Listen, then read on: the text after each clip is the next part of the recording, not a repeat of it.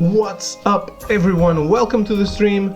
My name is Avicinator, and we are once again back to Utawarerumono Mask of Deception as we reach our stream number 10 with this game.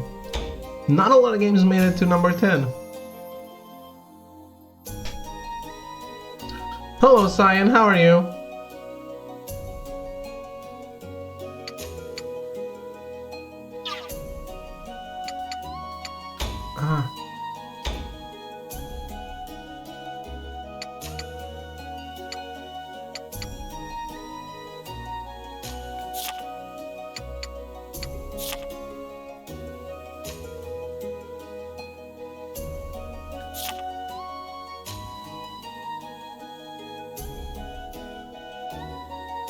Alive.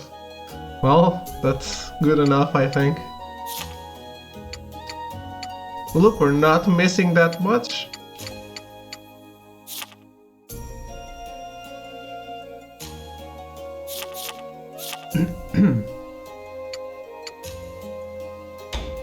This was incredibly cool.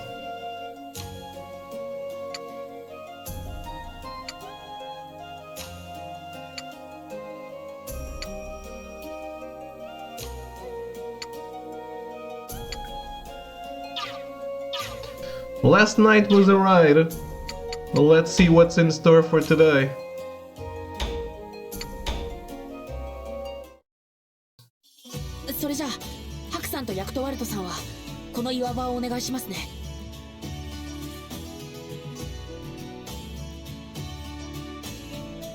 Okay, so the girl just ran away, right? The daughter of the general. I didn't find a good place to stop, but it changed music.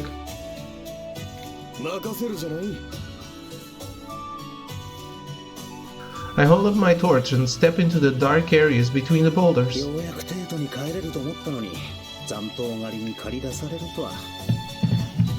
I already drank my coffee? Damn.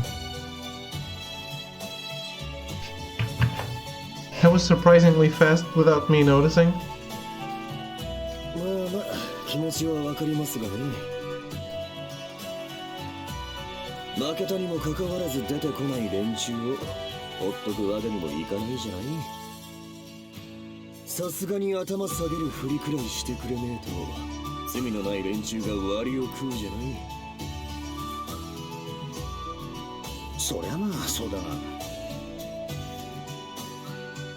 I pause, watching the face of the man who went from trying to kill me to laughing at my complaining. っていうか、なんであんたはここにいるんだ？戦は終わったんだ。別に残らなくてもいいんだぞ。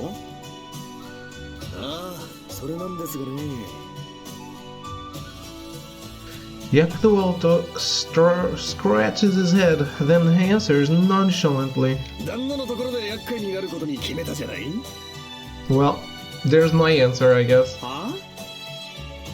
解放された身とはいえ、俺らの祖国はもうなくなっちまったわけで。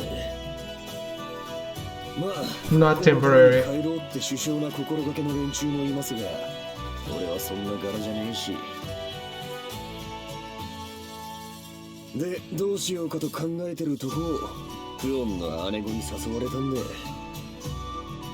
雨露しのげる屋根と飯とその他もろもろ、ずいぶん俺を高く買ってくれたじゃない。それにシノノンもすっかりあの子らに懐いちまった。そして何より旦那には義理もある。そんなわけでよろしく頼みますぜ、旦那。Yeah. He's cool. まあ、お前がいいなら何も言わんが。ヤクトワルトは相当の実力者だから、クオンも北欧側で勧誘したんだろう。じゃ、形だけでも仕事をするか。After saying that, I look around and I suddenly feel like something's off. どうかしたかい、旦那。これは、もしかして。I walk closer to the boulder that's standing out to me. やっぱりか。The surrounding boulders and grass cast shadows, so it's hard to see, but from here I can see a cave. こいつは身を隠すにはちょうどいいかもな。I cautiously look into the hole as though I just accidentally stumbled past it. 参ったなこりゃ。最後に一矢報いるなんて考えてなければ交渉のしようもあるんだがな。Oof. I lock gazes with a girl glaring at me, her sword drawn. Her face is covered in mud, but her eyes still glint brightly. なんでこういつも運が悪いのかね。旦那どうしたんで？何か見つけたじゃな。あなたたち。お前さん。話し合おう。話せばわか。無理か。I shut my mouth after she glares at me. If she takes a step closer, that blade is going into my throat. Yakuto watches cautiously. Feels like we're going to stand there, glaring at each other forever, and we suddenly hear the echoes of a distant voice. Let me vanish a second.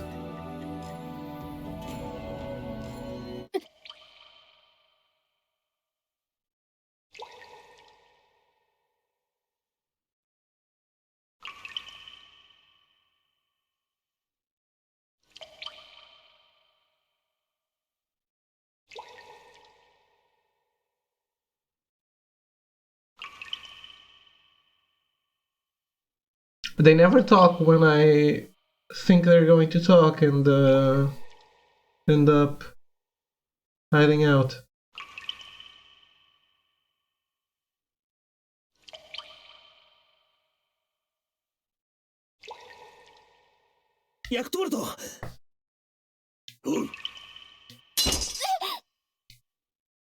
Yakuto dashes forward and twists her arm.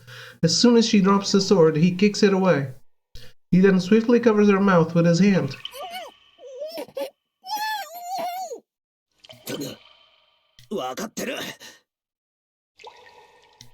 After seeing that, Yakuto has securely subdued Intua. I clamber out of the cave. Intua struggles desperately, but Yakuto quickly whispers in her ear as if in warning. 大丈夫。旦那に任せておきなって。白さん、そっちはどうですか？ああ、異常なしだ。こっちにはもう誰もいない。そろそろ撤収の刻限ですので、陣に戻ってください。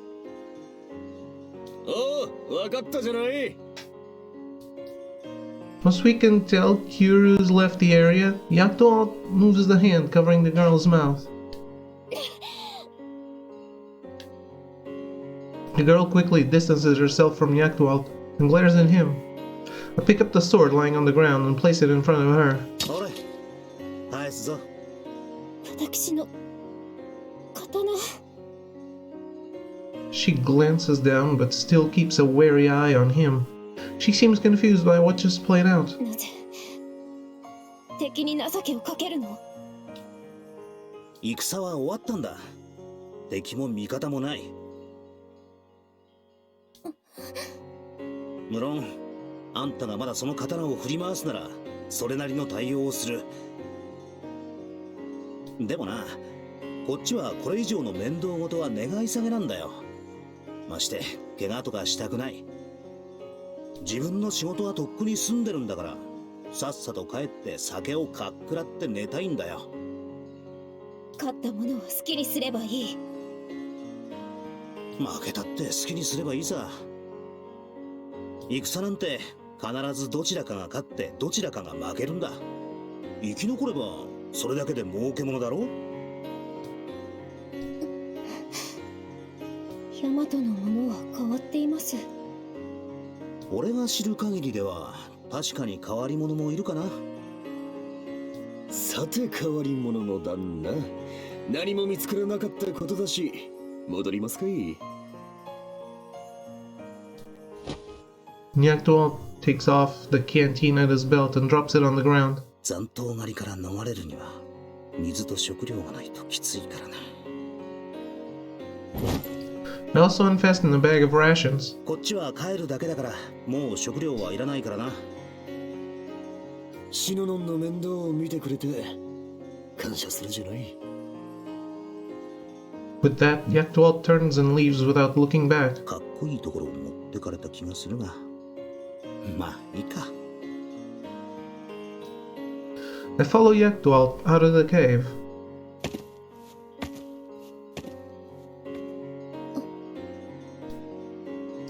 Intua, now alone, falls to her knees, staring blankly at the ground in front of her.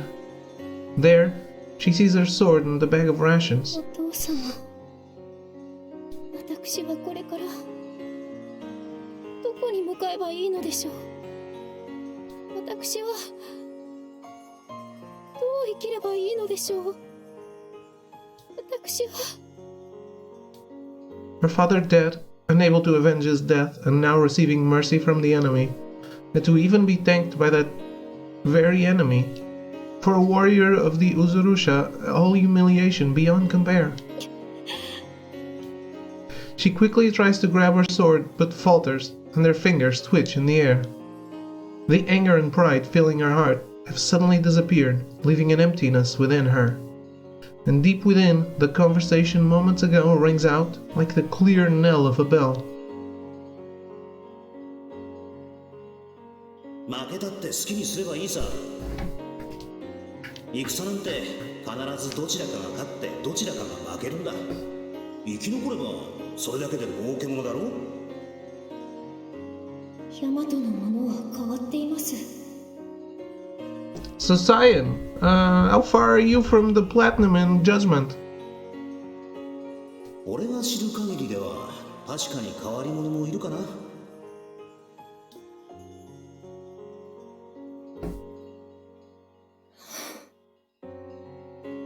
生き残ればそれだけで。 She weakly reaches for the bag of rations and pulls out a strip of simple dried jerky. She puts it in her mouth and slowly begins to chew.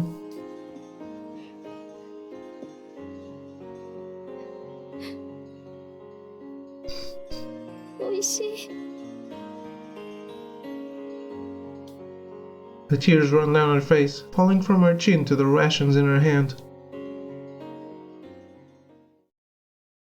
Well, this would have been a better place to stop.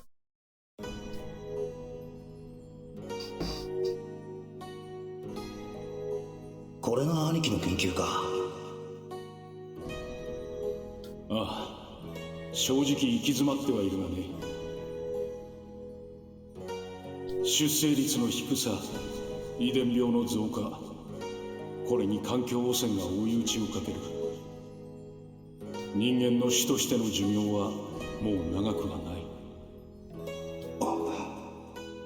だが生きたいと思うのは人の生物の本能だ。ここで諦め最後を迎えるわけにはいかぬ。全ての人間に希望を与えねば。さすが兄貴だな。志が高くても結果がなければ何の意味もない。そう、結果が伴わない努力はただの徒労だ。兄貴、パラダイムシフト。え？薬物や遺伝操作といった従来のアプローチではない。技術や発想が必要なのかもしれないな。何かいいアイデアはないか？兄貴がわからないならわかるはずないだろう。いや、案外そういう人間が意外な手法で問題を解決するかもしれん。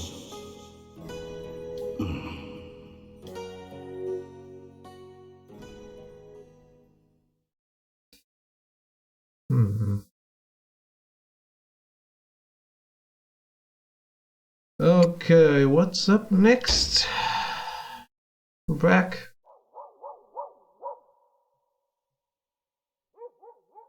Several days after what became known as the Uzurusha conquest, I'm lounging in my room after getting back from Uzurusha, taking a rest, when the twins tug on my sleeve. もしかして。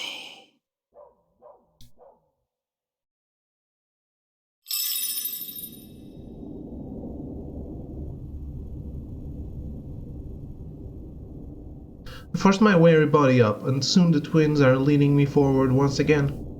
And just like before, we arrive at the old guy's place.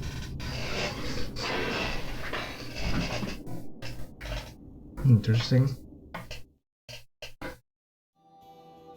白様、いつもありがとうございます。いえ、それほどでも。まあそうかしこまらずくつろいで言ってくれ。はい。I take a seat in front of the old man as he tells me to. にしてもこのじいさん、なんで自分などにこんなによくしてくれるんだ？自分の考えが確かなら、本来はこっちなんかが話すどころか顔を見ることすらままならない立場だろうに。どうぞ。あ、どうも。I accept the cup of tea that Onoka offers to me. Inside is a clear green liquid, a light steam wafting up from it. 緑茶がお好きなようでしたから。覚えていてくれたのか。I can feel a warmth in my chest as I take a sip of the hot tea. それで自分に話というのは？そなたに折り入って相談があっての。実はわしは昔から古代の遺跡やら遺物やらに目がなくてな。遺跡？先日この大和と北方のウズール社との間で戦があったのは知っておるか？ええ、まあ知っているも何も。そこで苦労させられる羽目になったしな。戦の後、今まで未調査であったウズール社の土地を調べてみたところ、新たな遺跡が発見されたのだ。しかもウズール社の蛮族どもは何の興味もなかったらしく、ほとんど手つかずの状態で発見されたらしい。Makes sense. へえ、こっちからしたらどうでもいい興味のない話だが、クオンやネコネが聞いたら喜ぶか？すぐにでも調査に出向きたいところではあるが、何せわしはこの足でな、あまり遠くまで行くことはできぬ。まさか代わりに調査してくれと言うんじゃ。そのまさかでな。もちろんただとは言わん。それなりの報酬は用意しておる。Really? We have a mission already? So soon after coming back? いや、それはちょっと。ほのか。はい、ご隠居様。With a thud and a clink, Honoka drops what looks like a rather hefty bag on top of the table. The bag is absolutely stuffed with glittering golden pieces. 支度金です。報酬は後ほど改めてご用意させていただきます。必要経費も別途。引き受けましょう。ありがとうございます、白様。そうかそうか。そなたならそう言ってくれると思った。支度金でこれか。これだけあればしばらくは遊んで暮らせるぞ。最近はオシュトルからの依頼もなく、みんな暇を持て余している状況だからな。Great. それに遺跡の調査となれば、多少報酬が少なくてもクオンやネコネは目を輝かせて飛びついてくるだろう。ちょいとばかりこっちの懐に入れても怪しまれたりはしないはず。いや、よかったよかった。今宵はまことに気分がいい。ほのか、宴だ。宴の支度をせ。はいご隠居様。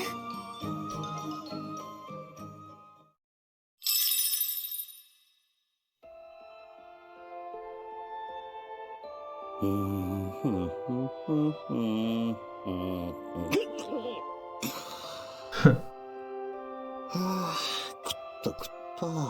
飲んだ飲んだ。飯は絶品。酒は最高。世の中には普段からあんな豪勢な料理を食っている連中がいるのか。ちょっと飲みすぎた気もするが、ほのかさんの酌は断れんしな。仕方のないことだ。I taught her back home. Ururu and Sarana supporting me. By the time I get back, it's already light out.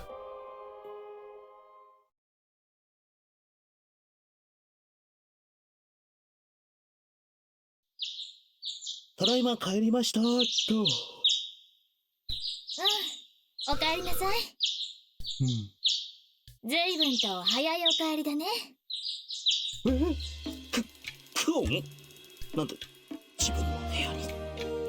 ずいぶんとご機嫌みたいだけど、夜更けに部屋を抜け出して一体どこに行っていたのかな。 I can't know. いや、それはそうだ。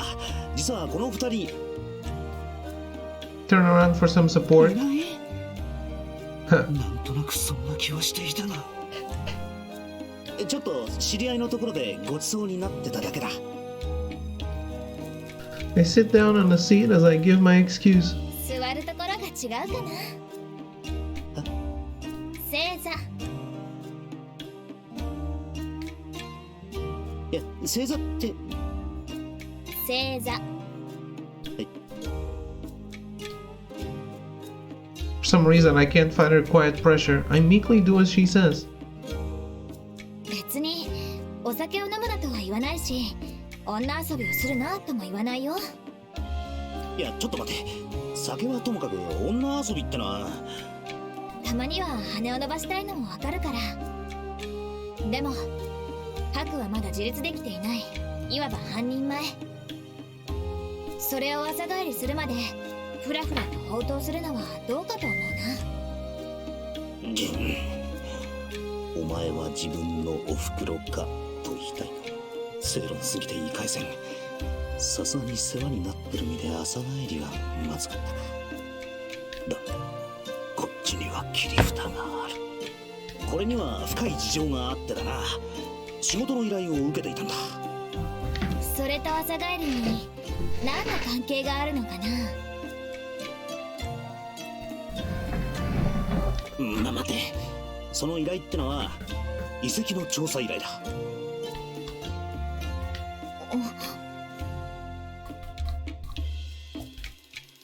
I can see Korn's ears twitch at the mention of that. それも未調査の遺跡らしい。詳しく説明して。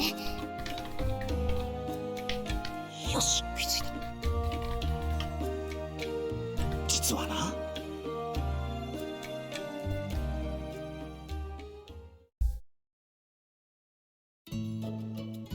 I give her an explanation of the job, keeping the details vague on the old man. But I made sure to bring attention to the fact that this ruin is still unexplored. Kuon stays silent for a while after I finish telling her the details. 冷静を装ってある。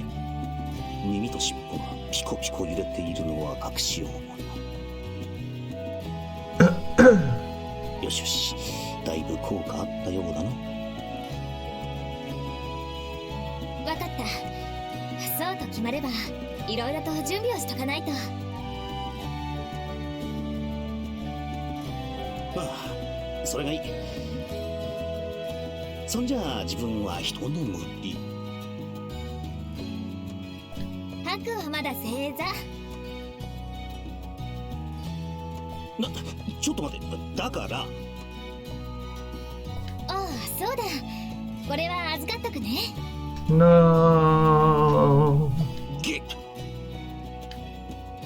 Funds I had hid under my clothes are somehow in Kuon's hand. みんなが起きてくるまではそこで正座かな。何か言いたいことは？ないです。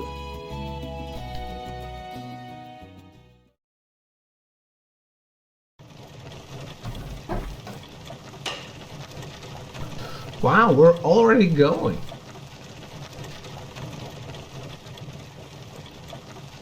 We tell the rest of the group about investigating the ruins of our breakfast. We quickly arrange for a carriage, and by the time the sun's risen, we're ready to set out north. I never expected to say this, but now this game is going too fast.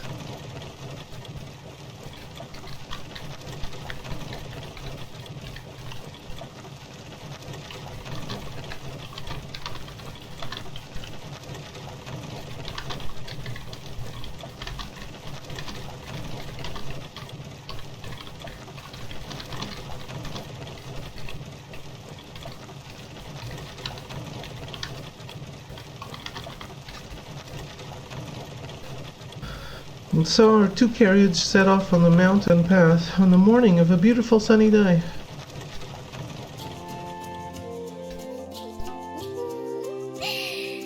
調査の遺跡か。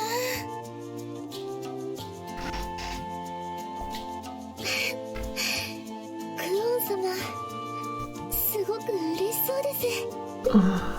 Could it be something from the old world connected to me? ヤマトで発見された遺跡はほとんど調査済みですから、全く新しい遺跡というのは私も初めてなのです。なあなあ、あれなんだ？ She's barely taller than Nekone. No, because, okay, well, she's standing higher. シノのそんな身を乗り出すと危ないぞ。大はしゃぎやな、シナノンちゃん。 So I hold the reins, listening once again to all the cheery voices behind me.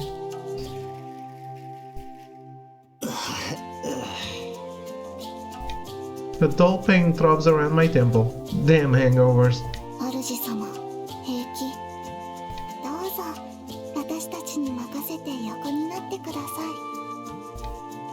She pets her thigh invitingly as she makes the offer. せっかくだが遠慮しておくよ。よく考えたら昨夜は一睡もしてないじゃないか。まったく体調最悪だわ。眠いわ。そんな状況で車の業者やらされるわ。 Well, it's not being forced if they want to do it. いつもながらどうしてこうなった。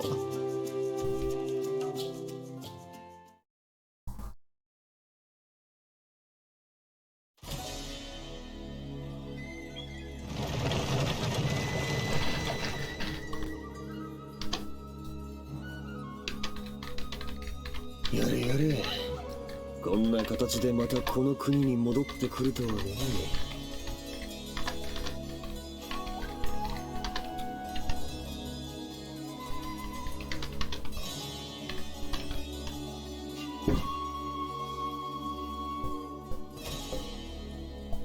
で、あれか？発見された遺跡というのは。そうみたいかな。 I see several tents pitched around a rocky area with a number of Yamatan soldiers patrolling. Among them I also see scholars, hurriedly bustling to and from. Beyond that I see a giant rock, the size of a mansion. On one corner of the rock I see a hole that seems to lead down into a cave beneath the surface. Many soldiers stand guard in front, stern looks on their faces and spears in their hands. All told, the place looks pretty intimidating. この辺りはまだウズウルッシュの残党がうろついてるかもしれないしな。連中に貴重な遺跡を壊されてもしたら大変ですからね。まだ手つかずって言ってたのに。それでこれからどうするのだ？今回の目的はこの遺跡の調査なんだが、着いたばかりだからな。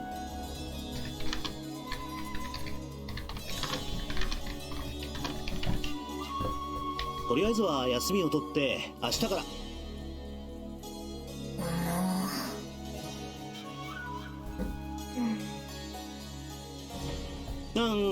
ここに突っ立ってても拉致があかんし、とりあえず中に入れてもらおうじゃないか。わかったから、二人揃ってそんな噛みつきそうな顔をするな、おっかない。We head over to talk to one of the guards first. ちょっといいか。なんだ貴様ら。ルール、サラナ。Twins step forward, holding out a small box with a crest engraved in it. It's lacquered outside with gold patterns on it. It has a string with a tassel attached at the end. それは The expression on the guard's face immediately changes as he sees the こ box. この調査に来た。通らせてもらうが構わないな。失礼しました。どうぞお進みください。無条件で素通しとか。Nice! さすがというか、効果ありすぎだろ。After seeing how much authority this thing actually holds, we step forward toward the ruins. なんだ急に態度が変わったじゃない。Damn. 何を見せたのかな。 Hello, Mr. Yuan-san. How are you? 何ってこれをな。Just like the soldier, everyone's expression immediately changes as they see the box. ハクさん、それってまさかそこに張り込まれている紋章って。はい、そこまで。それ以上の詮索は厳禁な。待ってください。その拷問は帝ご自身か帝のお認めになった者にしか使うことが許されていないんですよ。だろうな。あの兵たちがあそこまで態度を変えるわけだ。 Liking the game so far. It's finally picking up, and I'm liking it a lot, yes. Have you played this? ハク、どうしてそんなものを持ってるのかな。そいつはさてどう説明したらいいっていうか、説明したところで信じてもらえるか。ハク殿。Maroto. I did not. I've been watching you playing, kind of been lurking in. Oh, okay. Have you been managing to understand the story and keeping up?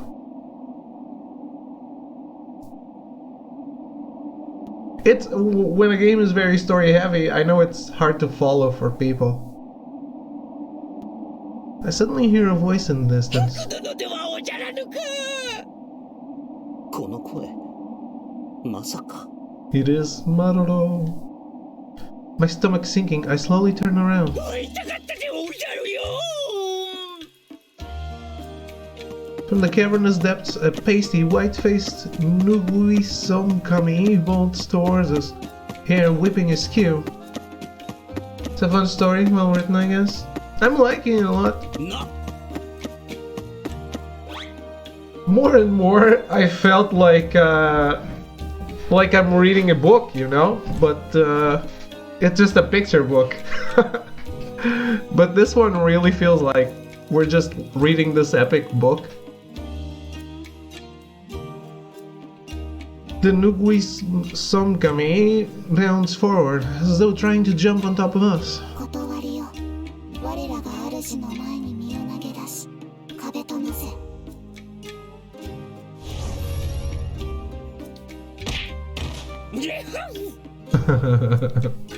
The pale figure crashes against an invisible wall and sinks to the ground. 危なかった。主様、大丈夫ですか。それはこいつに言ってやってくれ。 This game really looks like that one game, huh? That is with a classroom. There's an entity that wants to kill them all. You mean Danganronpa?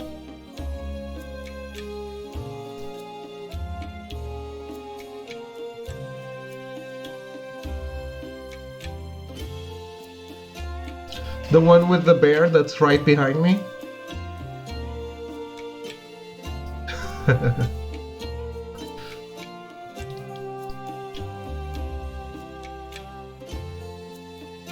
Yes.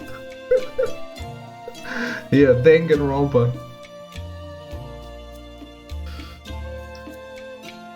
I love Danganronpa, man. It's my favorite visual novel. Such a it's hard to find a better story.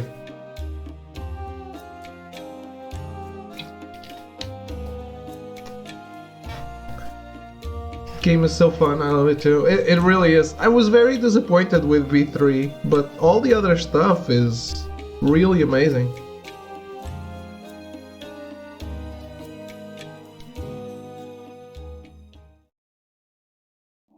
Yeah, まさか白殿たちがこの遺跡の調査に来てくれるとは。やっぱりマルタ白殿は運命の糸で結ばれてるに違いないでおじゃる。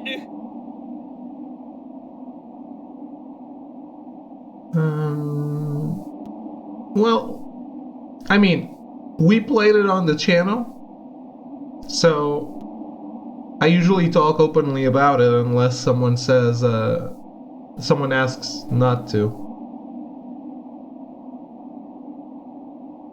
But yeah, my favorite is the first game, but I think the second one is more shocking, but it wouldn't work as well without the first. So I still think like the first one is a 10 out of 10, and like the second one would be a 9.9 out of 10.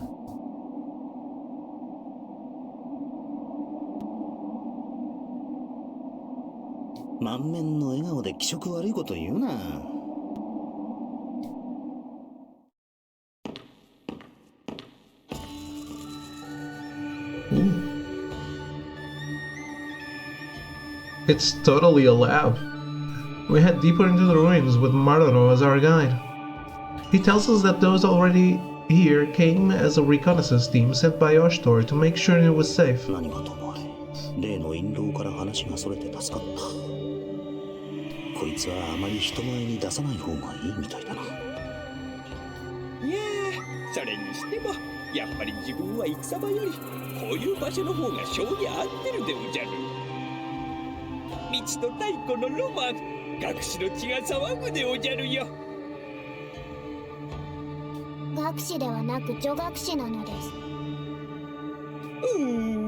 Hey. So rude.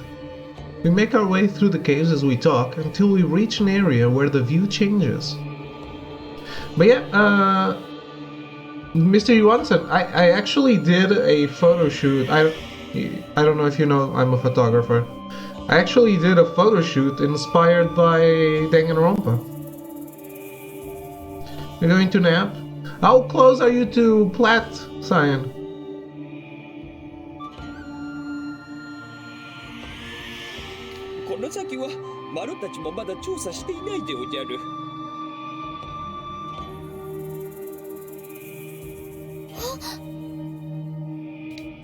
One's ears perk up with that. Nowhere close? Okay.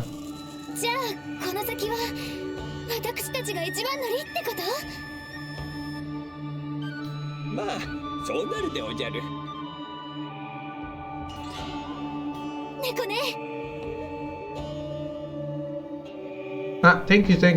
I'm glad you liked it. That was such a fun shoot. I need to do more of that.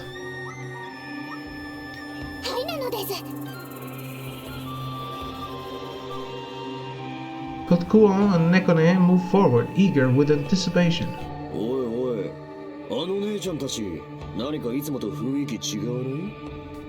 We did Puyo, which is the hardest part, according to the guide.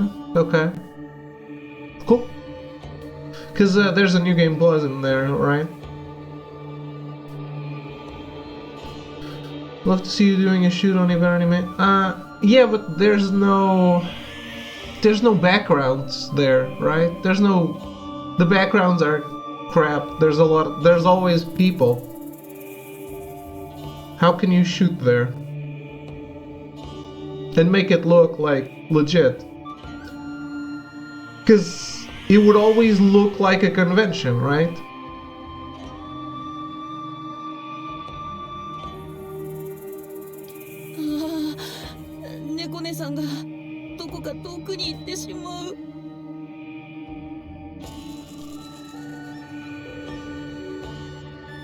あまり見かけない様式かな。帝都近辺の遺跡とは少し違うみたい。構造は西の方にある遺跡に近いみたいだけど。You always have cosplayers on a shoot. I could do singles.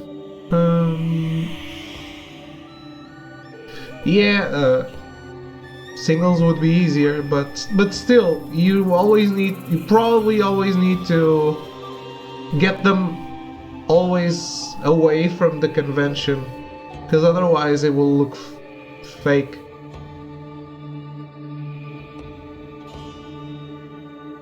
I don't know, I tried at Comic-Con and I didn't really like it.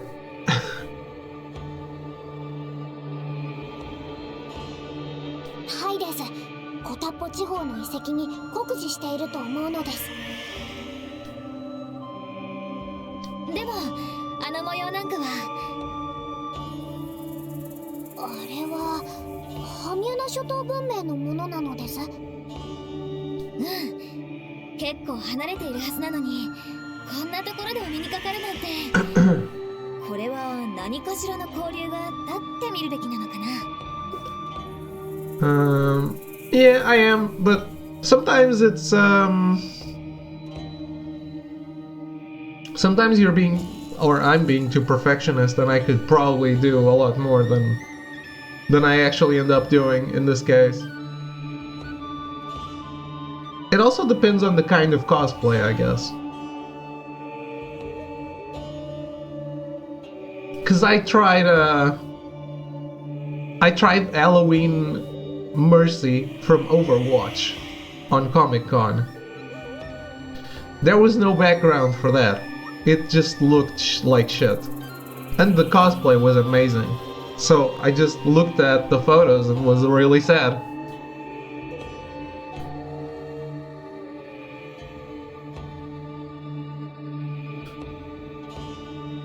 ここまでの分布を考えると流れ着いた可能性も高いのです。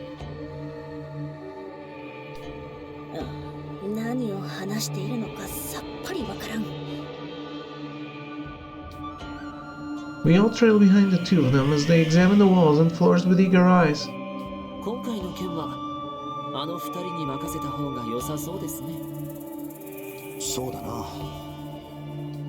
しかしこれの遺跡、なんだかどこか見覚えの。いや、気のせいか。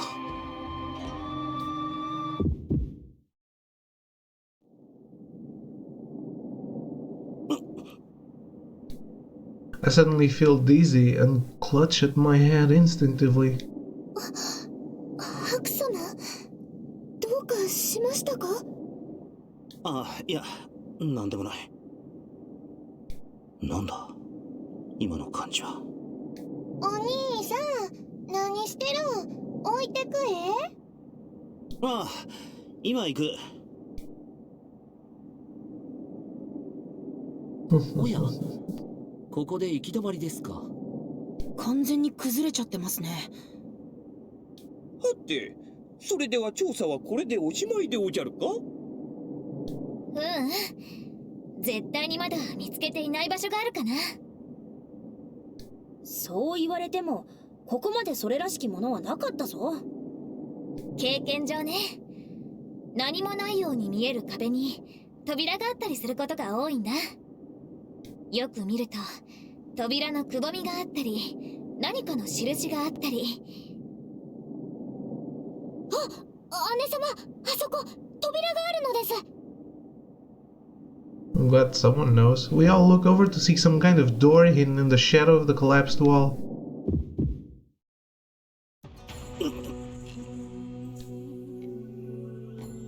まただ。何なんだこの感じは。白様、どうかしたのですか？なんだか顔色が優れないです。いや、大丈夫だ。問題ない。主様、主様、もしかして何かを。なんだ、この遺跡に入ってから何かが。ダメ、開かないか。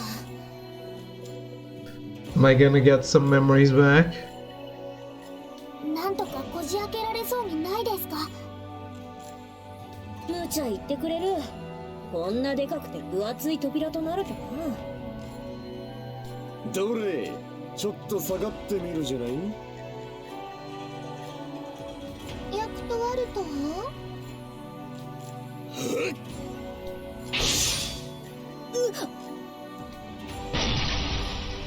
とまあ、ざっとこんなもんじゃない。 So we're just destroying the old ruins that are important? ほう、さすが。ヤクトワルトさん、初めてあなたをすごいと思ったのです。おい、そりゃないぜ。開きましたよ、姉様。ここってまさか。姉様？ああ、なんでも。くそ。だからなんだこの妙な感覚は。頭痛までしてきやがった。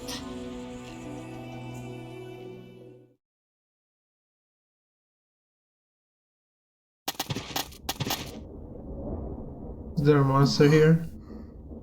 Are we getting Maruto back? 何か並んでいるようだが、暗くてよく見えないな。ああ、ちょっと待つでおじゃるよ。もう一つ明かりをつけるでおじゃる。点灯？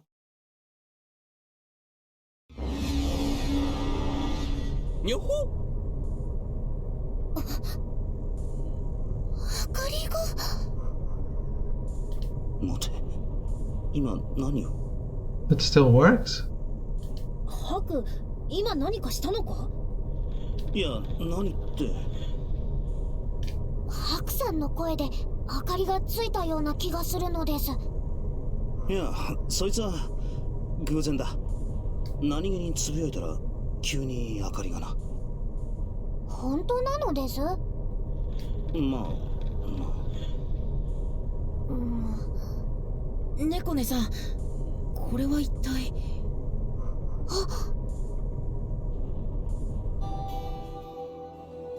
これはお墓なのです。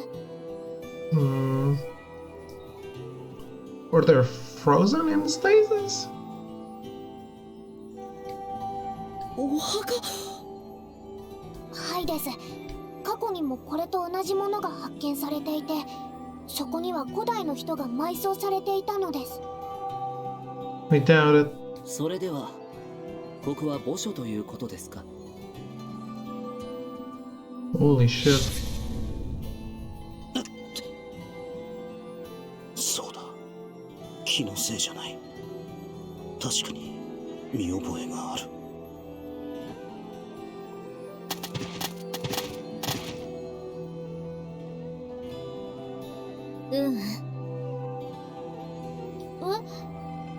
これはお墓なんかじゃないかな。でも姉様、文献にはお墓だって何体もの遺骨が祀られていたとされているのです。私も前はね、そう思ってた。でも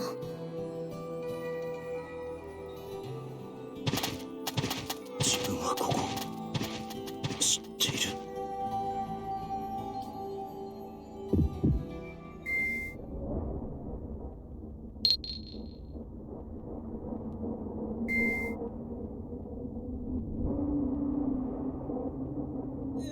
下がれ！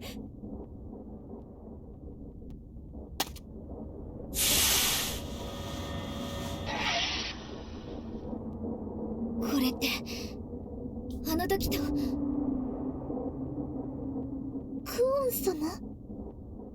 あ、これは見てみろ。どうしました姉上？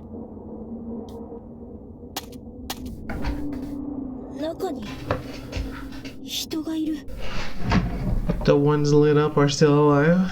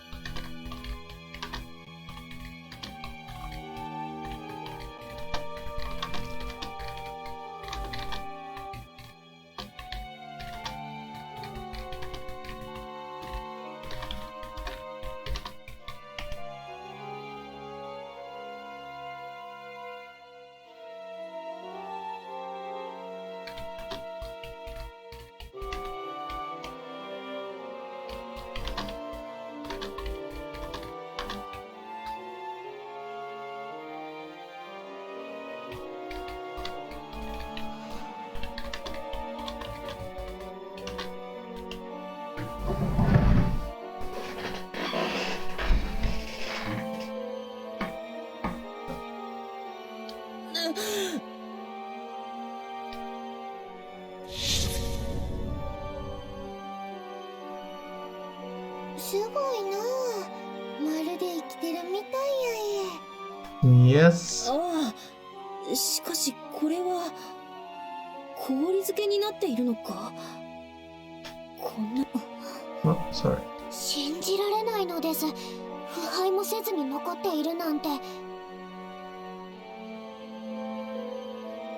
え、それよりも、もしかするとこの人。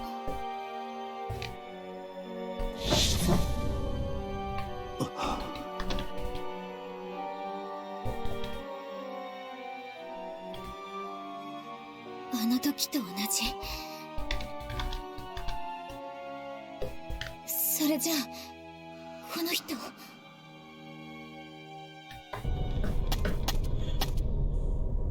ハク、どうした？ハク？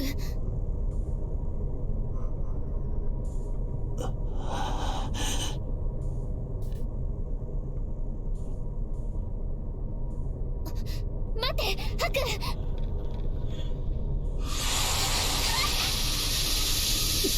右口、後ろへ。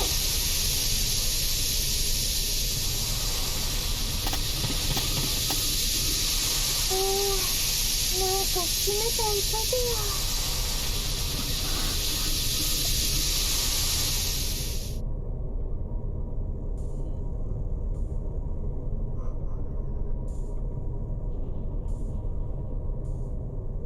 何？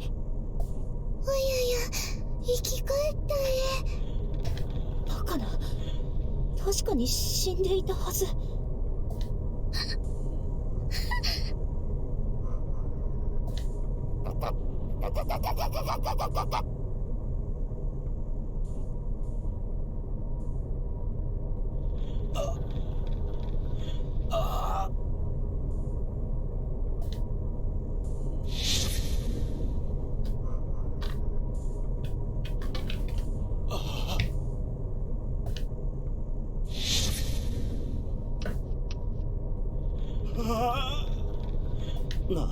We kinda kill this guy by doing this, no?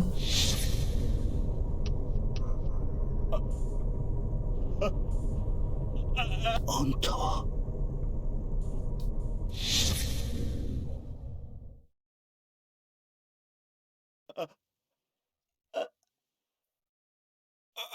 Yeah.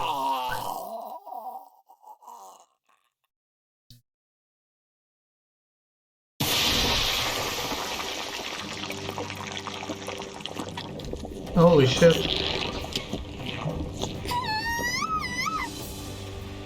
おい、なんだそりゃ。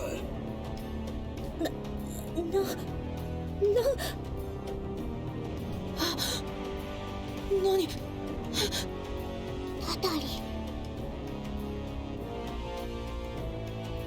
どうしてタタリが。それじゃハクは。おいおいおい、そりゃないじゃない。何なんです？何がどうなってるんですか？さすがハクさん。これほどの事態に遭遇するとは夢にも思いませんでしたよ。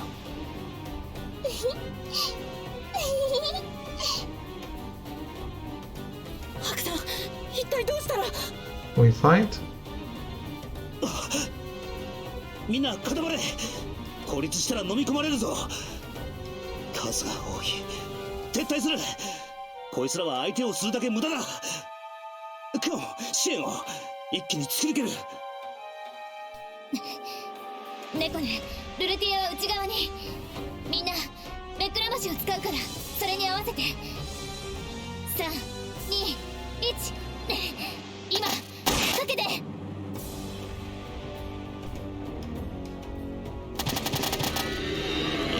Holy shit. 塞がれた。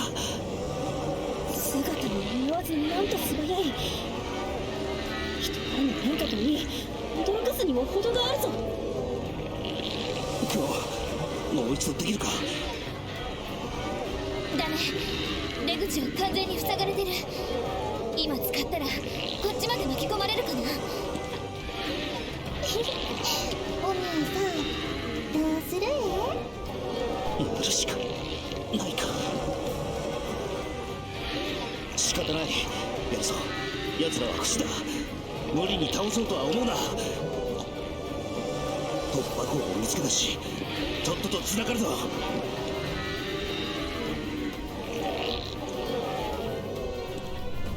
They can't die?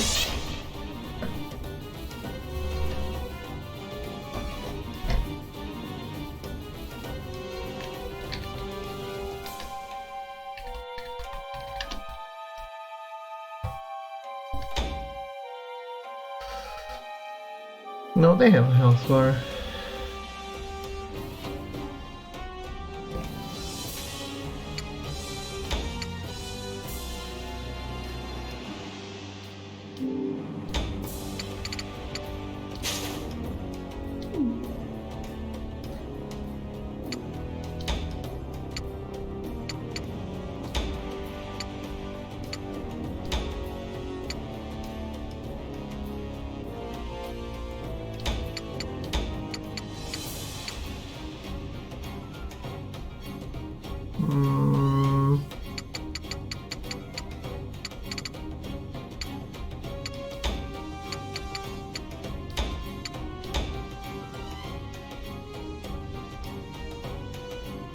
I think that's it.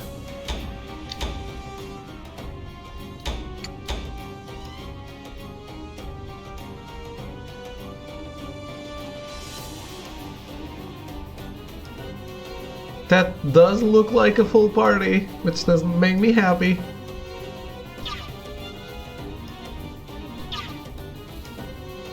Alright, I'm going to take a quick break and I will be right back for the battle number 11.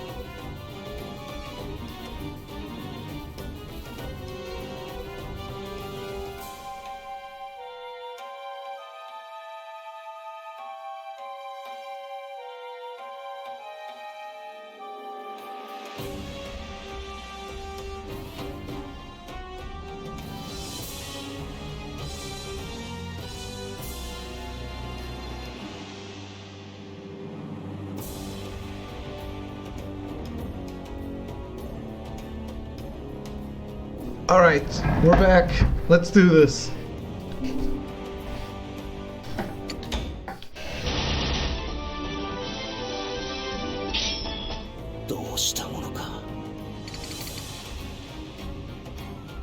Tatari Kami.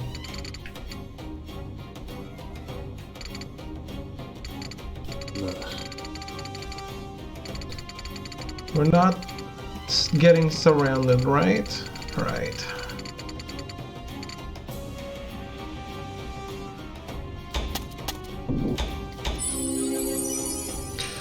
What the shit?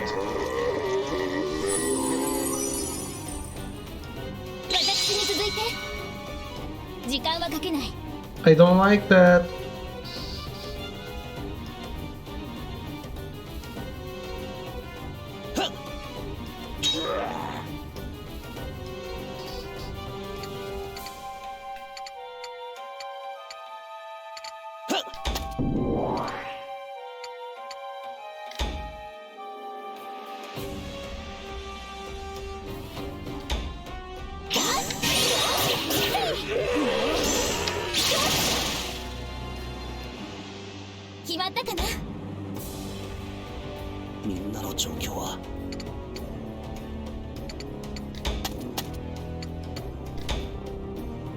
Look at me being a coward.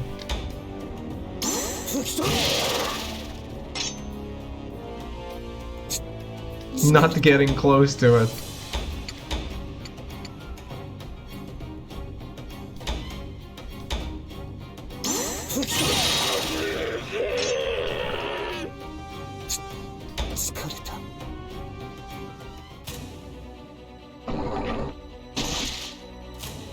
Nani?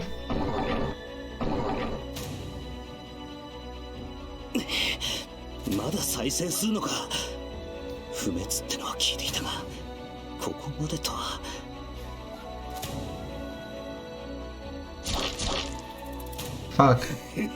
キリがないじゃない。ハック、このままだとちょっとまずいかな。クオン、なんでもいい。弱点はないのか。あったらこんな苦労しないかな。だからこそいつも追い払ってたんだから。言われてみればこれまでも先行弾で追い払っただけだったな。姉様でもどうにもならないですか。切っても焼いても叩いても、みじん切り、水に毒、思いつく限りやってみたけど全部徒労に終わったよ。ではどうしたらいいでおじゃるか。これはかなりまずい状況だ。このままではいずれ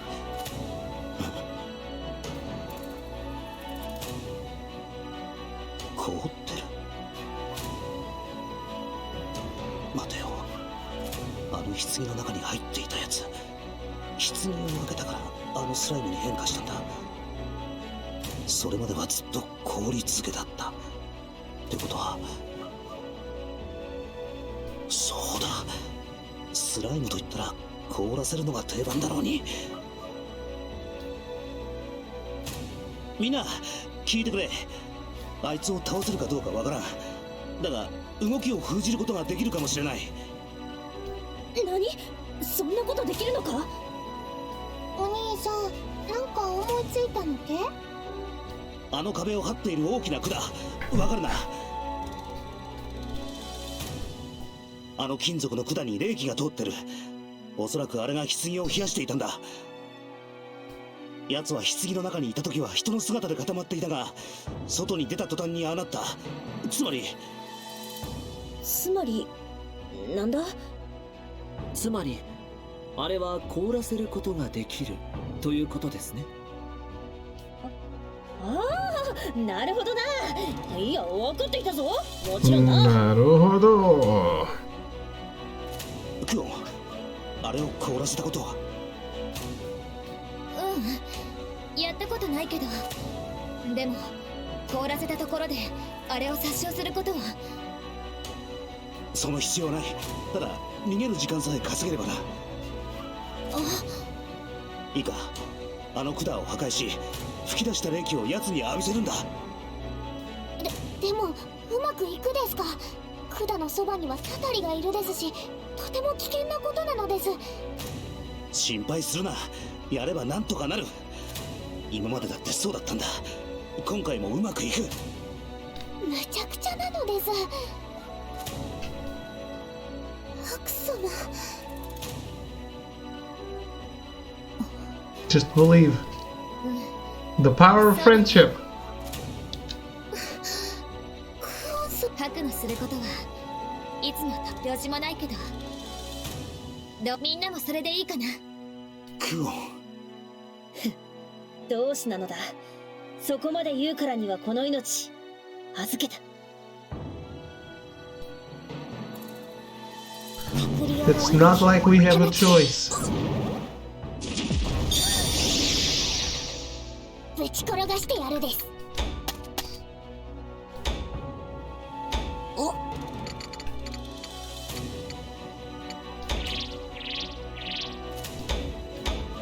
体がうずくな。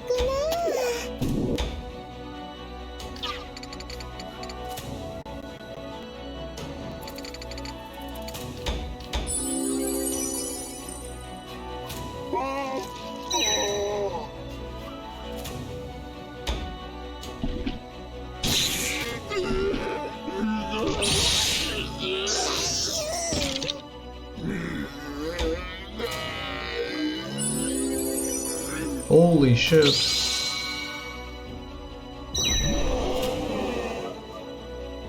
Nani?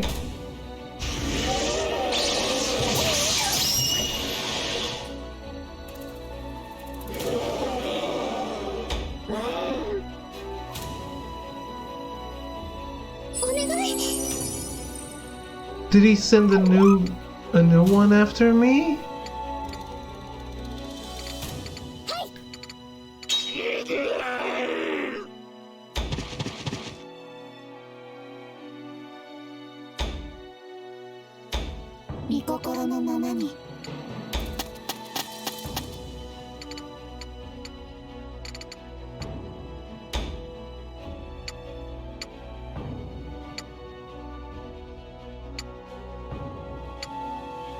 This is enough. モデル、こちらへどうぞ。いかがですか、主様。逃がさないぜ。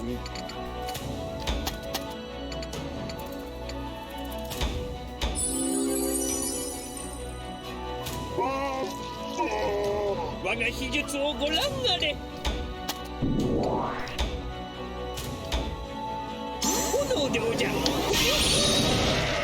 らにおじゃ。見直したでおじゃるか。みんなの状況は。よし。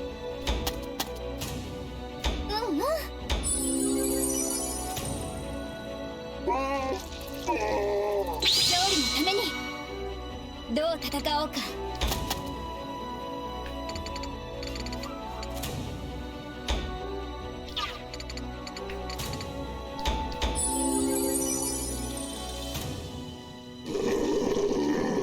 遠慮せんでええや。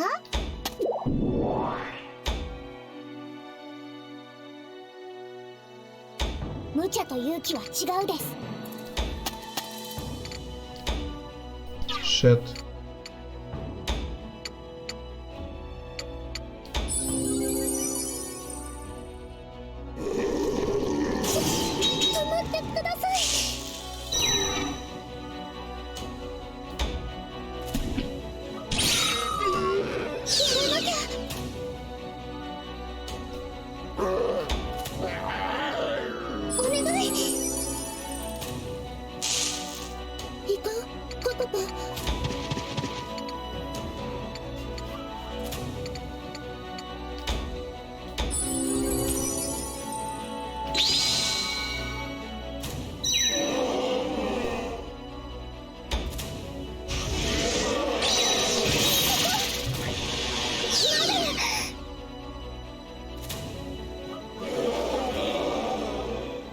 Did I defend? I think so.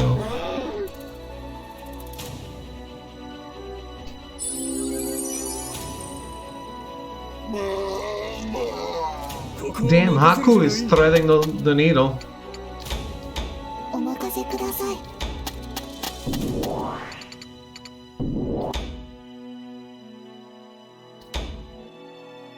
ひねります。もう焼き尽くしました。みんなの状況は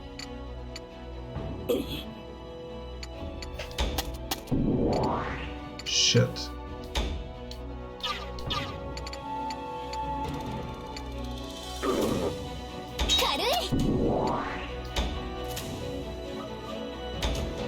ほら頑張れ。おまけだ。立て直すぞ。行くでおじゃる。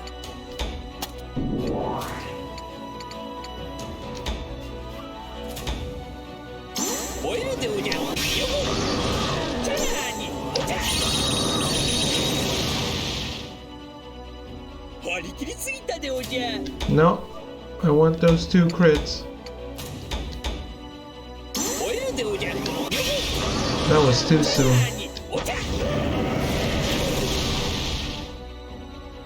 大活躍でおじゃ。食らうでおじゃ。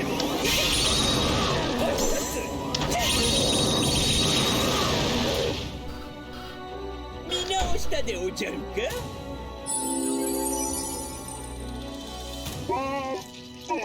私に続いて正念場かな。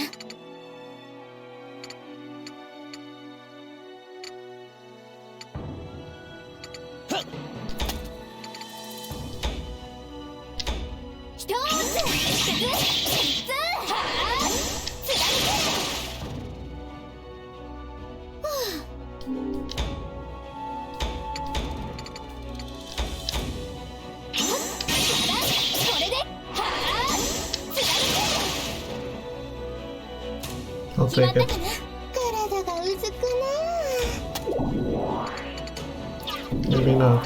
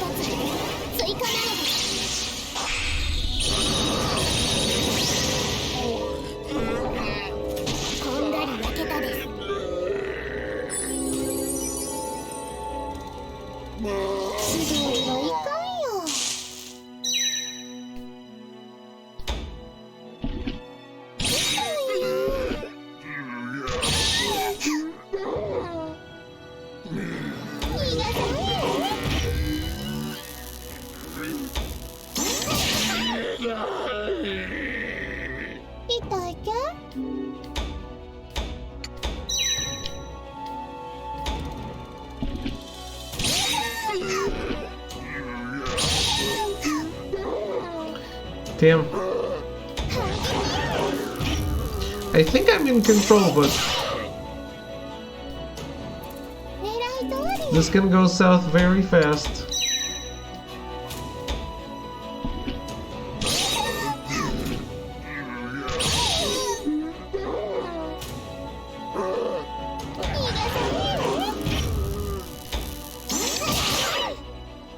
Shit, okay, whatever.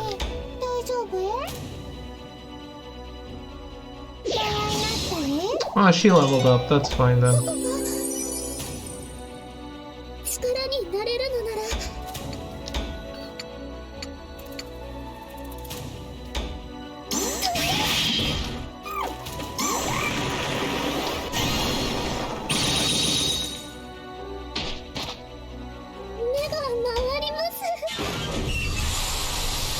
Don't get frozen, Roulutier!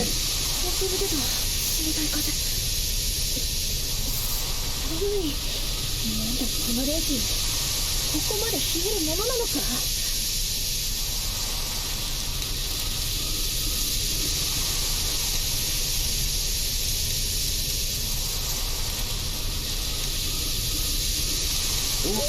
やったでおじゃる。たたりが凍っていくでおじゃるよ。カチンコチンだな。ちょっと触ってもいいか。姉上、あまり近づいては危険かと。Still should break it. Oh shit. Well, they have less natural healing. 分裂しちゃってるじゃない。ブニョブニョがいっぱいで面白いな。笑い事じゃないですよ。こんなのどうしたらいいんですか。もうおしまいでおじゃる。あの大きさなら凍らせなくてもなんとかなるかもしれん。倒せなくていい。とにかく決断して出口への道を開くんだ。 Let's go. Time to go all out.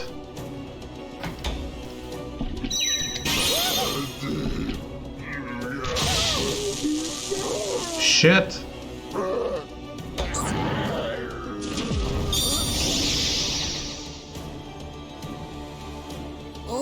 ぼちぼちやるか。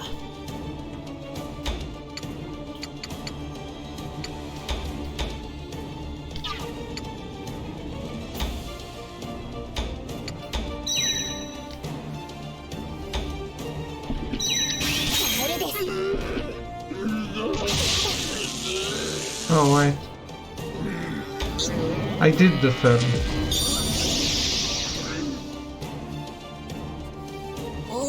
ぼちぼちやるか。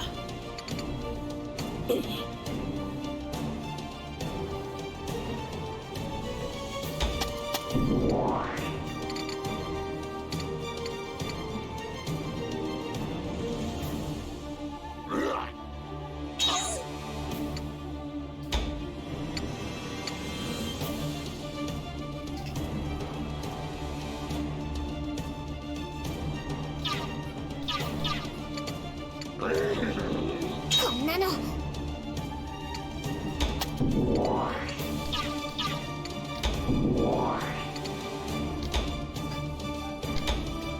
よっと。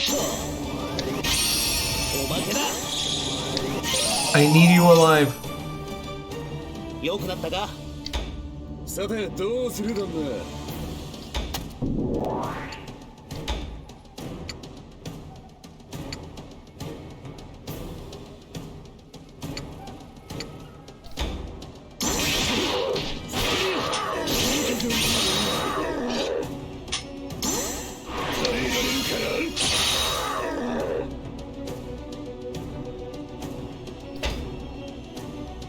人任せにもできないんでね。お題を見てろよし。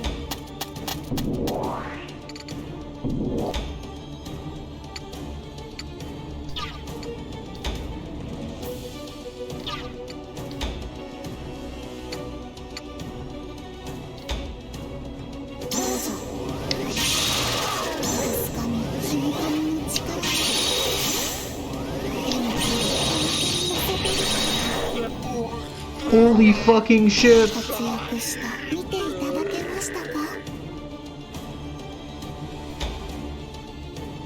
連度上昇必ずお役に立ってみせます。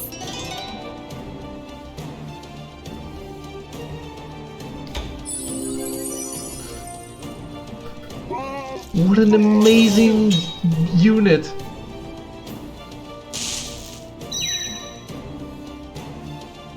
Uh-oh.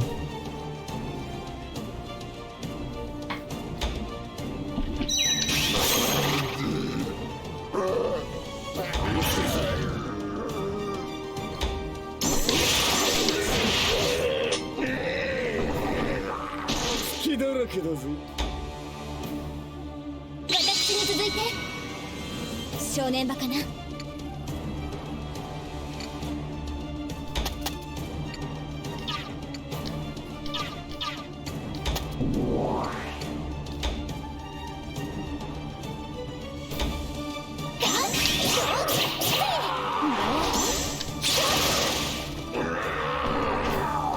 痛かったでしょ。しょ。やっほー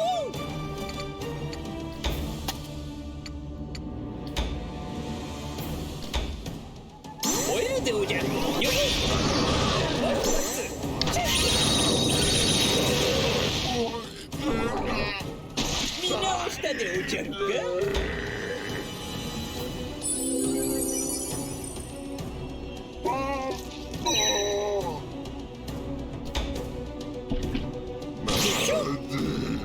Path is open.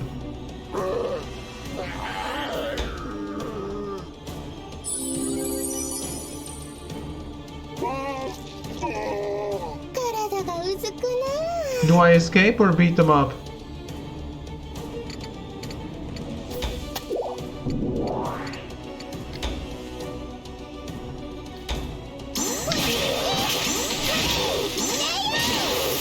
Not one critical.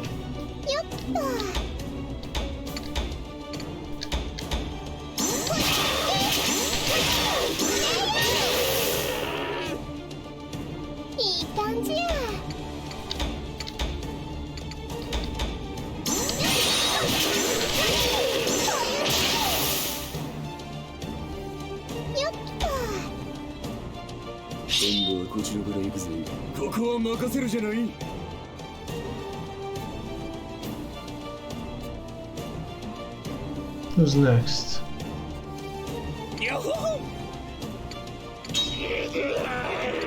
This guy?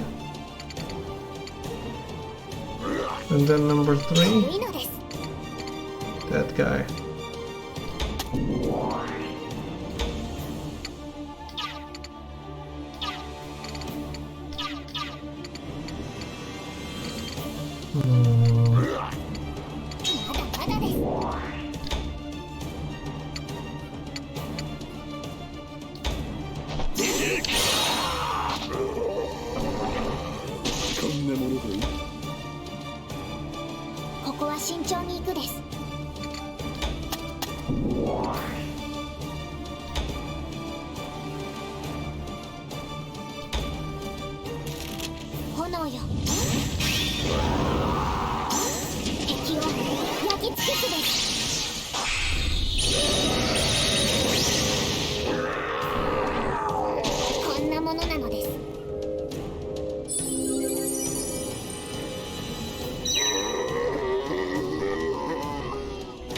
Can you handle it, Marlo?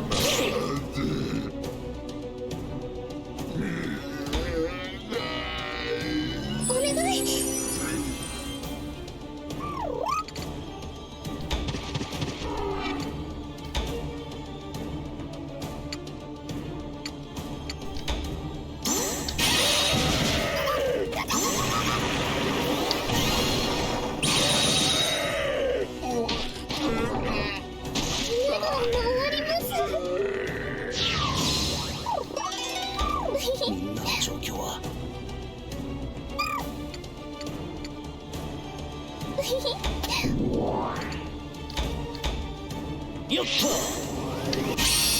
おまけだ。よくなったか。我が猛火を受けるでおじゃる。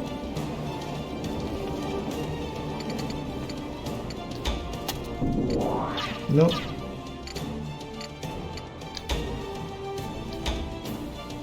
炎でおじゃる。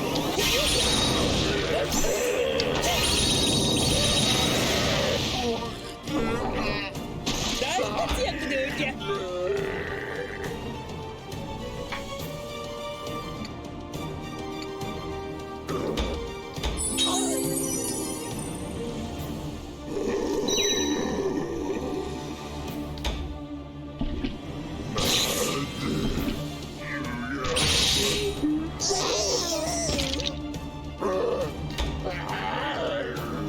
Nice. 観念してください。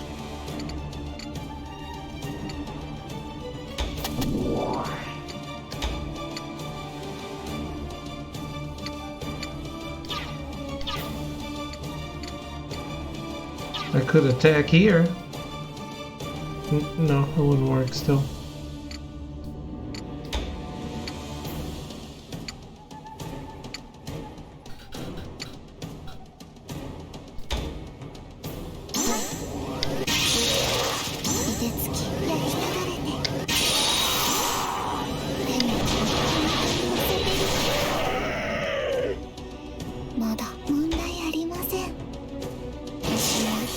終わらせます。問題ない。ひねります。力を。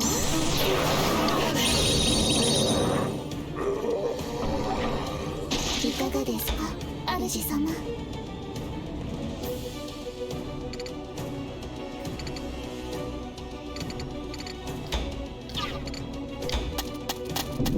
私に続いてどう戦おうか。一つ二つ三つとっておき。決まったかな。一つ二つ三つ。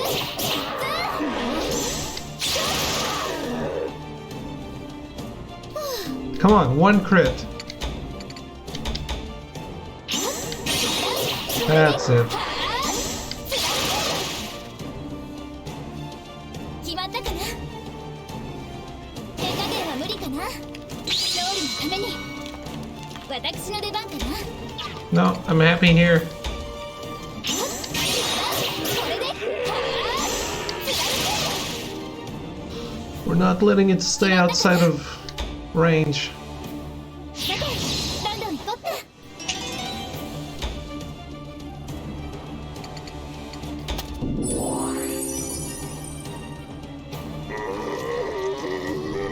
Nice. やってやるです。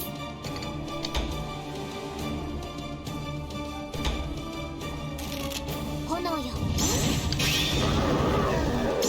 う一つ追加なのです。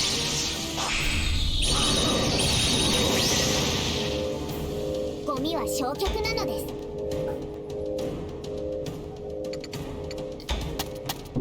さてどうする旦那。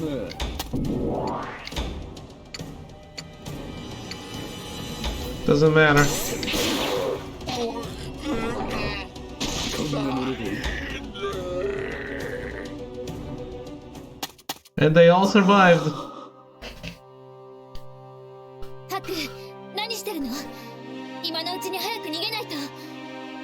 なあクオ、ハク、自分ももしかしたらああなっていたのか。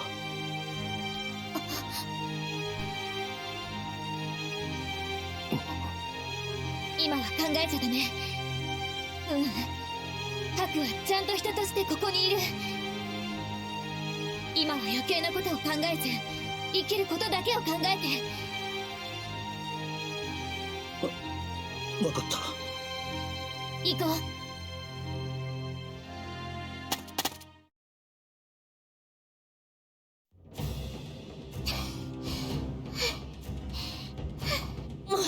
う。もうダメ。息が走れない。もう走れないでおじゃるよ。どうしました、そんなに慌てて。As we scramble out of the ruins, we're greeted by the carefree voice of the guard. I shout to the guard as loud as my raspy throat can manage. ここを土で埋め封印を施す。いきなり何を。急げマロ、何をぼさっとしている。そうでおじゃった。召集皆を集めるでおじゃる。すぐにここを封鎖するでおじゃるよ。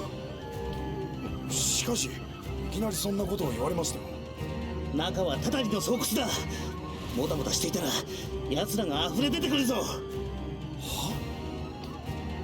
The guard stands dumbfounded, as though he can't comprehend what I'm ウル saying. ル、サラナ。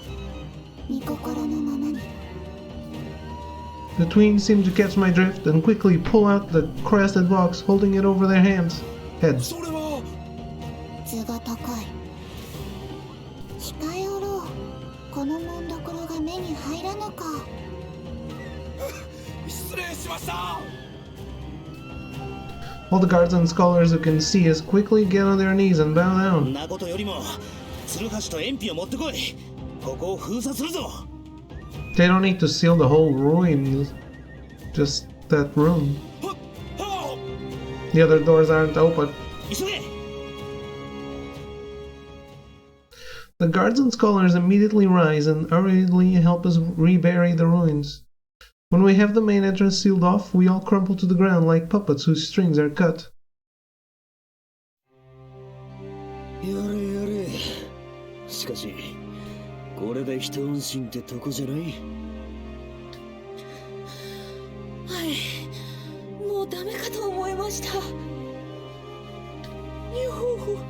う、まさかあんな大きなたたりがいるとは思わなかったでおじゃるよ。さすがにあれには驚きましたよ。ほんと、皆さんといると退屈しませんね。人がたたりに変貌した。いや、そんなバカなことが。おそらくはたたりに食われ。違う。あれは確かに人だった。人間だったものだ。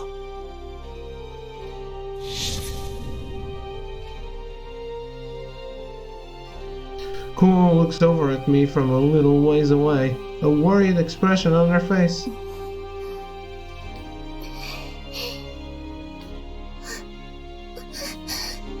ねえ、ハク。一体何だったのだあれは。人がたたりになるなど聞いたことも。クモ、何か知っているのか？そうでおじゃる。クオン殿の口ぶり、たたりについて随分と研究しているようでおじゃったな。たたりについては未だ分かってないことが多いでおじゃるよ。工学のためにもぜひ教えてほしいでおじゃる。クオン殿、それはダメ。クオン殿。When Kuon finally speaks, her voice is uncharacteristically cold. We all stare at her, shocked, silent. とにかくダメかな。たたりのことは禁忌に当たるから、詳しいことは言っちゃダメなんだ。Kuon quickly tries to explain herself, seeing the bewildered gazes of everyone around her. 禁忌？姉様、調べるような物好きはいないというだけで禁忌だなんて聞いたことないのです。そうでおじゃるな。人の立ち入ることのない暗闇の奥底にうごめく危険な生物でおじゃる。好き好んで調査するような物好きは。とはいえ、こうなるとがぜん好奇心が湧いてきたのでおじゃるよ。姉様、何か訳でもあるのですか？私たちは見てはいけないものを見てしまったのかも。見てはいけないものですか？もうこれ以上は深入りしない方がいいかな。でないと消されることになる。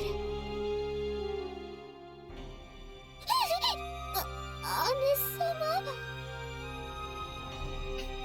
そりゃあまた穏やかじゃないじゃない。 Quite. どうやら冗談ではなさそうですね。だってそれってどういう意味でおじゃる？そのままの意味さ。闇から闇へ人知れず。おじゃん。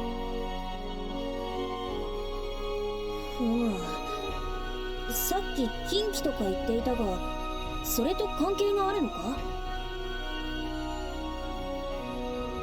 それを聞いちゃうんだ。何やら思うところがあるようだが、クオンの話は小難しすぎる。何かは知らんが、どうするかは聞いてから判断すればいい。それでは意味が。そうだね。姉様？ねえ、今回のこと、人が溶けてタタリへと変貌した話って聞いたことある？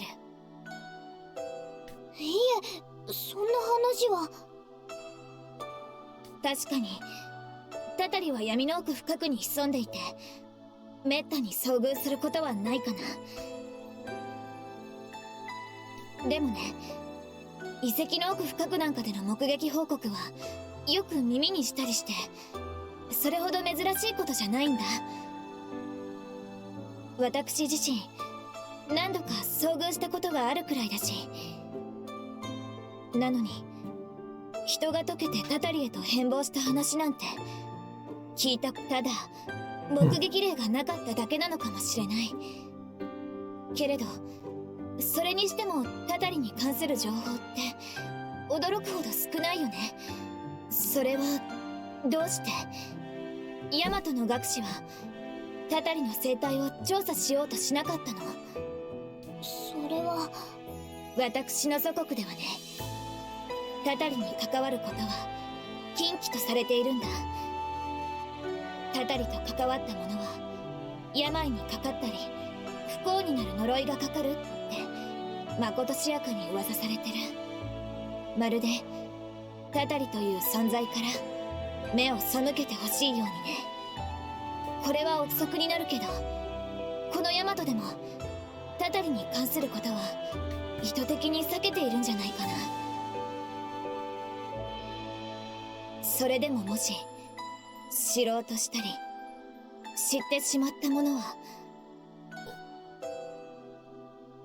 それが消されるってことけ？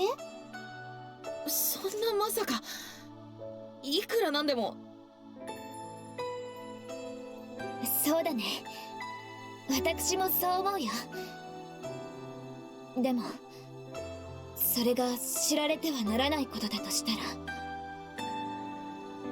たかが不定形の生き物ではないですか。何を知られてはいけないと言うんです？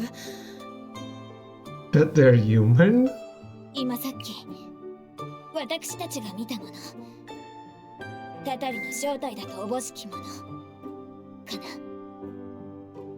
正体？つまりクオンさんは、あれはタタリが人に変化していたのではなく、人だったものの慣れの果てだと。だとすれば話は少し変わってきますが、しかしだからといって。わからん。確かにゾッとする話ではあるが、それの何がまずい？もっと簡潔に言ってくれ。あの時お墓から出てきた人って誰だったのかな。こんな誰の目も触れない遺跡の奥底でずっと凍ったまま眠っていた人って。何を言っている？聞きたいのは私の方だぞ。姉様、まさか。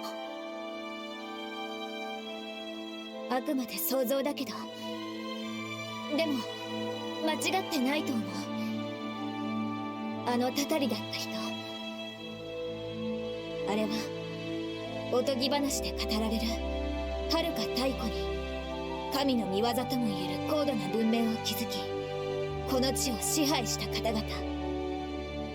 それでありながら突如歴史の舞台から姿を消してしまった歌われるもの。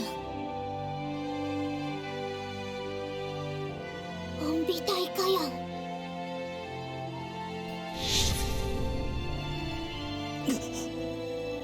オンビタイカヤン、姿を消した。遥か太古。じゃあこの遺跡ってのは、待て、消えた？消えたって。 Damn, this story is picking up.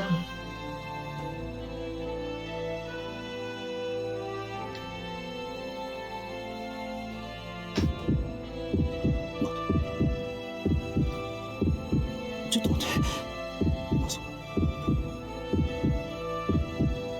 まさかあれが、あれの正体が人間の慣れの果て。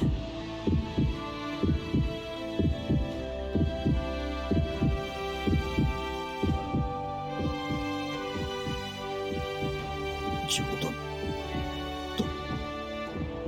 なんで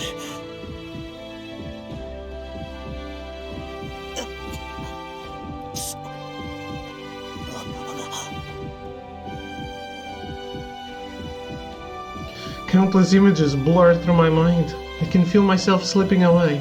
Everyone suddenly sounds so distant. おもり大火やおとぎ話で聞かされたことはあるが、まさか。どうしてそうなったかなんてわからない。けどそれでいろいろと説明がつくんだ。そんなたたりの正体は尊き本美大火やだなんて知れたら。黙ってるように言ったわけ。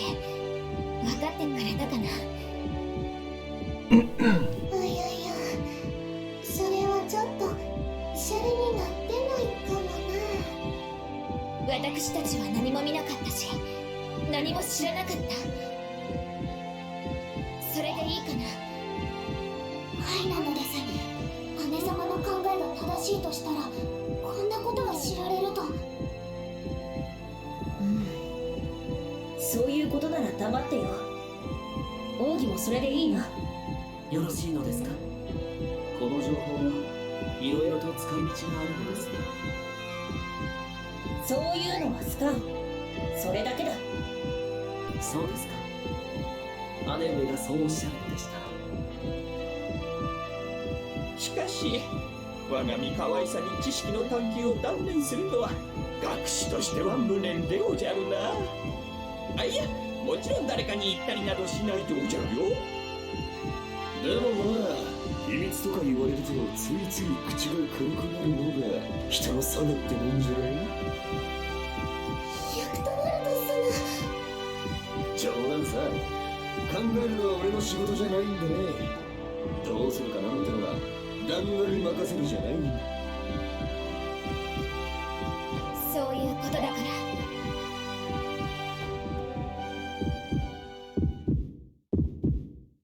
Kuon turns to Ururu and Sarana as she says this.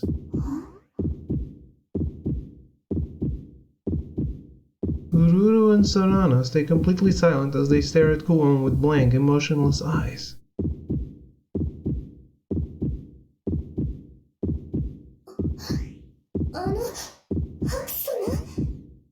How goes faction boobs in 2020? Yeah, the story has definitely picked up. How are you doing? Feeling better? そうだ、ハク。ちょっといいかな。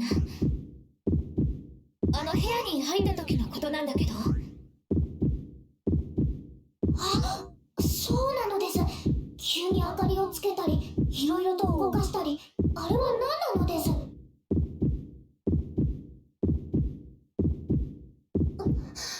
ハク様、何度か顔色が。ハク様。ハク。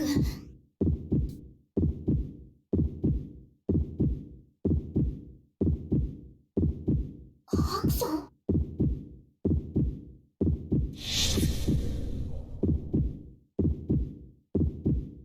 いやいや、お兄さん、本当に顔色悪い？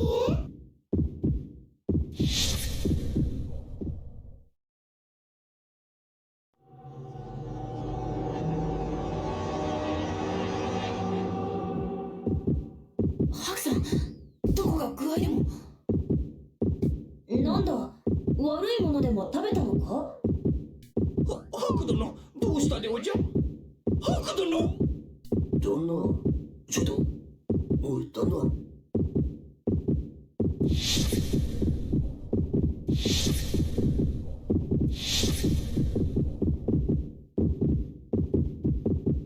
ハク。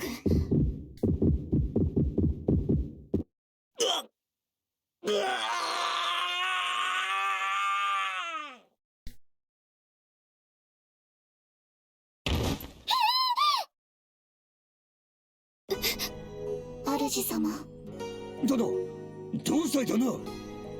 まさかたたりの呪いとやらが。そんな。マロロさん、本当ですか？マロに聞かれてもわからないでおじゃるよ。落ち着いて。とにかくどこか安静にできる場所へ。はいです。そっち持って。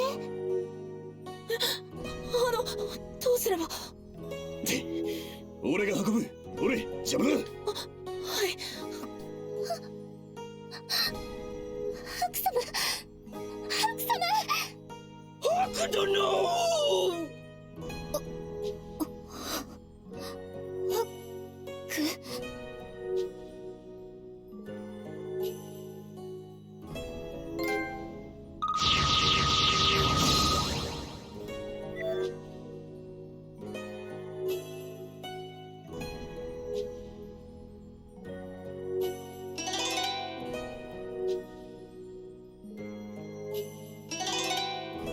Nice.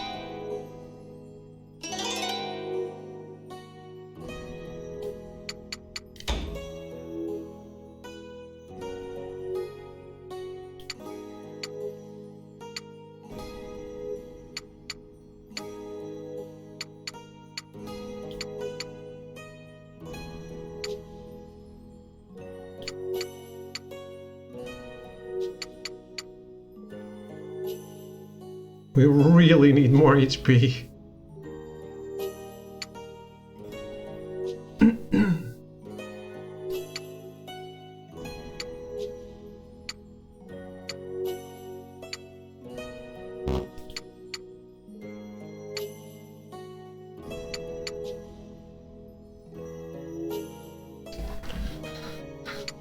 All right.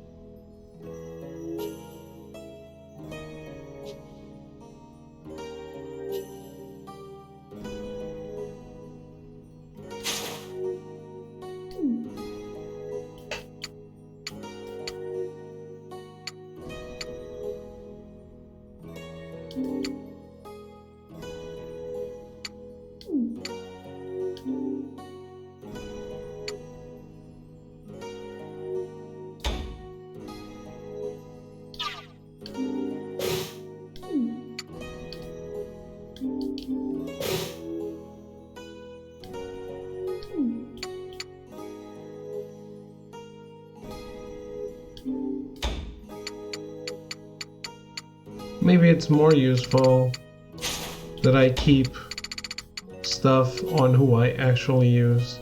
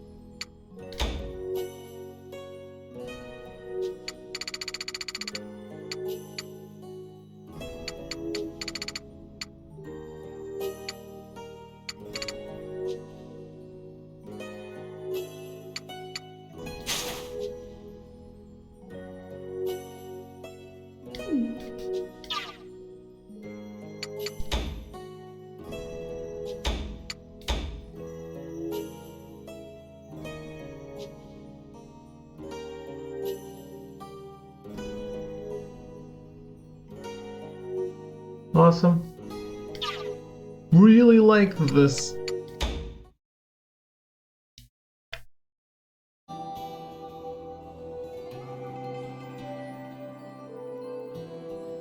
Oh, これはまた。あちらさん何かしているとは思っていたが、まさかここまでやるか。That is definitely Hakuro. The mask has two horns. 何か面白いものでも見つけたのか。面白いというより、すごいというか、えげつないというか。まあ、データをそっちへ送る。見てみればいい。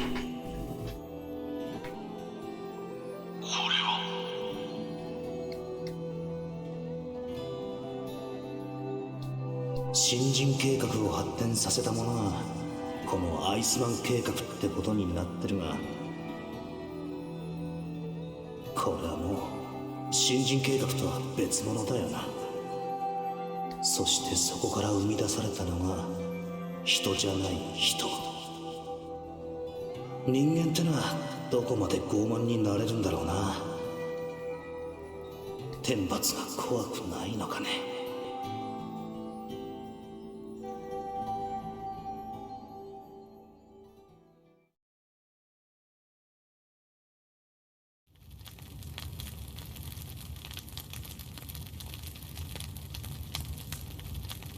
ここは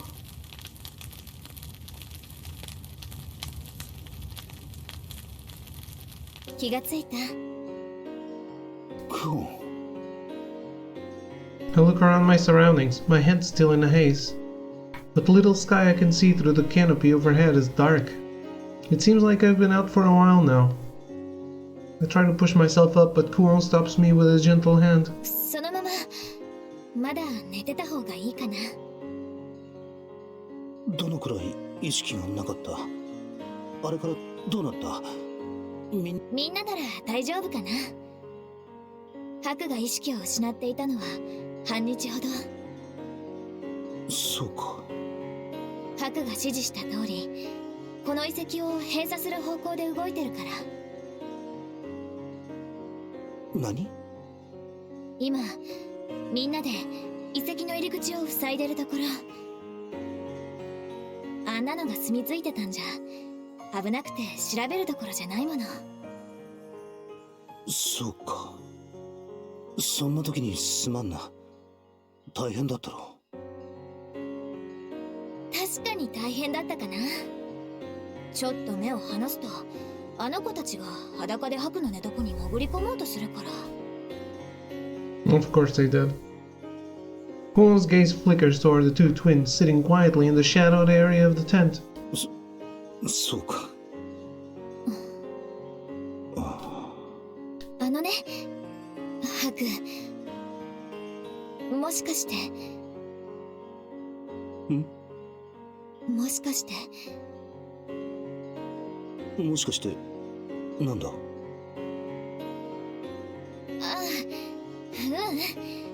なんでもないかな。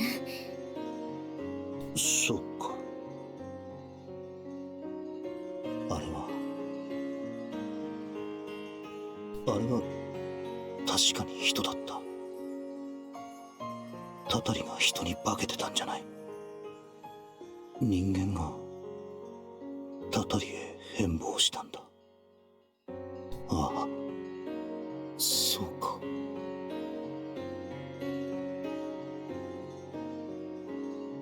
あれが人間の人類の慣れの果て。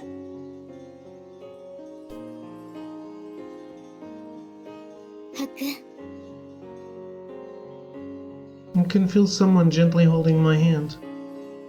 The soft warm touch of Kuon's hand. この子の手、こんなに小さかったんだな。いつもお疲れ様。今はゆっくりとお休みかな。さっき起きたばかりでそう眠れないんだが。そっか。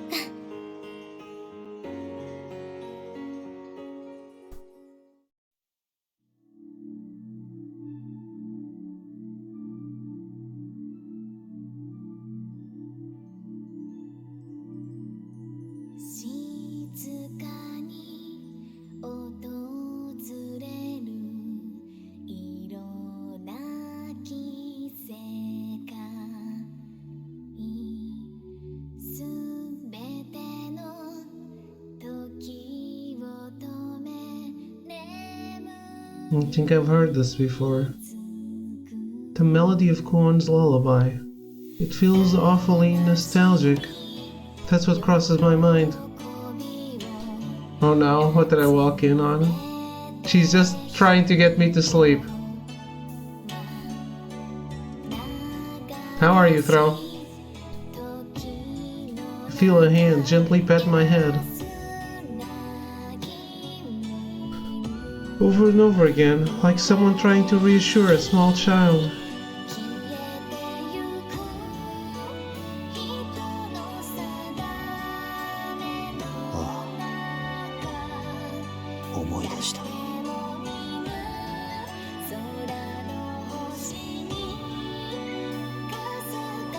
As my consciousness slowly fades into the lullaby,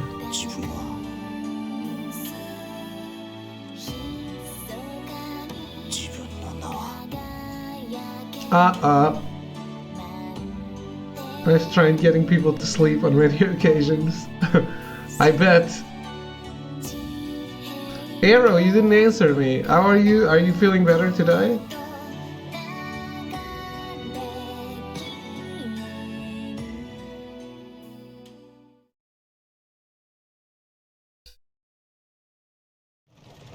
What? What is the real name?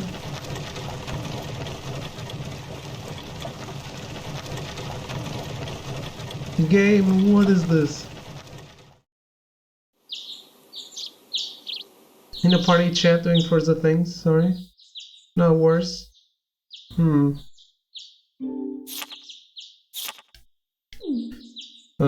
But yesterday you were doing good. We've lost Arrow to the Forza box. So it seems.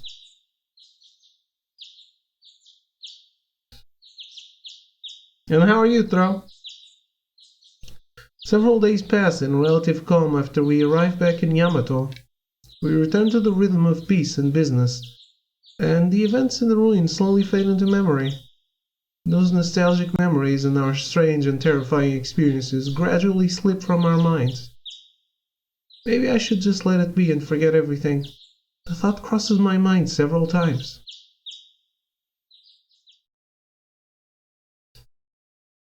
Nothing much comes in for a few days.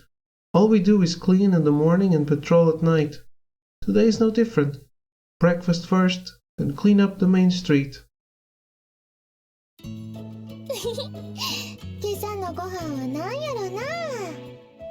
Girl knows how to hurt me.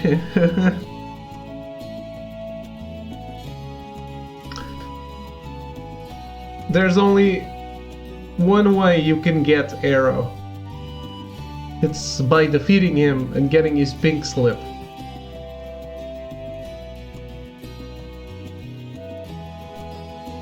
You doing good, David? Keep trying to catch your Final Fantasy XIV streams?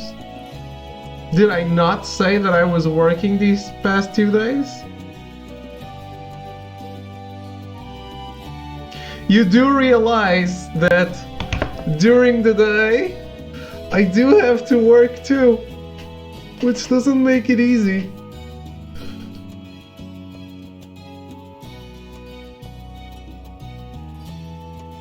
David knows literally one thing about a race culture, and that's pink slips. That's not true. I've played Need for Speed Most Wanted. I know there's a list.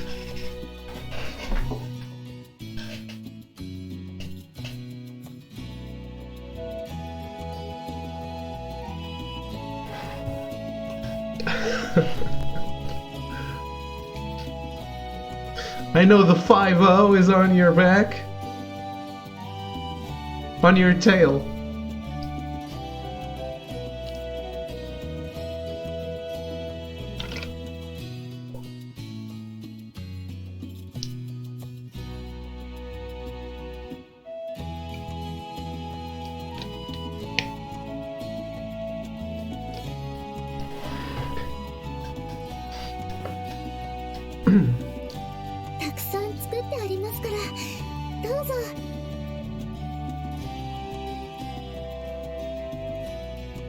We all enjoy the mountain of food piled atop the plates.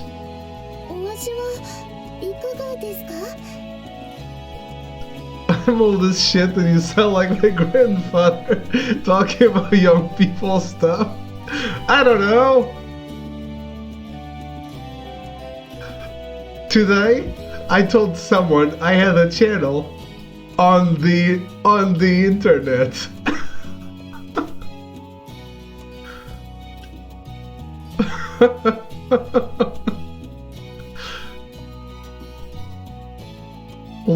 like an old man.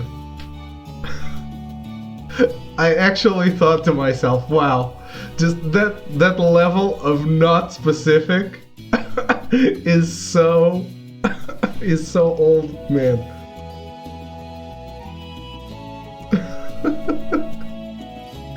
Back in my day, you had to wipe your own ass. Now I have those Japanese toilets. And spray all the shit out of it. And into the toilet. Send me a message on the email. Exactly.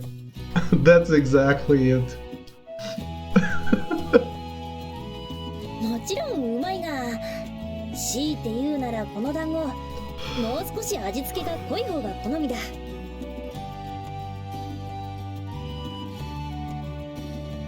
You need to be on the line first, though. If only my mom would get off the phone.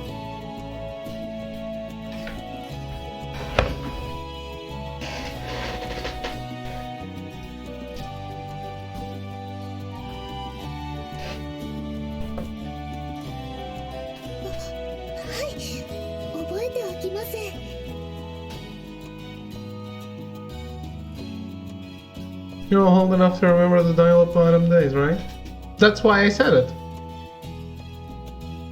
If only my mom would get off the phone. Because otherwise, because to use the internet, you were using up the phone. Sound of connecting to the internet by listening to a robot have sex for 30 seconds. Ah, great times. Remember when, to open a single JPEG, it was like slowly opening up, and then suddenly it broke and you only had alpha image forever. So the entire world changed and people somehow get more stupid with infinite information. That's true. Imagine kids these days dealing with our 1996 internet. Well, I guess there would be less cases of ADD, right? Because you couldn't like surf 1,000 things at the same time. You had to actually commit to one. Let me vanish 2 seconds.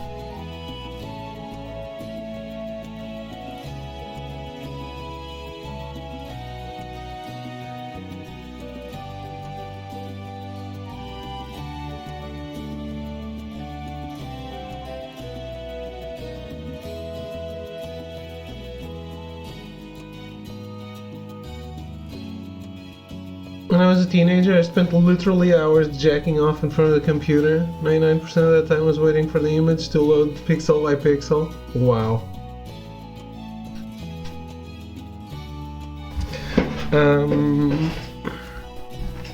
I was the opposite. I tried getting your movie, and sometimes you actually got a porno, and I was like, fuck, I just wasted my time. God forbid he went for a QuickTime video, pack it in, and wait overnight for that to download. True, true. It was all real player, right? That was the smallest format, I think.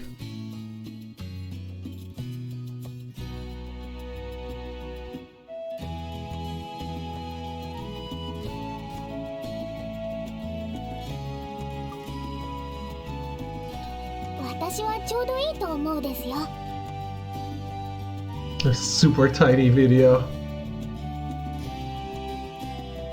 In fucking Napster, download a game preview and get porn. Then you go download porn, you get a Final Fantasy X preview. I didn't use Napster. I actually, to be honest, I don't really know what Napster is. I use the I'm assuming it's a peer-to-peer thing like Kazoo or Kazaa, which is what I used. But it was the same thing. It was really hard to get exactly what you wanted. Just like that? Okay. Cause I don't remember if it's Kazoo or Kazaa, but that was what was popular here. Everyone used it.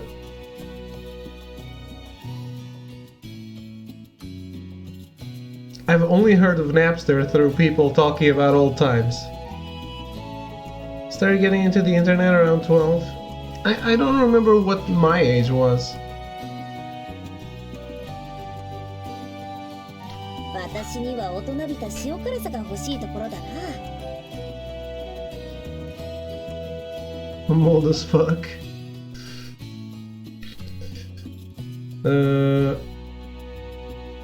Nintendo Insider forums. Yeah, I wasn't in any of that. I was shaving and fucking right time we had internet. I totally was not.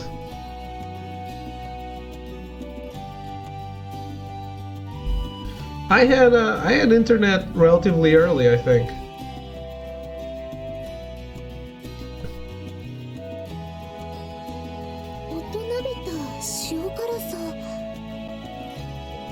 Did you guys use IRC? Spent so many hours on N64.com before it became IGN. I was on the GameFAQs. That's why I still use it.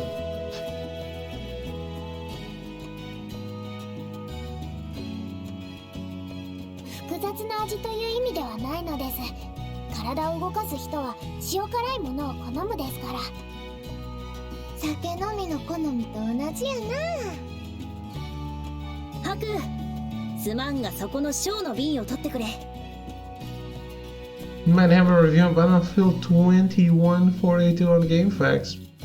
Interesting. I never reviewed anything, I think. Might be the oldest thing I have on the internet. I don't even know. I think I browsed, but I never contributed anywhere. I think the first time I actually was active was in a Harry Potter RPG forum. Like it was basically like playing Dungeons and Dragons, but it was Harry Potter themed, and it was on a forum.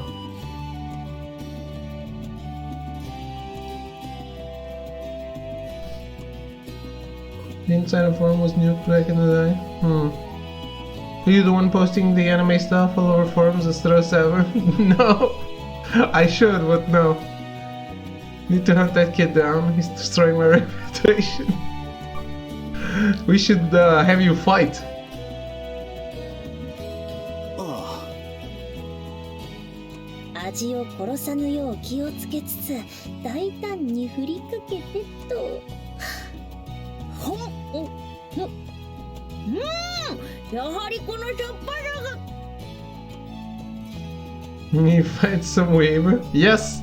He's gonna shout his attacks and you're gonna be scared. Throw 6, the guy posts hentai on Reddit. Yep. Throw 6 posts hentai on Reddit. Throw 7 consumes hentai on Reddit. It's all a cycle. それはショーじゃなくてスなのです。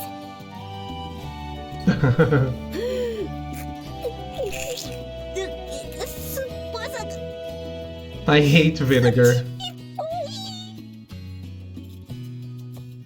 Smack the fuck upside down and the fight is over. 我々こっちだったか。 My client will not be muscled into obscurity. Do you guys like vinegar? That was one thing I've always hated in my life. 塩かけたやつ、うちが食べようか? Oh, Atui likes it. Like what? Vinegar? The thing they're talking about in the game?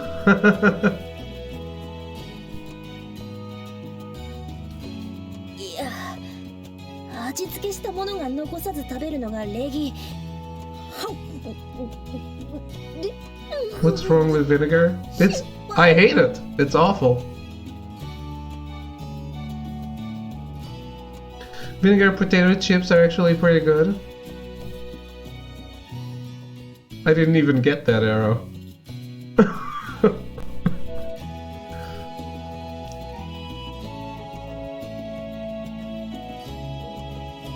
You don't like Italian dressing? Never had a salad with oil and vinegar? No. I use, I mean, I've had it. I don't like it. I would rather have oil and salt.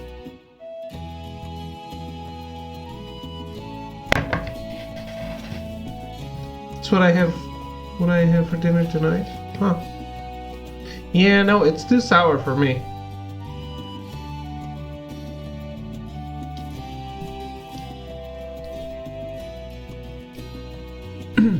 Salt on a salad, who are you? I don't eat much salad though. You can probably tell because I'm fat. 立派やけど難儀やね。 Still? Already much slimmer today because I already paid for that lens repair. So I feel so much lighter. Have you ever had tuna salad? If you mean like Russian salad?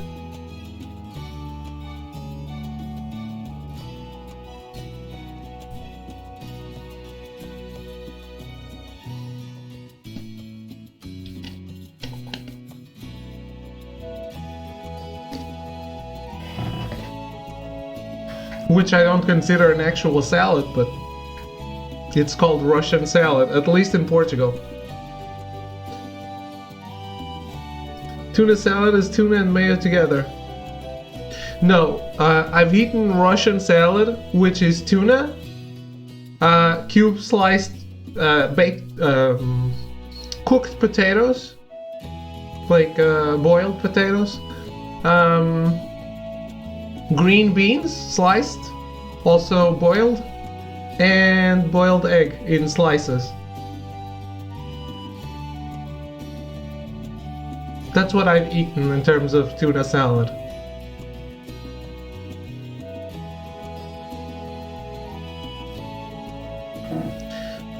That actually sounds good. Some people put onion on it, but I hate onion, so I don't.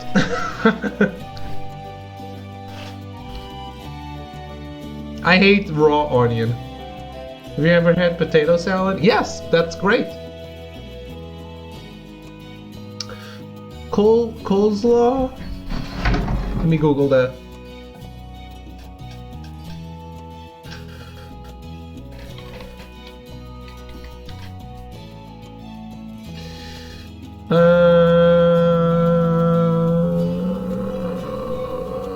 I mean, it looks like something I've eaten. Let me translate.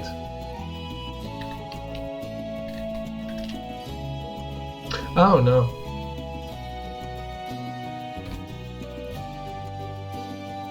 I've had stuff.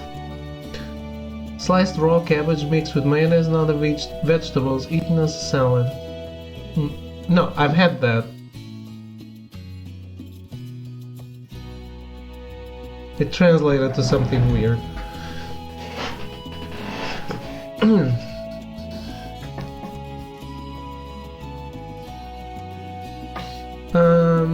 I've had it with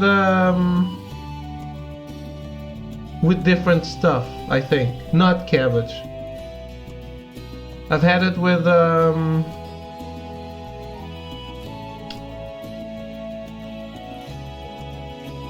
what's the thing that's purple that looks like a cabbage? Maybe it's also a cabbage. And there's carrot and mayo.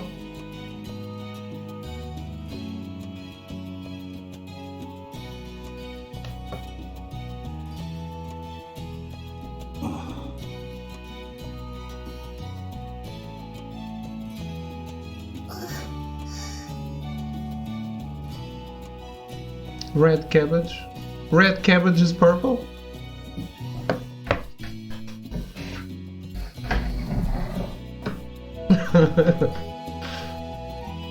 I've eaten one moldy thing. One.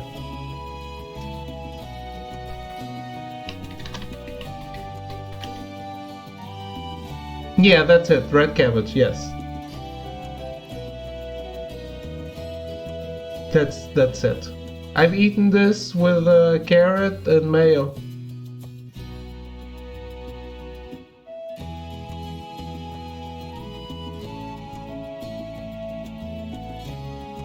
Braised. Oh, that would make it better.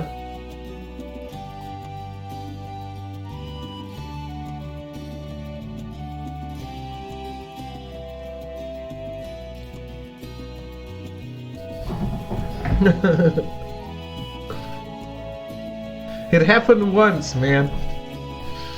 And it won't happen again.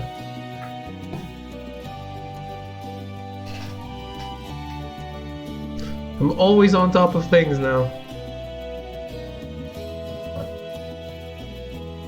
I threw the little cakes away before they got moldy. I threw them away.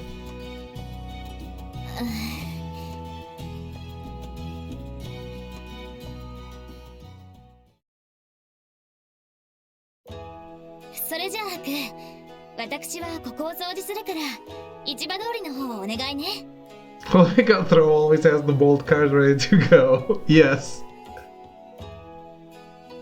He has a spreadsheet of things to throw at me in different situations.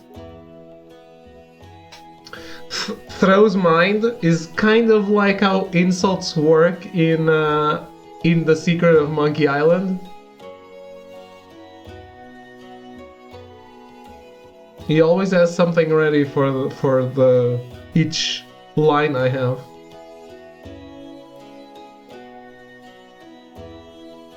We touch on food, he throws the mold card. We touch on what I think about a game, he throws the eat lead card. It's just it's a lot of stuff. My fault you give me so much ammunition.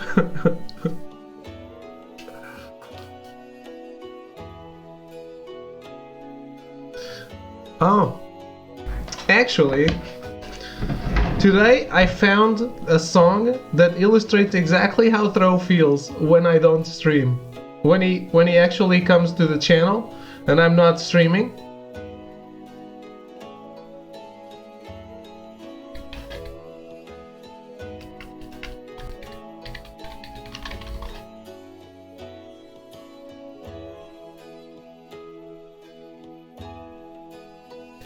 And he actually looks for me on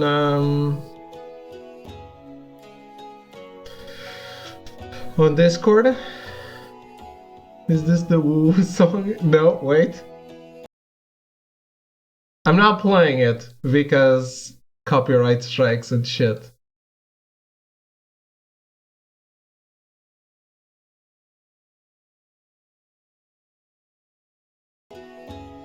Mixing David's knowledge of music with my feelings, and now he thinks, and how he thinks I feel about his stream. This will be something. There you go.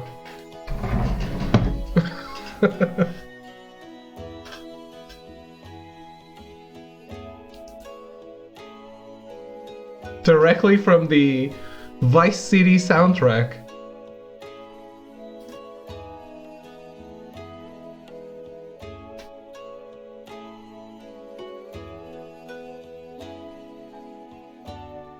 Ah, 市場通りだな。わかった。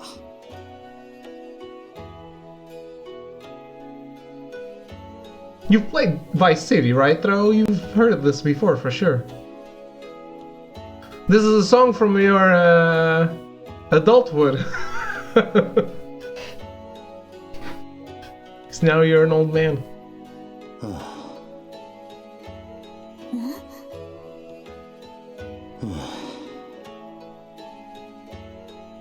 Mute the stream, okay.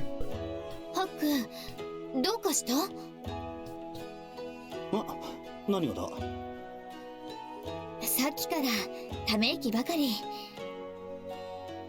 悪い。ちょっと考え事をしていた。ハック、やっぱり。ハクはもう少し休んでおく？いや、行ってくる。She's worried about me. あ、ハク。Don't I need to report on the job?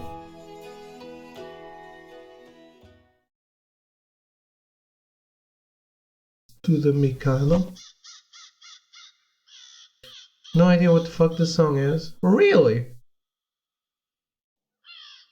I thought all the songs in Grand Theft Auto were like really well known. At least the Vice City soundtrack, which is the best soundtrack of those games. Shocking that it has Japanese in title though, really shocked. Yes, because it's what do you think about me? That song is on Vice City. Exactly. The best GTA game with the best soundtrack. Even when David finds Western music, it's still Japanese related. I didn't find it. Rockstar found it for me. I was listening to the Vice City soundtrack.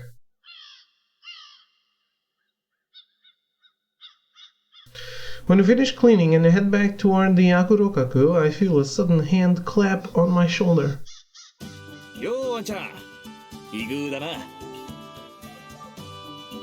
And you took notice of it? Because of course you did. Yes, because it was about you. I was like, oh, this song reminds me of Throw.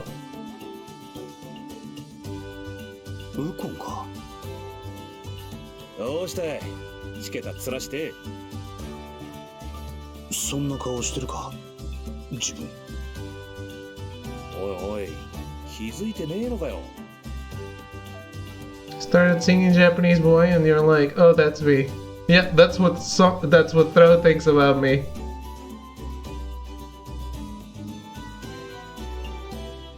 I know this song too. 自分としては普段通りのつもりなんだがな。やれやれ、こいつは重症だな。よっしゃーちゃん、今夜は付き合え。久しぶりに一杯やろうじゃねえか。左近やマロロたちも誘ってよ。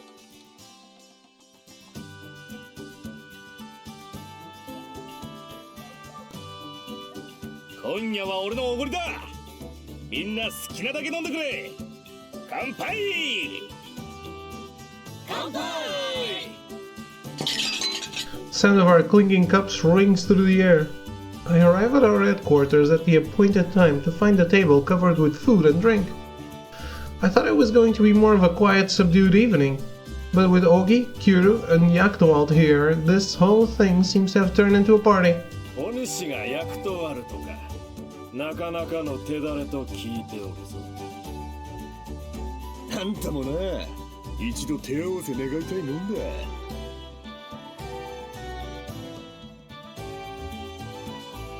Turning Japanese, dude, that needs to be the new book you write. It was Cyan that recommended it, not me. 考えてみれば、こうして男だけで集まって飲むのは初めてってことになるのかな。そう思って見回すと、なかなかに濃いメンツが揃っている。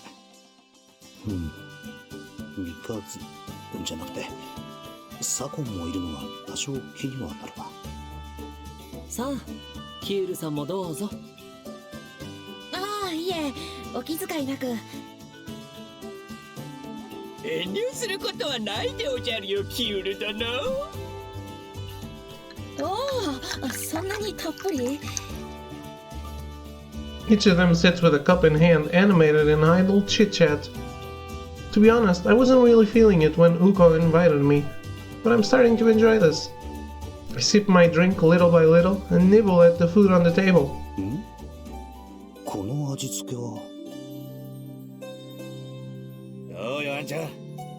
ちった元気出たかい？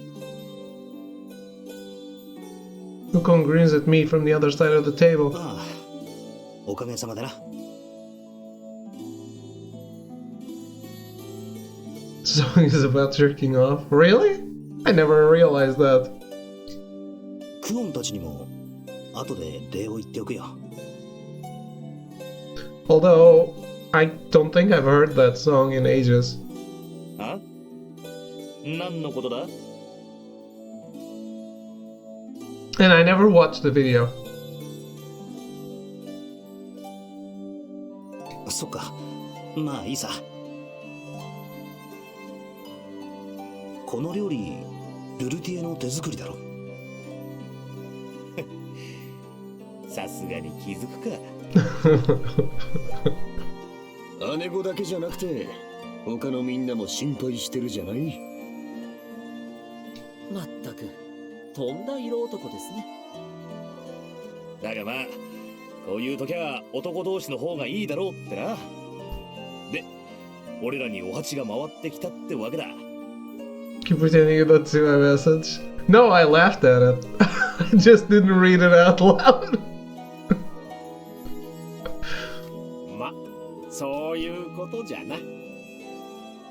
ほんと、左近の時だと人当たりのいいじいさんって感じなんだがな。そっか。みんなありがとうな。そうだったでおじゃるか。マロは全然知らなかったでおじゃる。マロロさんはいつも幸せそうですね。にょほ。いやー、照れるでおじゃるな。いや、褒めてないよな。まあでも白殿の気持ちはよくわかるでおじゃるよ。あんなものを見たら気分が悪くなるのも仕方ないでおじゃるって。まったく思い返すだけでもおぞましいでおじゃる。まさかタタリが人に化けていたとは。このマロの目をもってしても見抜けなかったでおじゃるよ。You're not supposed to talk about it. マロロさん、その話は。マロは何の話をしていたでおじゃるかな。いや、何か聞いたでおじゃるか。ヒュールヒュー。 Between last night. ヒュール殿、マロは消えないでおじゃるよね。消えないでおじゃるよね。そんなことを私に聞かれても困りますよ。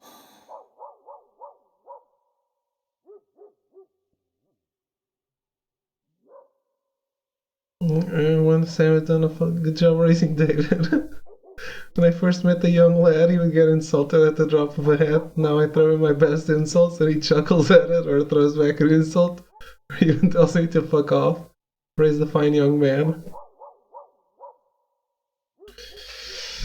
Well, if I throw back another insult, then I lost.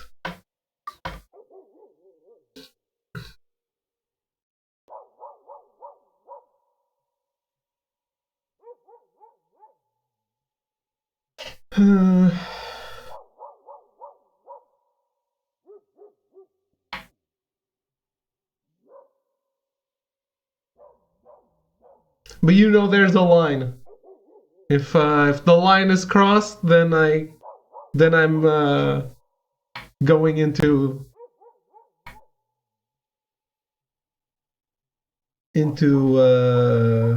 shutdown mode. Seeing like an insult is never a loss. It kinda is. Why?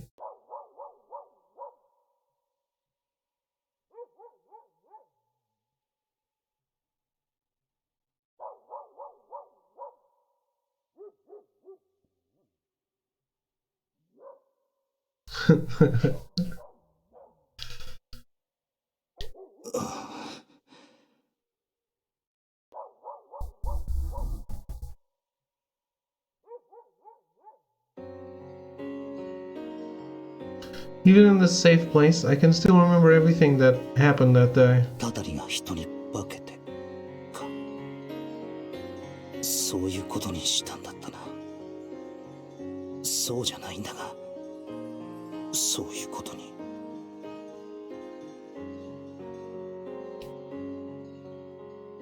あれは。はあ、やれやれだな。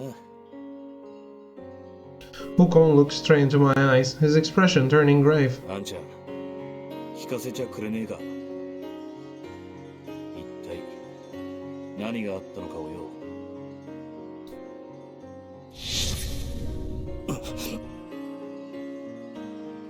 I wanted to have this conversation with the Mikado. おいおい、いきなりぶっちゃけすぎじゃない？ Meet me at the Portuguese border and I'll show you a line. Nani? 遺跡を封印した経緯については上告書としてクオンが提出したはずだ。それを見てくれればわかる。You just nani me. I did. そういうことを聞いてるんじゃねえよ。わかるだろう。今、あんちゃんが胸にしまってるもの。俺はそれをあんちゃんの口から直接聞きてえんだよ。それは。I hesitate.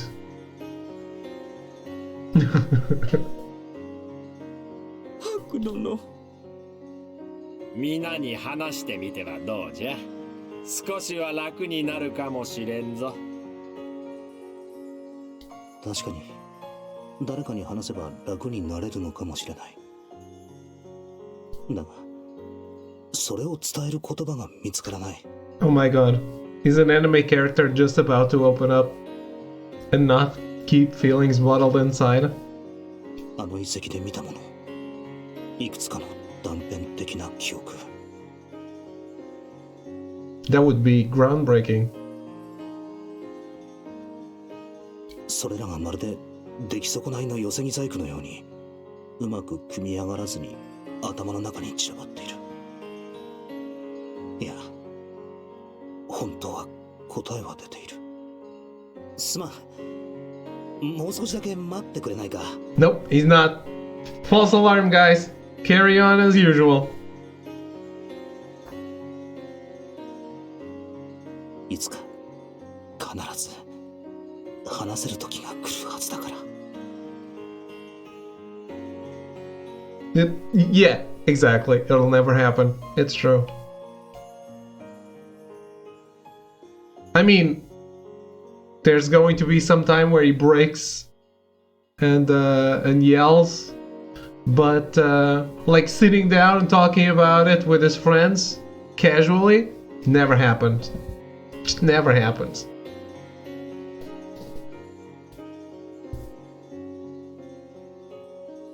I guess it never happens anywhere, to be honest. It's not just the anime.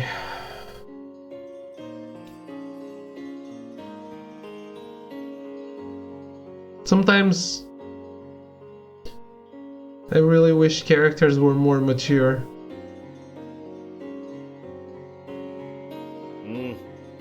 まだ気持ちの整理がついておらんというわけじゃな。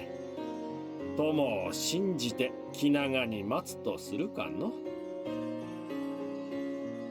だな。なわけであんちゃん、今日は潰れるまで付き合ってもらうぜ。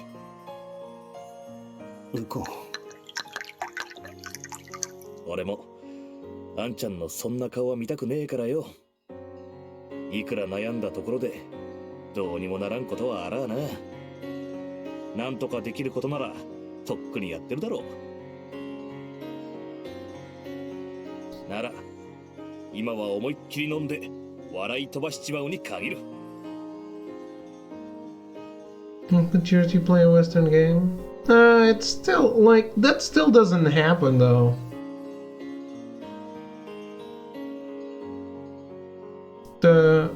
And I mean,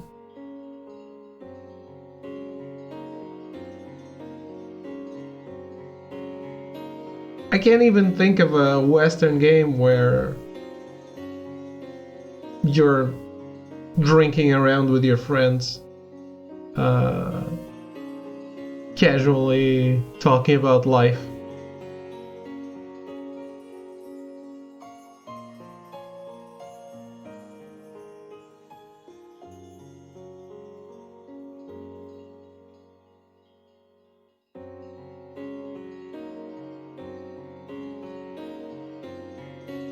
What doesn't happen is like characters just opening up, not keeping feelings bottled inside, and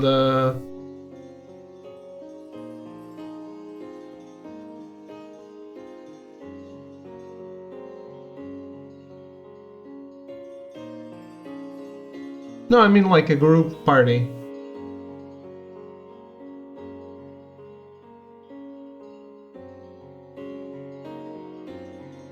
That, when does this happen in any of those? A group party with all your friends.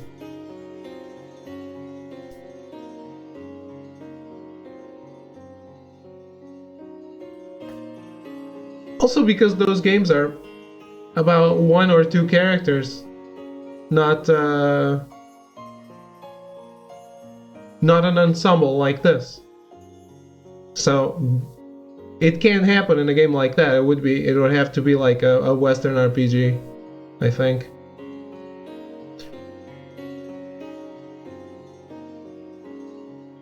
I think the only time I remember something like that, or although I haven't played it, so I don't really know, but maybe on the Citadel DLC for Mass Effect 2 to 3. But that's like in-game. There's no threads left.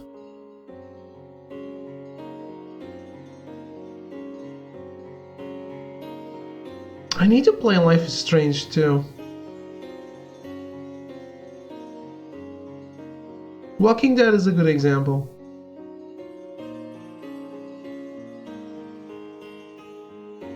Although it's always the same, like, if the game doesn't want you to open up, even if you kind of want to, like, the character, sometimes you choose to open up and the character still won't, right? He like starts the sentence and cuts back or something like that. I remember that happening. Sometimes even if you choose to give the information, the game makes you withhold it. In Walking Dead. It happens in some Telltale game. I don't remember which one. I know it happens in a narrative game like this. Like those.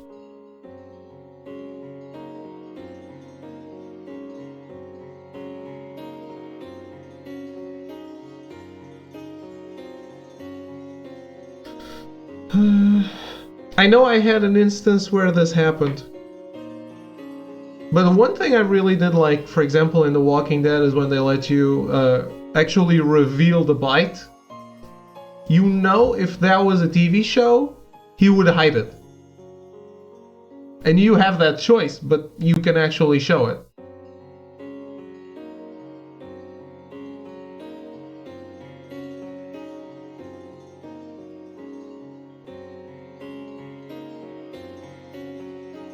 Ah, そうだな。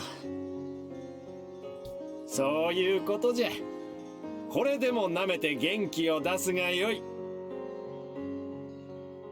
I like Mikazuchi so much. I don't want him to be my enemy. Sakon finishes the giggity candy out. Fishes the giggity candy out from his pocket and offers it to me. いや、それはもういいから。っていうか、いつも持ち歩いてるのか? Can't wait for the zombie apocalypse. Getting on a boat and sailing directly to Portugal. Bring guns, though. Please. And ammo, because there's none. 当然じゃろ。お主に会うと聞いておったからの。ああ。ありがとな。ウコン、サコン。よし、お前ら脱げ脱げ。First, I'll bring my bazooka. Every American has one in the broom closet. I know. にゃほ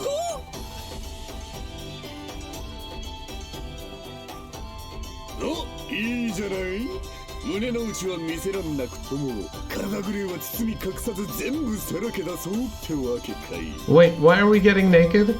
なるほど。そういうことならわしも一肌脱ぐとするか。裸の付き合いというやつですか。面白い。 You should see what's in my linen closet.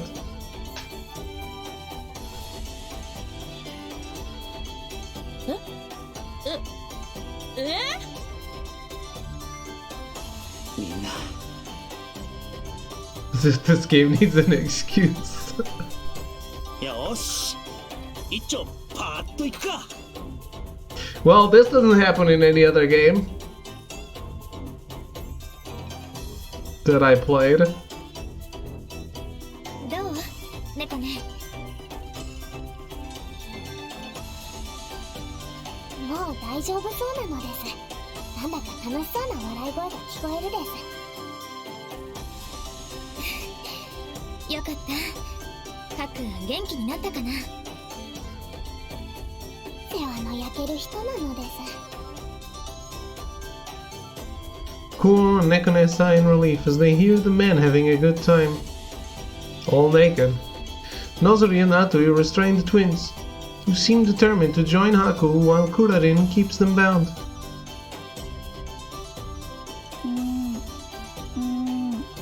If they were honest, the character would just say, "It's been too long since fan service, get out the boobs." No, it's just the men getting naked. この状況でも己を貫こうとするその息やよし。だがクラリ、頑張り時や。ペレペレペレペレ。 Can anyone believe that we'll stop there?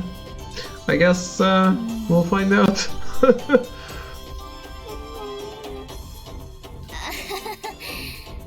まあその二人もハクのことが心配なんだ。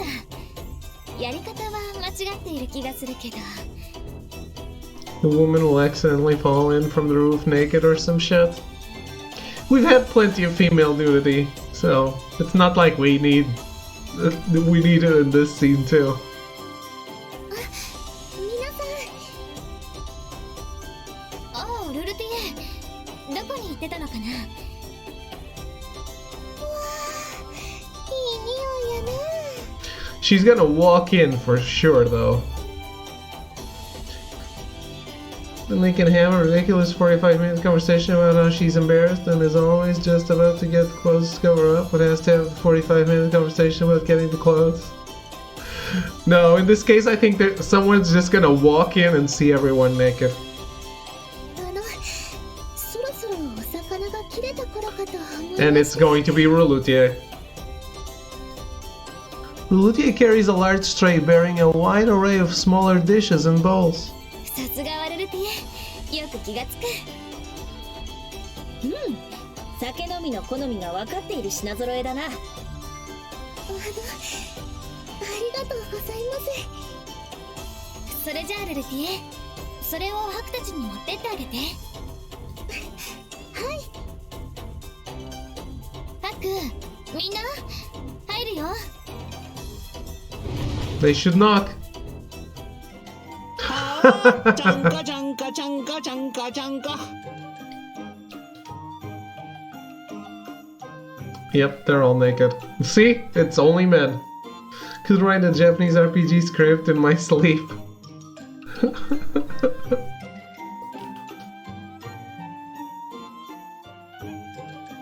Fan service, amnesia, etc. Ship it.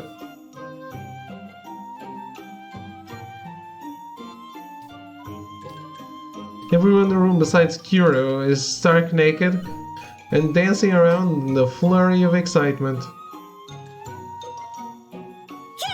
白泥素敵でおじゃる。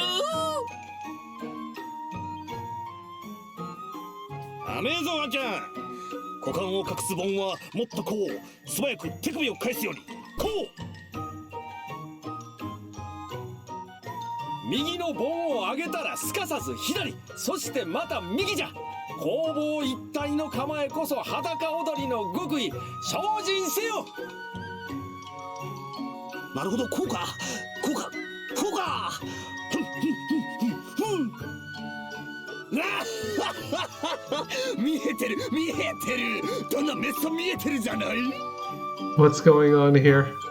さあキウルさん、あなたもさっさと脱いでください。 With that, Ogi deftly slips off Kuro's sash. The kid looks way too excited to be next to some old naked dude. The guy with the face paint? 無理ですって。やめてください、王妃さん。帯を返してください。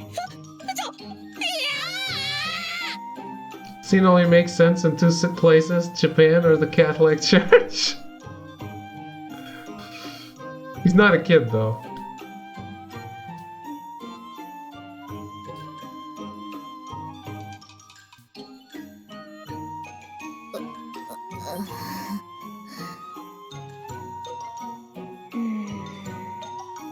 Just called him a kid. That's...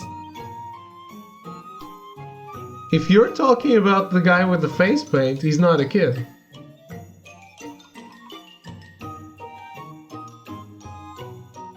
If you mean the blonde one, he's well, he drinks. Kid with huge eyes. Oh no, he's scared. He's not excited. Yeah. That I think he's still a kid. But they give him drinks, so...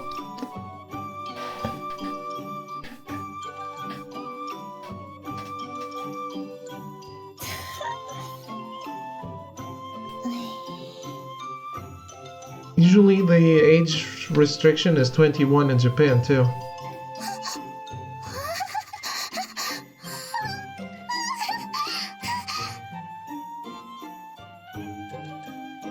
This is Rolutier's dream. ごきげんよう、ハク。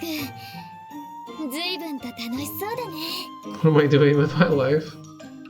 I don't know. Have you started Yakuza Kiwami, by the way? みんな猫ね。違うんです、猫姉さん。これはつまり。いやはや、これはまた偉いとこ見られたじゃない。Sitting here listening to character with the acting chops to make every exertion sounds like a climax. 何を言う。この鍛え上げた見事な肉体、見られて恥ずかしいことなど何もないわい。不潔なのです。Nekone abruptly exits, leaving the man with that icy comment. やれやれ。Balls deep in Yakuza? Nice. You enjoying the story?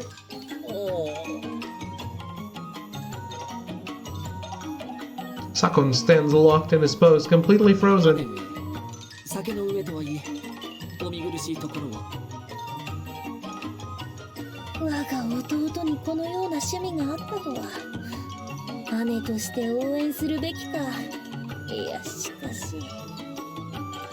姉上、その間違いはさすがにどうかと。にゃほー。I am. Well done on subtly changing the subject. Yeah, I changed it to the Japanese game Your Balls Deep In. 父ちゃんと同じブラブラがたくさんだ。シノのあっちに行こか。キュールのが一番かわいいな。かわいい。Oh no.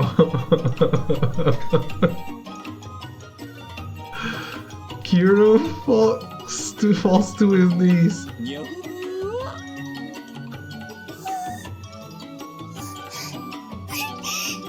She's hiding her face with her hands, but she's clearly peeking through her fingers. もう大丈夫かな。行きましょう、ルルティエ。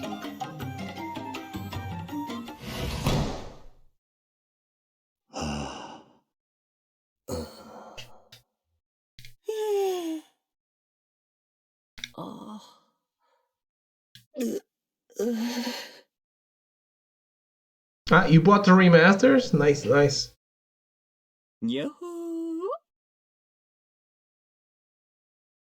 Gadzooks. I don't know what that means.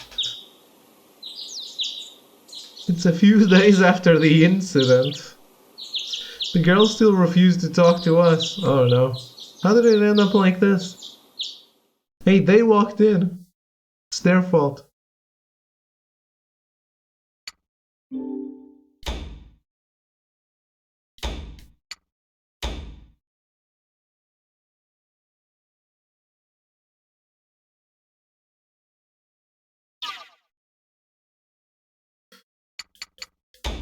Let me just confirm something. Yeah. Brain? When the cod blops one zombies game for about 3 hours, my friends died and it was taking too long, so I just killed myself. 3 hours? What a waste of time. Fun, right?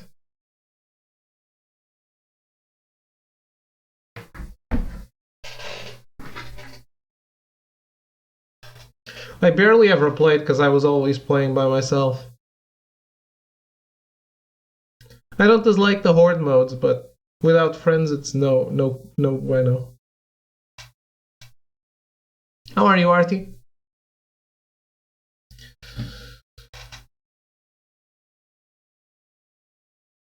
I have just the first Yakuza collection so far.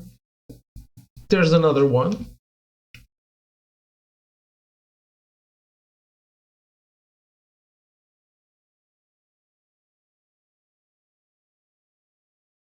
Alright, I have no water, and I'm very hungry. So, I am going to pretend I am Artie Boy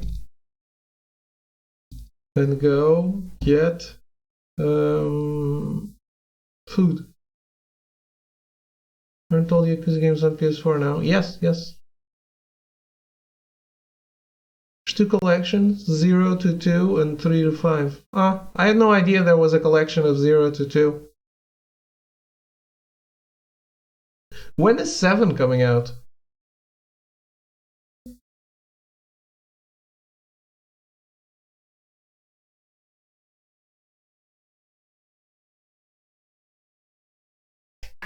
Is it out in Japan? I don't know. Yeah, I don't know either. I don't think it's out in Japan yet, right? Judgment was a simultaneous release, I think. 45 games to finish before I get to 7, so I haven't looked up anything. It's out in Japan? Oh, okay. Oh no, it wasn't. It was months later, yeah, they even changed the actor before the release. Isn't 7 turn-based, or is that 8? No, there's no 8. It's only 7. Yeah, they replaced the actor without delaying the game.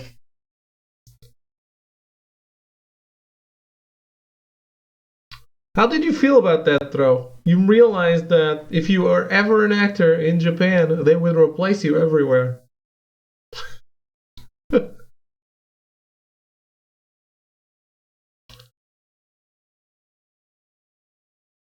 Think of all the work they would have to replace you. They would never act in Japan. Why? Maybe they needed someone who actually can talk English, speak English.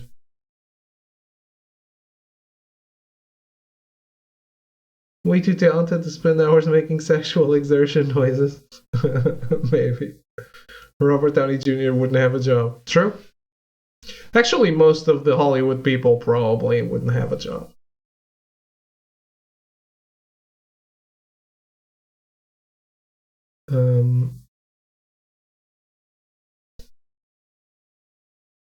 Anyway, gonna eat some crackers and get some water, and I'll be right back.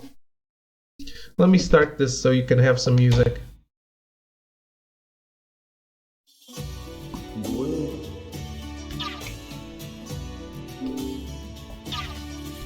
Alright, I'll be right back.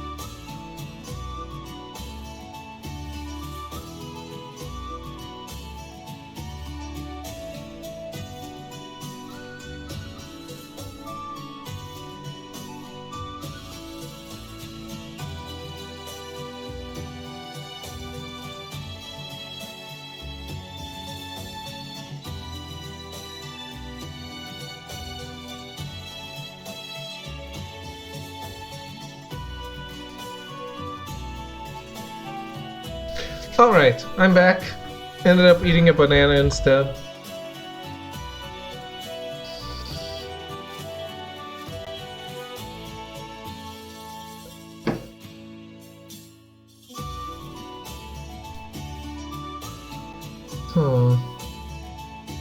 What have you been saying?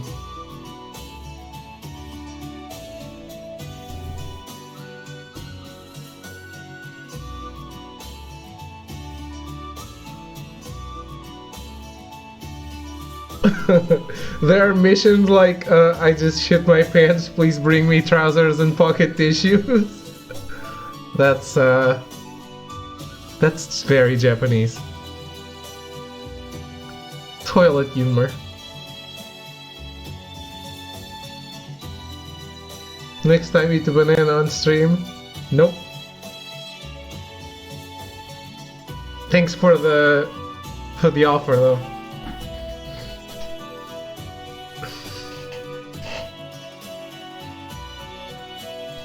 David is now very interested in Yakuza. Absolutely not. I mean, I am, but not because of that. I already was.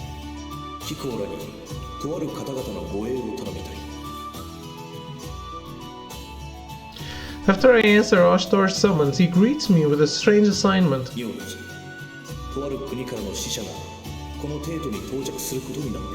Yes!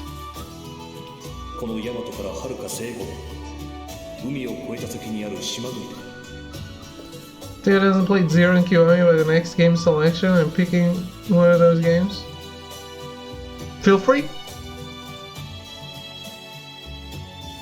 Where are you? 18 months.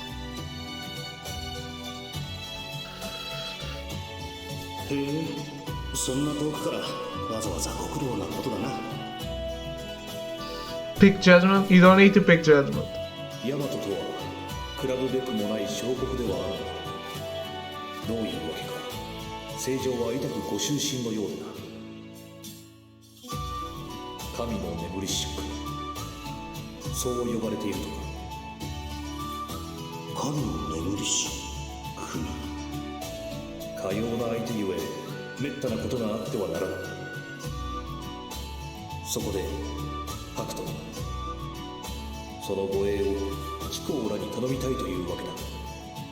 You know, fucking Kuni.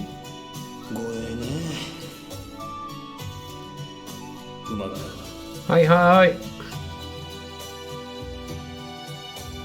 Makasete.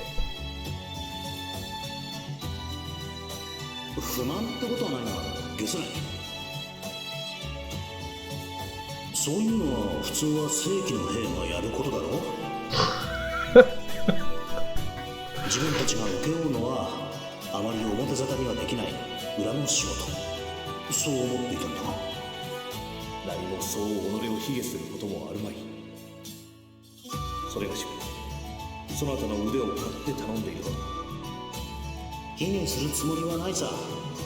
自分たちのような立場の者が必要なのも理解しているつもりだ。だが向こうにしてみればそうもいかんだろう。大和側の派遣した護衛が正規の兵ではない、こんな得体の知れない連中だと知れたらあまりいい気はしないんじゃないのか。無駄に相手の心象を損なうのは大和として得策ではないと思うが。やはりよく見えている。まだ承知した。率直に話すとしよう。The Smile Burger in Judgment sells a tuna burger. You have to play it now? I doubt this game will finish anytime soon. It's been so long since it started. Apparently we are 11 out of 17 battles in, but they've been way faster now.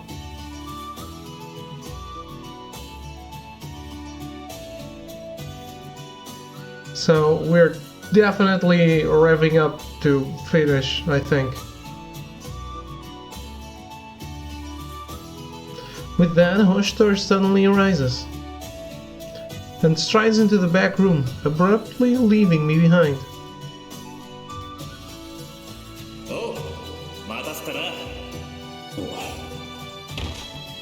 Ukon scratches his head as he ambles back and flumps back down onto his seat. いや、あんちゃんと話すときはこの格好の方が気楽でいいや。そうか、自分は別にどっちでもいいんだが。相変わらずめんどくさいやつだな。まあ、もう慣れたけど。で、話の続きだ。もちろん正規の兵もちゃんと護衛にはつける。あんちゃんたちはその補佐って形になるな。具体的には死者の連中の道案内や身の回りの世話、そういったことをやってもらうことになる。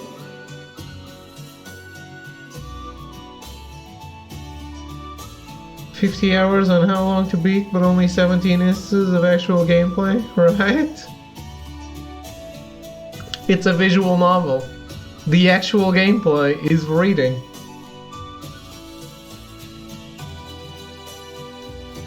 なるほど。そいつは自分たち向きだ。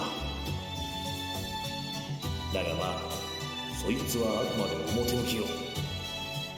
あんちゃんたちにやってほしいことは他にある。やっぱりそういう話か。ね、そのやってほしいことというのは？ありていに言っちまえば観察だな。観察？おい、例の島国とヤマトとは今まで商人たちの間で細々とした交流はあったものの、国として正式に取引するのはこれが初めてだ。Art, you know, like Reed. Reed make art man use brain.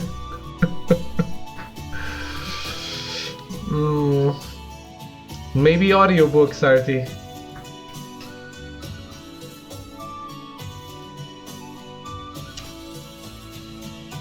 もちろん一通りの情報を得ているぜ。国政、祭りごと、武力、そういったことはな。だが情報は所詮情報。それだけで相手を理解することはできねえ。確かにあんちゃんがその目で見、その耳で聞き、肌で感じ、そして見極めてほしいんだよ。その国がヤマトの良き腹からとなりうるのかを。 Might download Audible, to be honest. Get a free audiobook.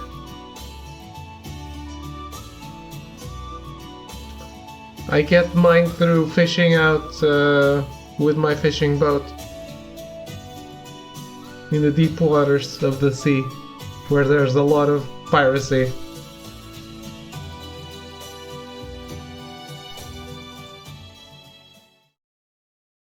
というわけだ。兄様の考えそうなことなのです。その死者がもうすぐこのテートに到着するんですね。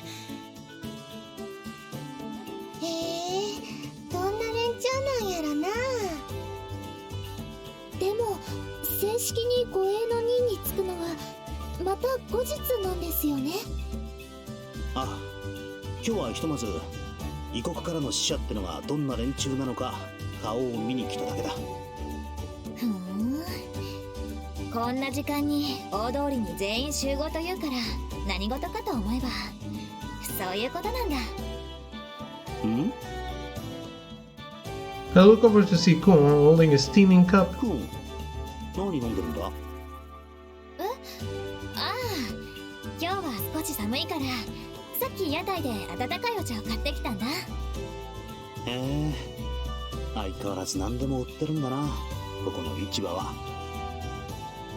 で、その死者さんたちはどこの国からなのかな？うん、西方のとある島国だとさ。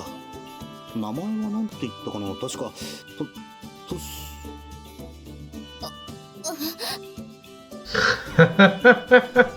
It is finally happening. そうそう、トゥスクルだ。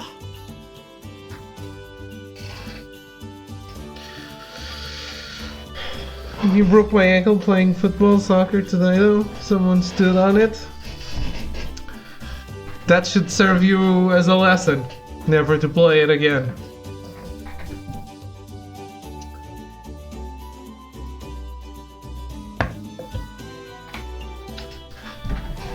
When I was photo shooting today, I also did something I shouldn't. Let me translate. Yeah, I kneeled on a nettle.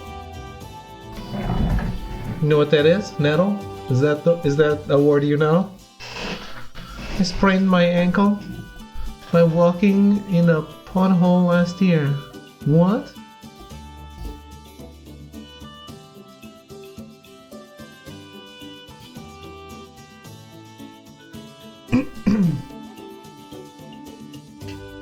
And you didn't fall in? Jogging? Not walking, okay.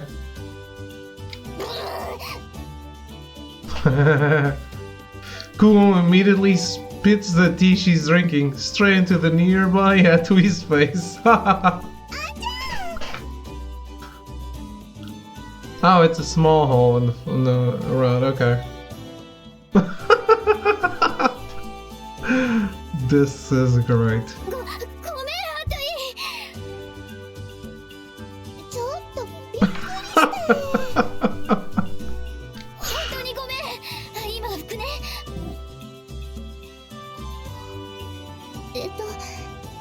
クオン様、ご存知なんですか？そのテスクルって国。Why did they remove the U, the last U? It bothers me that translation is different. どんな国なんだ？何のことかな。全然全くこれっぽっちもそんな国知らないかな。わかりやすい反応だな。すっごく知っているんだな。ちょっと小耳に挟んだことがあるくらいかな。そうテスクル。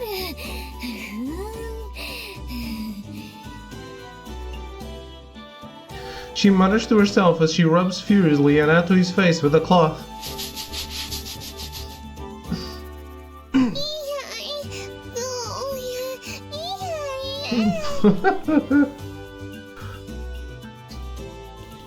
Atui is cute. 私も知っていることはほとんどないのです。西方の小さな島国であることぐらいしか。しかしまあ、ご苦労なことだな。そんな遠くからわざわざ海を越えてくるなんて。だよな。なんでもそこのカブナギっていう偉い人たちらしいぞ。カブナギ。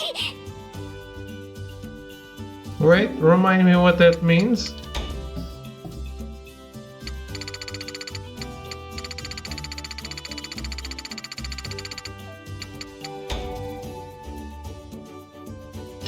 Ah, right. That's priestess. So it's Ulthari or Kamui? It's Kamui because she was in the art book.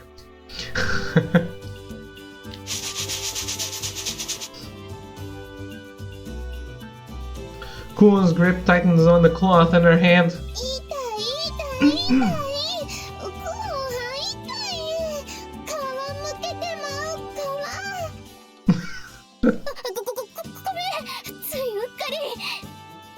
I wish I could take a screenshot of this face.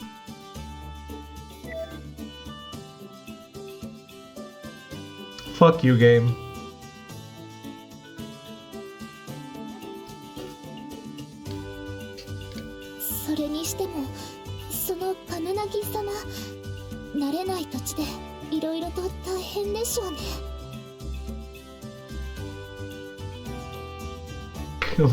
Why? 偉い人こととかそういうこととは関係なく力になってあげたいのです。だな。そんな心配はいらないかな。その程度で困るような人たちじゃないし。ん？なんでクオンにそんなことがわかるんだよ。それはとにかくその依頼断った方がいいかな。はあ？そんなの私たちがやらなくてもいいと思うな。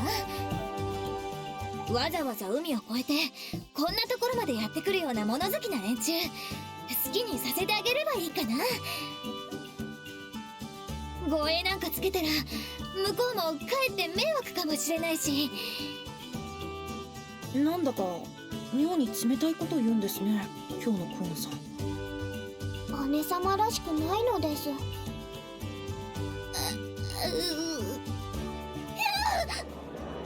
おっと、着いたみたいですよ。We look back to see a number of carriages heading our way from off in the distance. We can hear the cheering of the crowd as the carriages pass. なんだあの馬、毛が生えてないぞ。Ah, because it's velociraptors. 本当なのです。The Waptors pulling the carriages look pretty strange. They make an odd sight compared to the Waptors from Yamato. Instead of a light fur, their skin is scaly.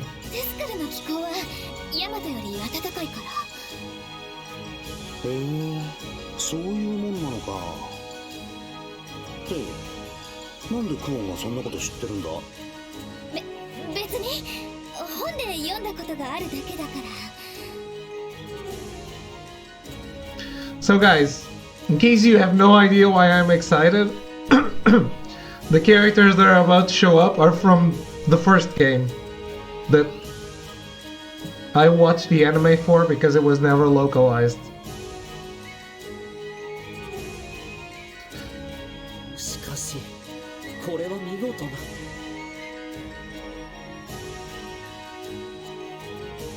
本当綺麗。The carriages pulled by these furless Waptors also have very strange decorations over them. It's not flashy, but it has a delicate yet elaborate pattern, just enough not to be gaudy. Even someone without an eye for this stuff can tell their culture has a different style from Yamato's. Where's the giant tiger? The window on the carriage slides open to reveal a woman inside. Come away! Immediately we hear gasps from the crowd. She's extremely beautiful. Her glossy pale cyan hair is neatly cut to around her shoulders, and her face has a gentle smile. What draws the most of our attention, however, are the large black wings on her back. I've seen all kinds since we came to the Imperial capital, but never anyone with wings. It's not cyan. It is now. あの方がカメナギ様なのでしょうか。多分そうなんだ。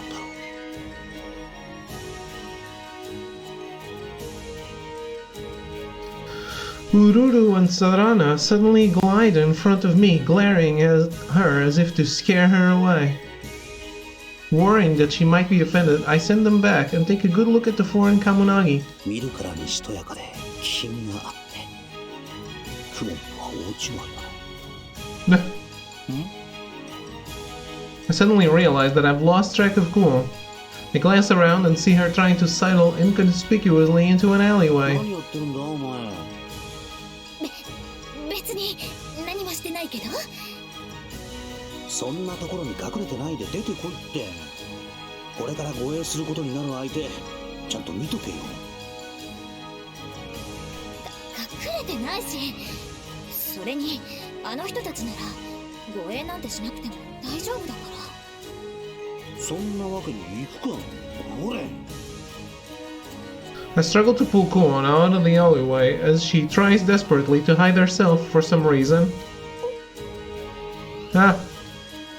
As the Kamunagi looks around their new surroundings eagerly, we happen to lock eyes.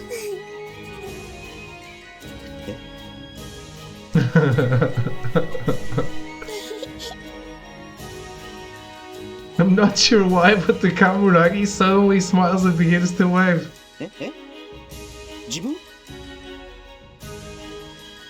I don't really get it, but I figure I might as well wave back. Dumb. This happened to everyone once. The Kamunagi smiles back at me, apparently satisfied. Carriage eventually passes us and disappears into the crowd of people.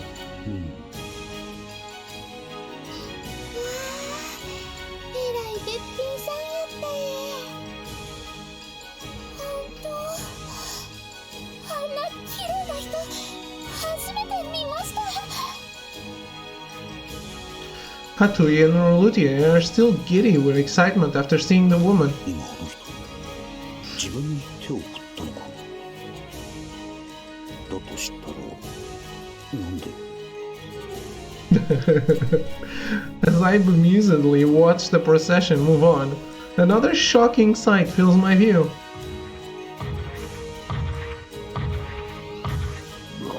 Yes! Holy shit, it got even bigger, didn't it?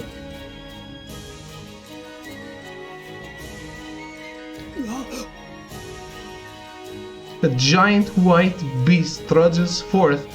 It's huge, easily bigger than a normal person. なんだ The previously boisterous crowd suddenly goes quiet. The beast seems completely unbothered as it continues along the main street. The crowd holds its breath as they watch it, but they don't seem afraid, more like in awe. No one's riding on it?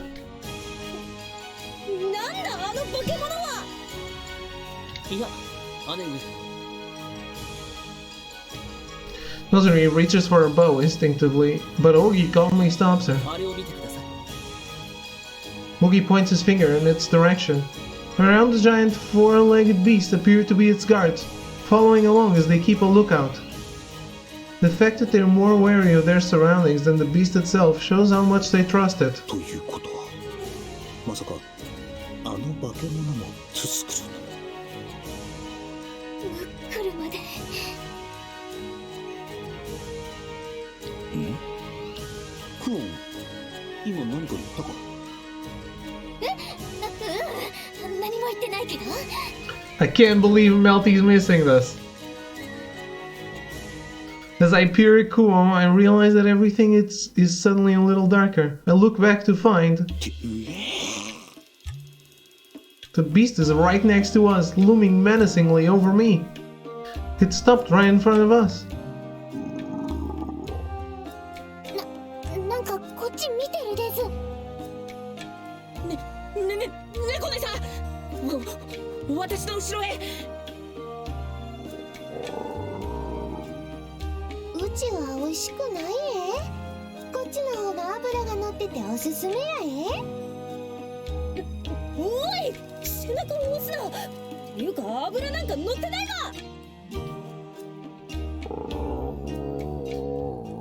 Suddenly the back of the beast seems to bulge up. I don't know. Over the frizzy fur, a girl pokes her face out. What a weird hat, I don't know. What the fuck? Even my fear disappears from the surprise. さっきの翼の人に負けないくらいの美人さんだ She definitely aged a bit. Feels a little more approachable, a different kind of charm, more mysterious. Perched on her shoulder is a small furry white creature. だ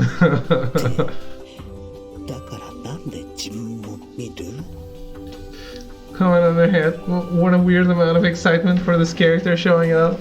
She's such an important character from the first game. She's like the main character's adoptive daughter. She is. Not like, she is.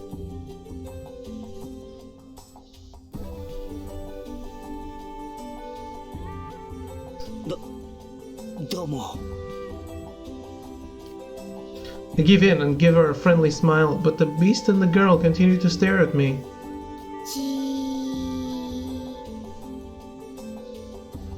There's a lot of fictional characters I've loved. I never had that reaction. Because you are a cold man with no heart, Throw. We've discussed this before.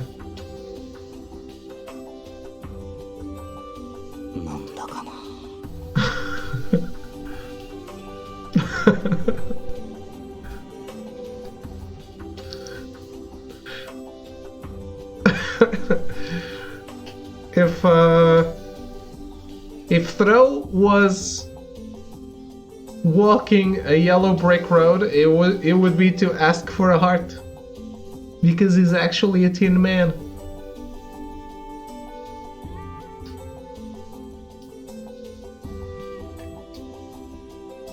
I suddenly realize I'm still holding on to Kuon's hand. I look around to see Kuon shrinking back, a guilty expression on her face for some reason. Am I finally gonna find out who her mother is?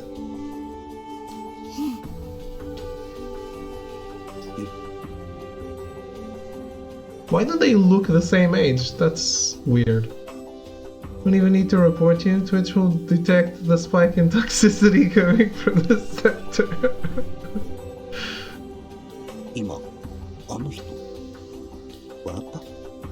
Just as I think that, the giant beast suddenly turns its huge head around.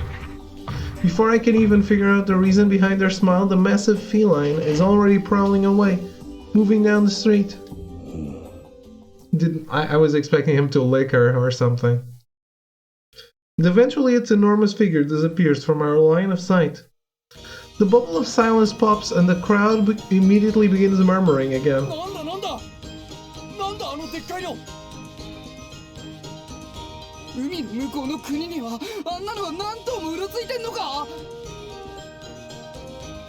The crowd's gone from being mesmerized by the winged woman's beauty to the sudden uproar. Kuon seems to deflate with a sigh, and she slowly sags to the ground.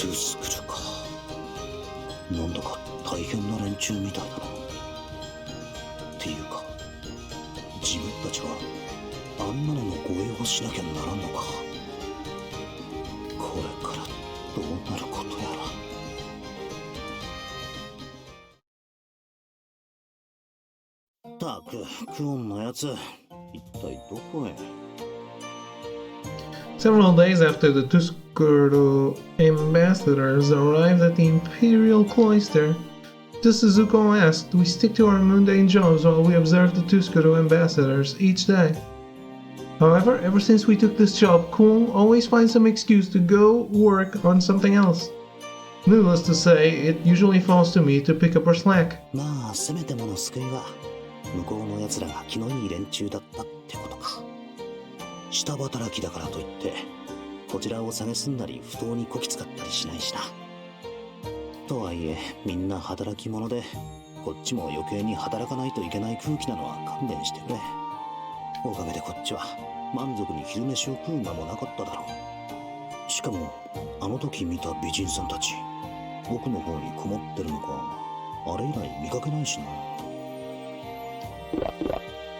役得もないし割に合わん。腹減ったな。部屋に戻る前に軽く何かつまんどくか。ん？なんだ？ I'm confronted with what? I mean, with half a woman's body stuck in the kitchen window. What? I'm confronted with butt? She's wriggling around like she's struggling to move. 狭いところに潜り込もうとして抜けなくなった。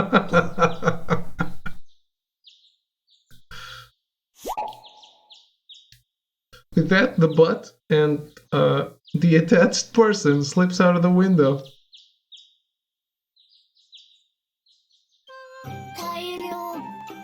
It was Aruru? Oh no. The woman before me cradles an armful of puffs. I'm glad she ditched the hat. Which she pops into her mouth one by one. We stare at each other in silence. A couple seconds tick by.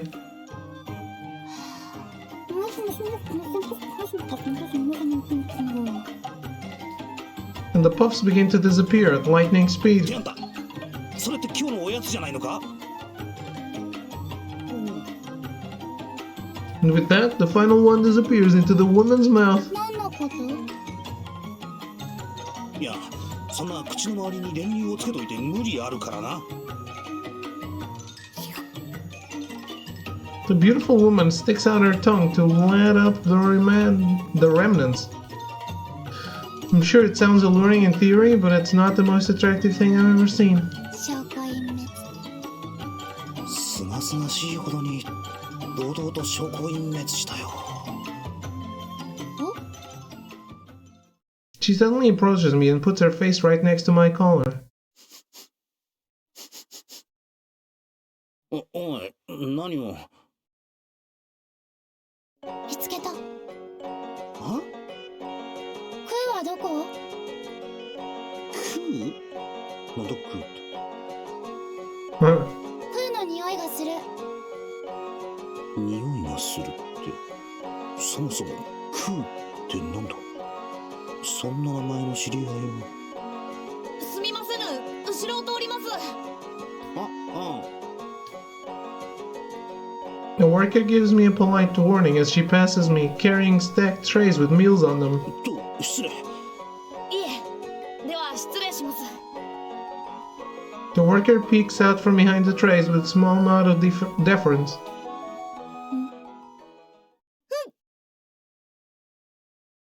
She freezes.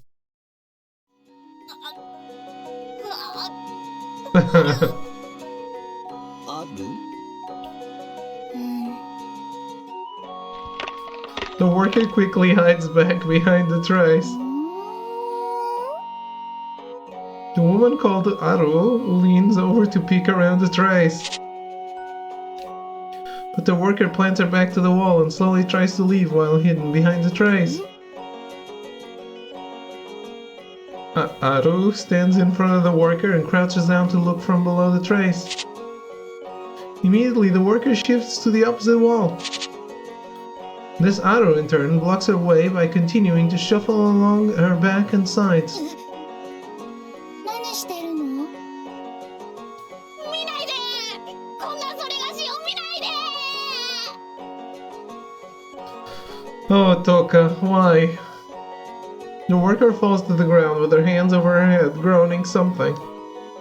Aru responds only with a tilt of her head, looking down at her with a puzzled expression. 何してんだこいつら。なんか知らんが、関わると厄介なことになりそうな匂いがプンプンするな。 Better let sleeping dogs lie. I'm not sure what this all means, but staying will do me no good, so I take the opportunity for an exit.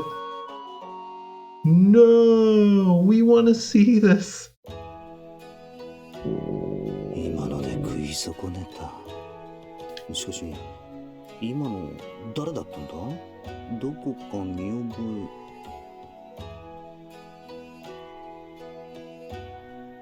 あ、そうだ。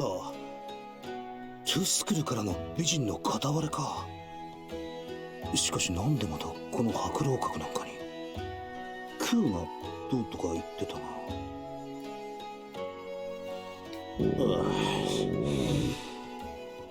食えないと分かったら余計に腹が減ってきた。おやつは食われたようだし、仕方ない。晩飯の時間まで昼寝でもしてるか。健康の秘訣は風呂、浅酒、そして昼寝をってね。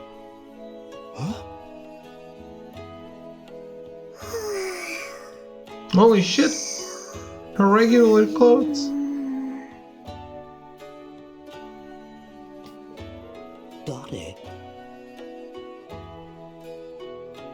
pull back the sheets to reveal an unfamiliar woman lying spread-eagled with belly bared. ここ自分の部屋だよな。なんで見知らぬ。待てよ、この人どこかで。Well, not a lot of people with wings, so. そうか。さっきのと同じあの美人さんの片割れだ。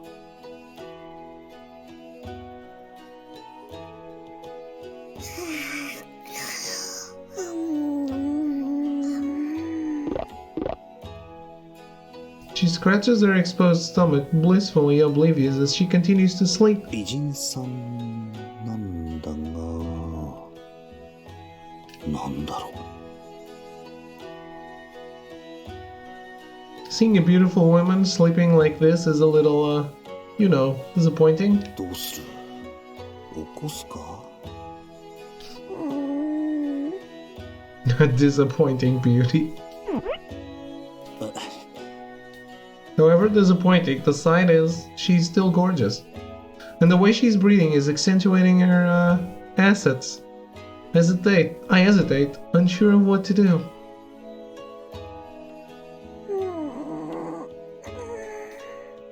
As I stand there, dithering, the disappointing yet beautiful woman's eyes flutter, then slowly open. 起きてくれたか。ちゃん、おかえり。くーちゃん？ This school person again. As I puzzle over this, she sits up properly, rubbing her eyes. 遅いよ、くーちゃん。ずっと待ってたんだよ。頼りもよこさないで一人でこんな遠くにまで来ちゃうし、心配。あれ？おじさま？ That's not what she said. She then blinks several times and stares carefully at me. どうしてくーちゃんじゃな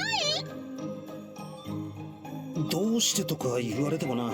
それはこっちのセリフっていうか、なんでまた人の部屋なんかに。いや、そこ自分の寝床だから。ここくーちゃんの部屋じゃないの？くーちゃんとやらが誰かは知らんけど、自分がそのくーちゃんじゃないことは確かだな。どうしてちゃんとくーちゃんの気配を追ってきたのに。それもトゥスクルの大使さんがね。なんでそんなことまで知ってるの？あの行列とか目立ってたし、気づくやつは気づくだろう。大使というのは建前で、裏では諜報活動をって思ったが、その心配はなさそうだな。いや、それともまさかとは思うが、この前見てた感じはハッタリで、実は切れ者だったり。There is no genius master plan, no worries. 誰かを呼んできた方がいいのか？どうしよう、こんなことバレちゃったら。こうなったら。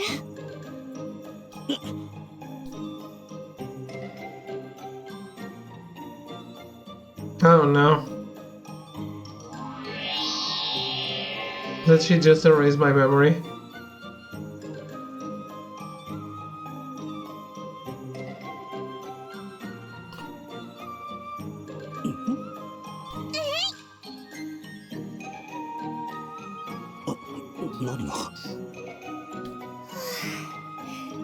これで大丈夫。未熟だった頃の神とは違うのだよ。不可視の術は完璧なんだから。Ah, she made herself not invisible, but she tried. もしかして見えちゃってたりしたりする？なんか知らんけど、見えてる。どうしてこれまで見破られたことなんて。こんなことバレたら大問題に。なんか頭を抱えてもだえてる。もしかして切れ者とか思ったけど、その心配はないなこりゃ。Nope. こんあ、目だ。それではさらばだ。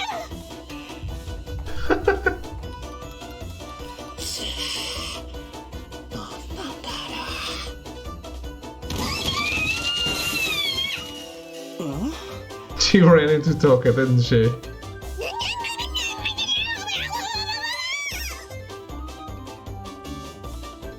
What? What just happened?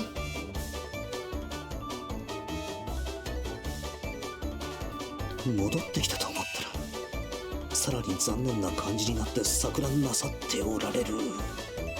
What is grabbing her? Ah, is it Kurorin?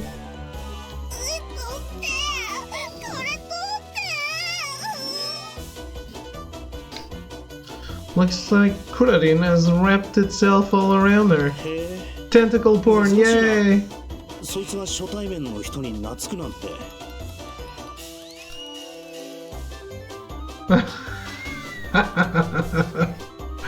It totally is, though. I was like, what the hell is this?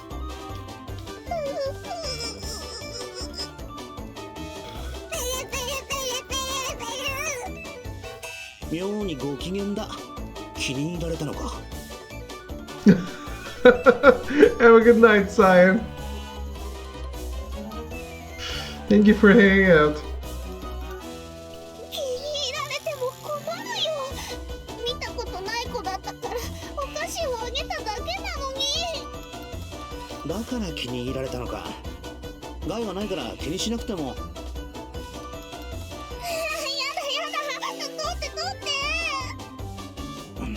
仕方がない。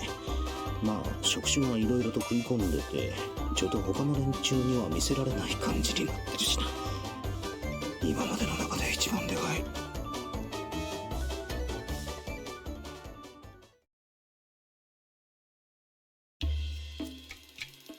After I finally managed to separate her and Kurorin, I turned to the teary-eyed woman with questions. つまり人を探しに来ただけだと。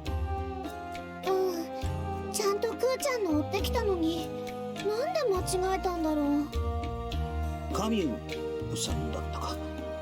それでなんでまたそのクーってやつの部屋だと思ったんだ。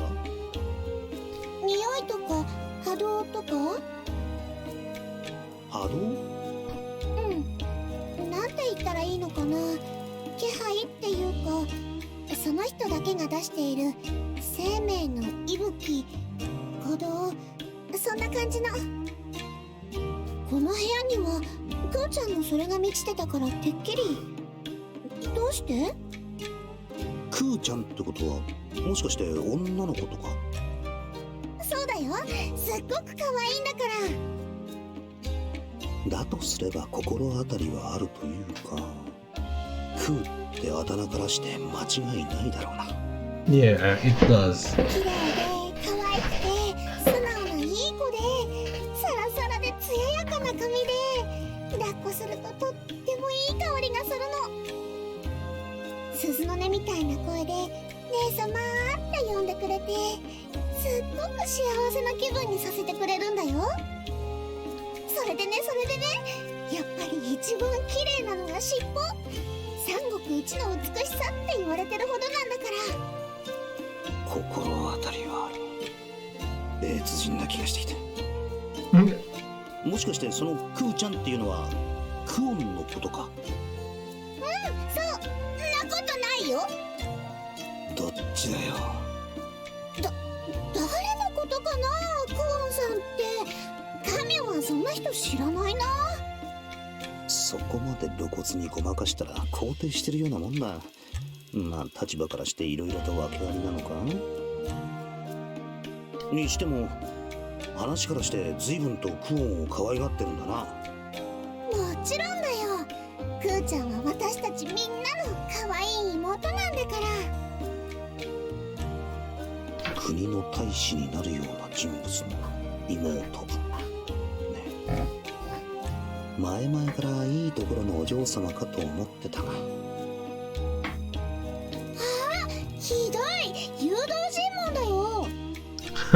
いや、今の誘導尋問と言われても困る。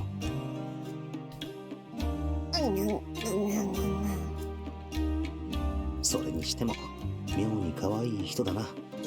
容姿もそうだが性格的に血は繋がってないみたいだが、どことなくクオンに似てる。やっぱり姉妹ってことか。おじさま？おじさま？なんでもないよ。誰かと見間違えたのか？この年でおじさまはないか。神内、クーいた？あるちゃん。あんた。クーは？あるちゃんも間違えてきちゃったんだ。クーちゃんはここにはいないみたい。クーの匂い、ここからするのに？なんでだろう。でもなんだか知ってそうな怪しい人がここにいるよ。The disappointing but beautiful Camus stares directly at me as she says this. いや、不審者なのはそっちだよな。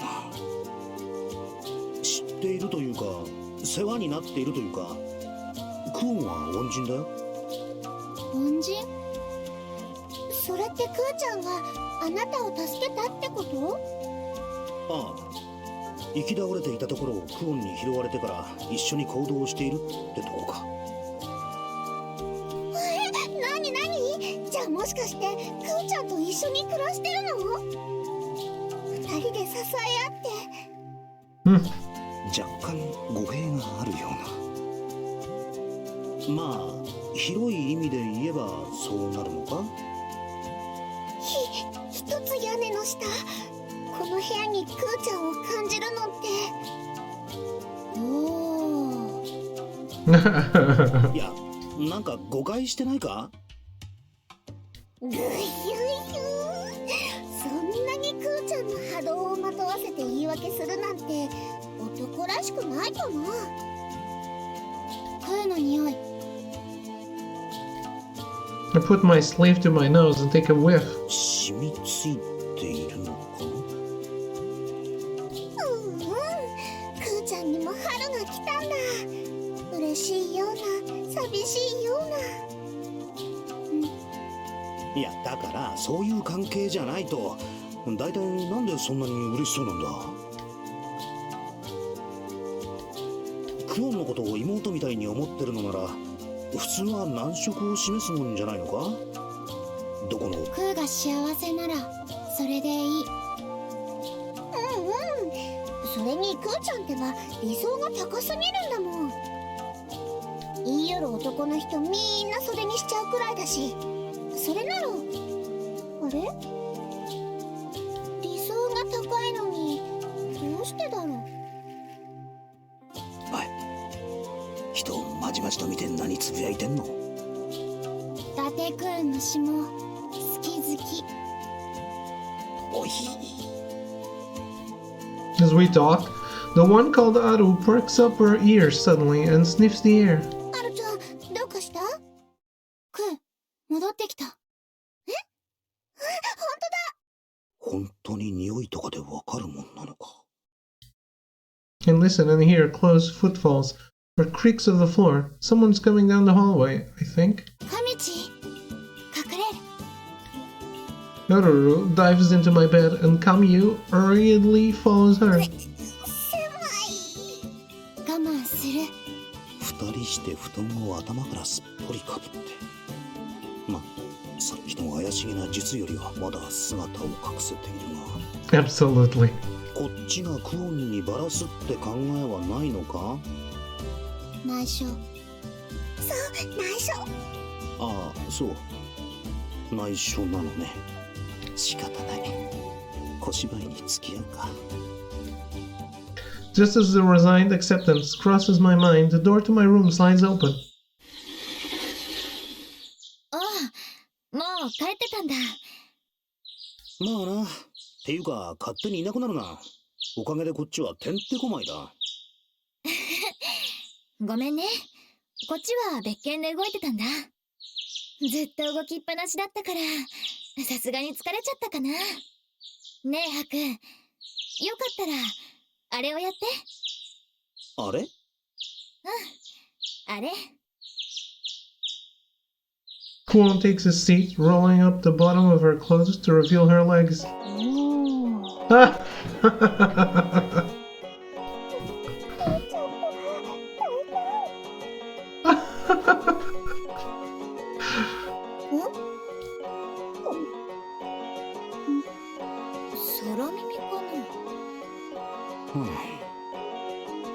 You can feel two sets of eyes keenly staring at me from below the blankets. 普段ならクオンの方がそういう勘はいいはずだ。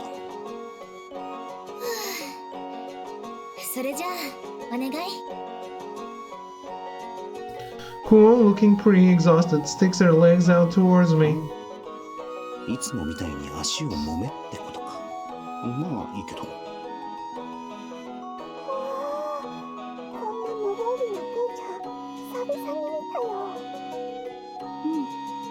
聞こえてるぞ。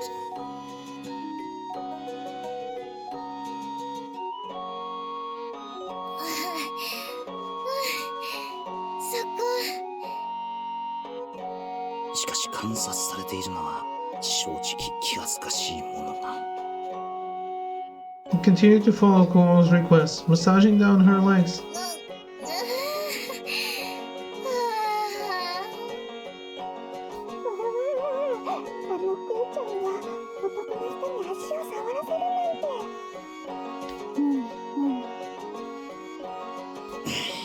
このくらいでいいか。え？だってまだ軽く揉んでくれただけ。いつもみたいに足の裏までもっと激しくしてほしいかな。もっと激しく。なんだか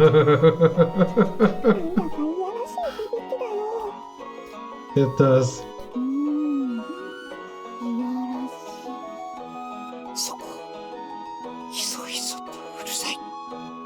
激しくというのでも、自分の力では精一杯やって、ようやくクオンが心地よくなる程度なんだよな。もうこれでいいのか？そこ。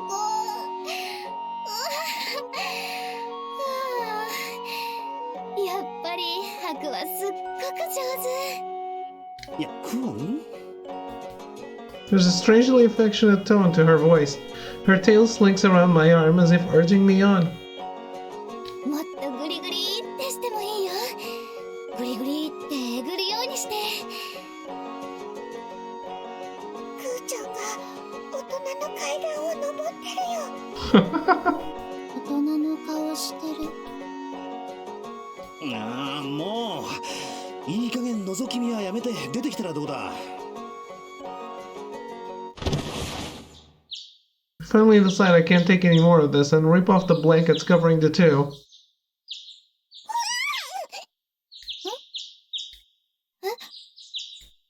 The moment Kuon sees the two hiding under the blanket, her relaxed expression immediately shifts.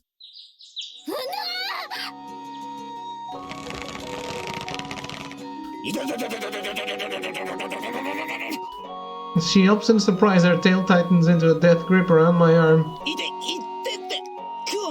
ほどいてくれ。ギブギブギブ。だ折れる。なんでここに？どうして二人が？見つかっちゃった。おひさ。おひさじゃないってば。尻尾。腕がかつてない方向に曲がる。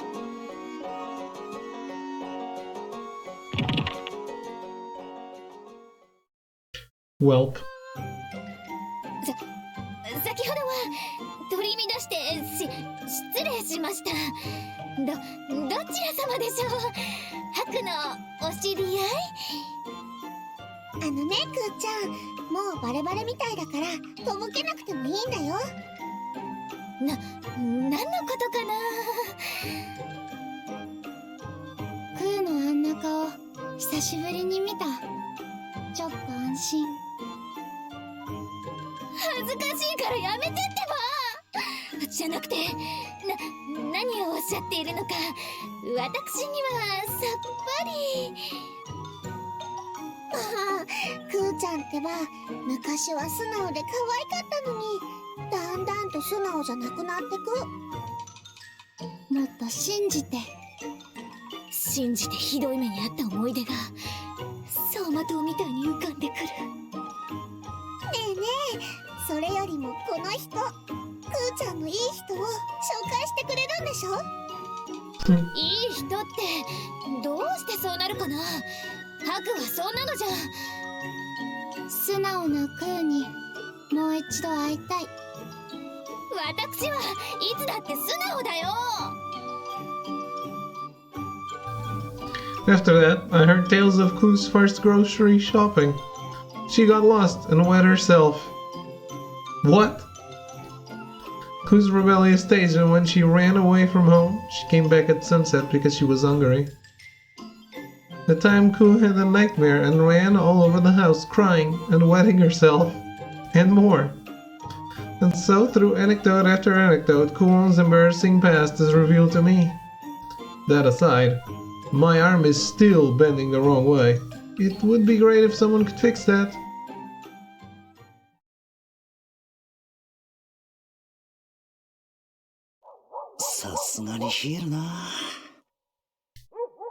I finished my shift for night patrol and walked the back alleys of the Imperial capital.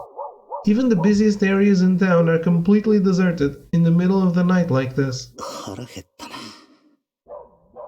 Unfortunately, I told the others I wouldn't be needing dinner, since I'd be getting back late.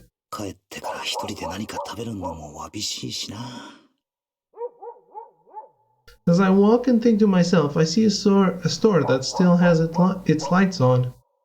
I check the contents of my wallet and make sure I've got enough to treat myself.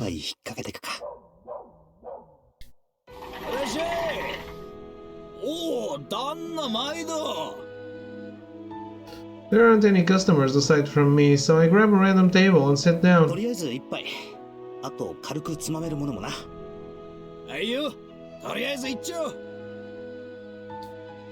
A bottle and some salted fish are immediately placed on my table.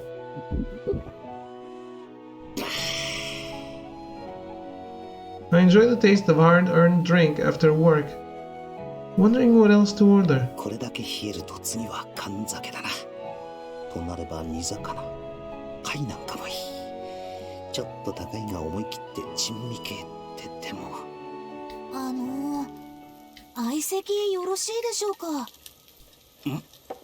Ah! I had no idea they were in this game.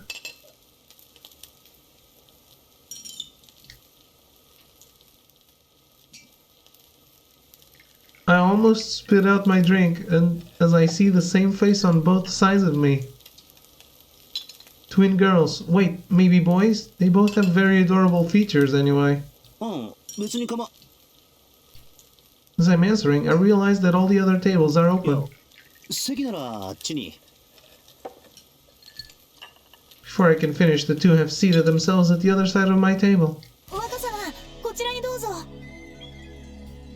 Right between them sits a slim man with a piercing glare, seated directly opposite of me. A little hard to say no at this point. What? The fuck? Is that Oboro?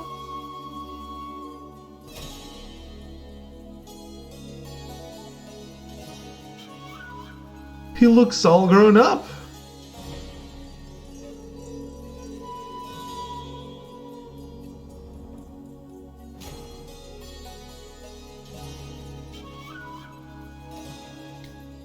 This young master of theirs just sits there, quietly looking surly.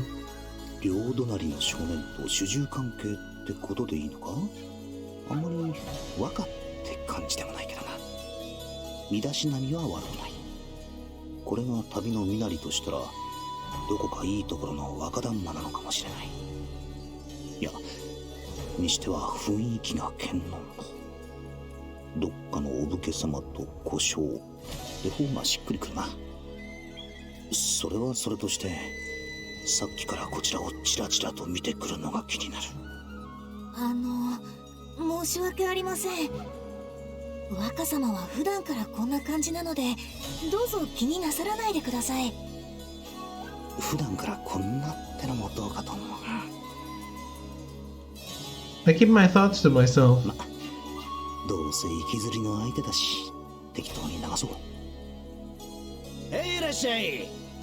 旦那のお連れさんですかい？いや、今知り合ったばかりだ。僕たちが相席をお願いしたんです。僕たちこのデートに来たばかりでして、せっかくだから地元の人とお話がしてみたかったんです。約1名。お話ししたくなさそうなやつもいるけどな。ご注文はどうしましょう？よく知らないのでお任せでもいいですか？おすすめをいろいろと持ってきてください。お題はお気になさらず。そりゃまた豪勢なことで。だが真の酒飲みにとっては限られたお足でいかに酒と魚を整えるかも今日の一つであって、よろしければご一緒にいかがですか？もちろんお題はこちらで持たせていただきますので。I pretend to take a slow drink as I hastily review my options. ただ飯はもちろん大好物だし、歯切れのいい旅人となればうちの美味珍味を好きなだけ。 Where the hell is Melty? このメンツはややこしくなる予感しかしない。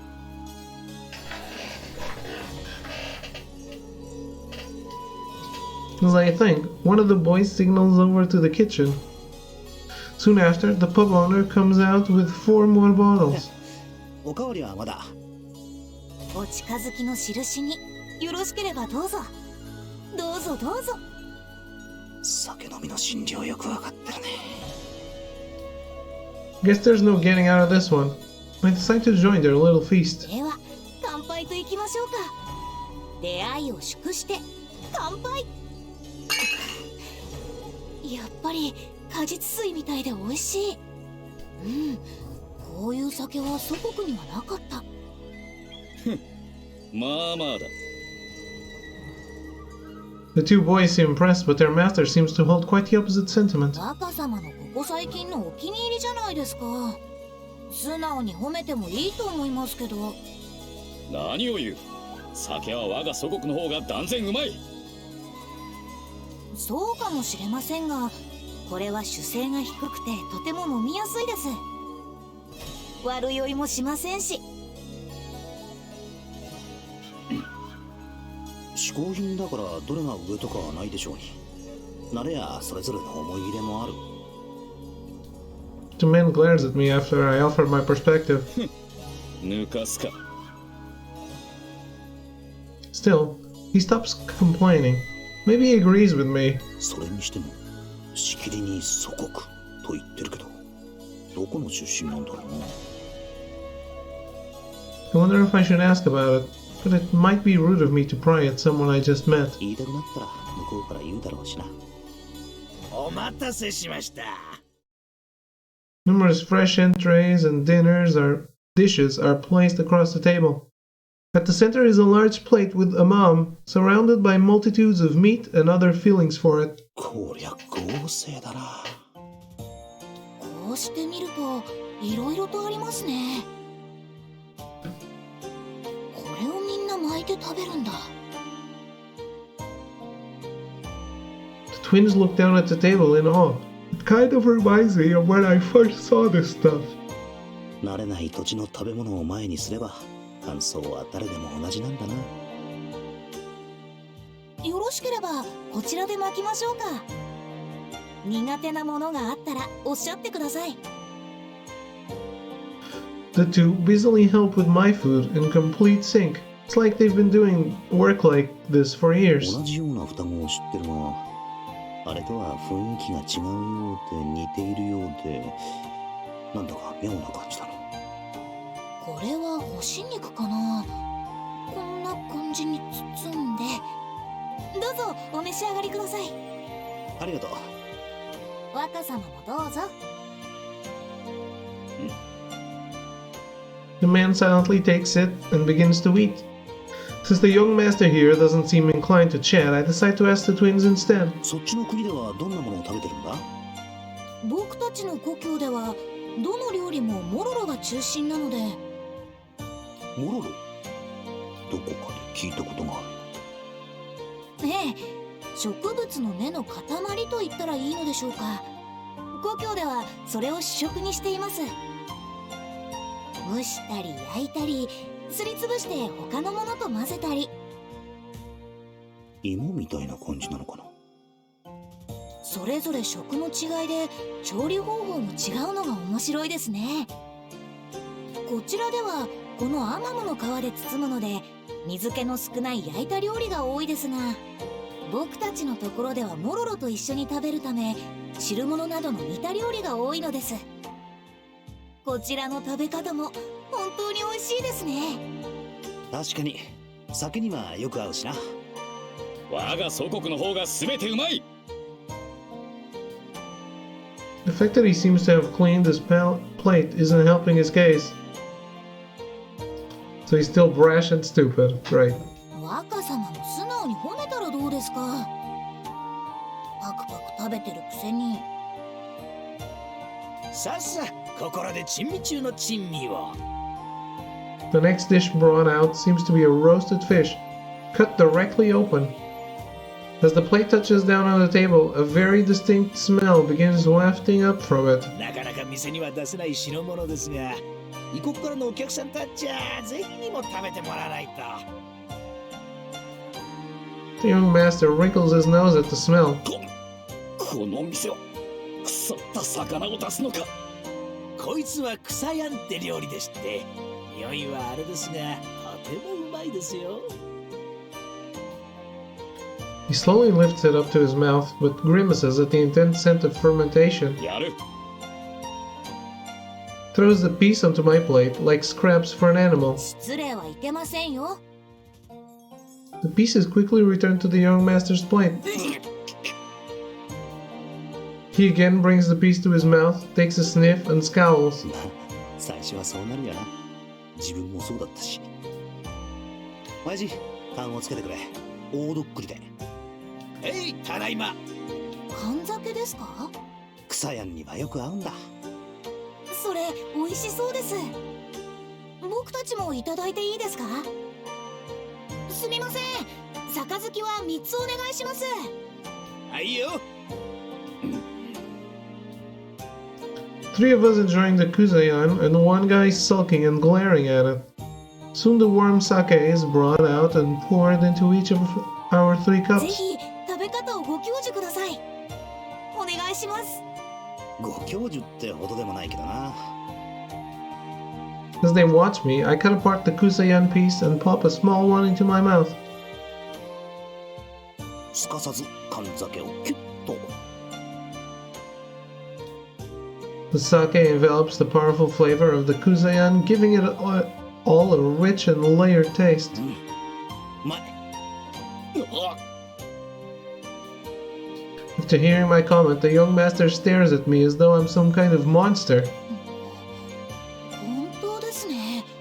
臭みがちょうど馴染んで美味しい。若様も早く美味しいですよ。若様、しっかり。今こそ男を見せる時です。 With the two of them cheering as he glares at the kuzayan, he finally... 若様。飲みというより何かの勝負っぽくなってきたな。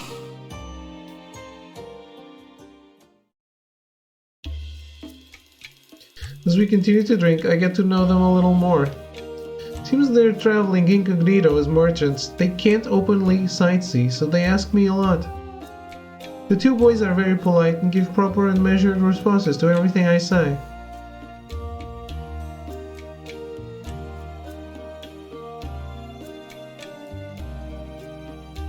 Why did I always think they were girls?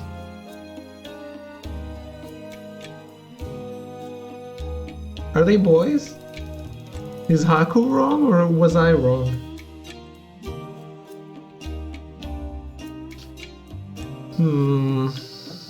I wonder.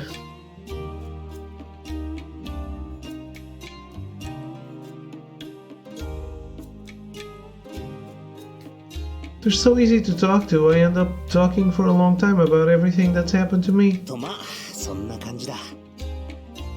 そんなことがあったんですか。行き倒れたところを助けられるなんて運がいいんですね。運というより縁かもな。おかげで今ここで酒も飲める。そうか。その恩人とは恋仲というわけではないのか。さっきからそう説明してるだろう。そうかそうか、そうだろうな。He nods, looking to be in higher spirits, and finishes off his cup in a single gulp. His cheeks look flushed, and his eyes are getting a bit droopy. まだ大して飲んでないよな。この若さまだけ一杯目から杯を変えてないし。ところでさすがは帝都、綺麗な街並みですね。古都と言われるだけあって長い歴史を感じさせます。女性もきらびやかな人が多いですし、僕たちも憧れてしまいます。うん、確かに。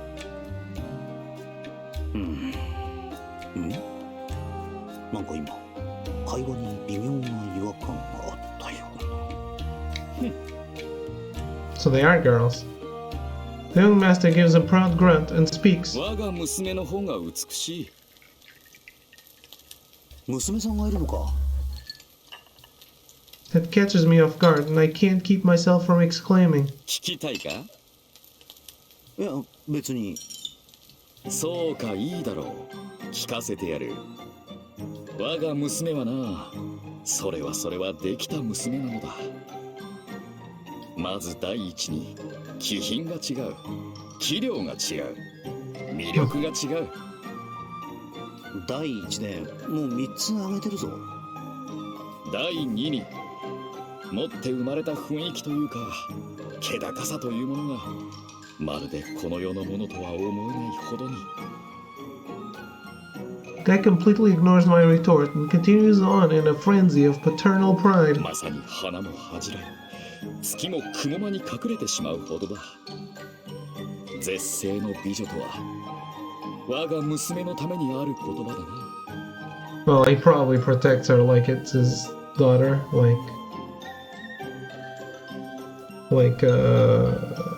like she called Karula mother. So the conversation becomes all about the guy's daughter, or more accurately, he just won't stop talking. 姿は美目麗しく美しく、可憐かつ清らか。立ち居振る舞いは優雅で繊細。心根はあくまで優しく、心遣いは思慮深いが、時にあっては大胆に行動する勇気も持ち合わせている。Having to listen to this stranger brag about a daughter I've never met is nothing short of torture. それにしてもいろいろ話を盛りすぎてないか。今言ってる娘って一人だよな。はい、そのはずですが。おい、人が娘の話をしているときは黙って聞け。いや、だから自分は幼い頃からあの子は明らかに傑出した魅力を携えていた。ほんの少し笑顔を浮かべるだけでこち術の類かと真剣に考えたことさえあったほどだ。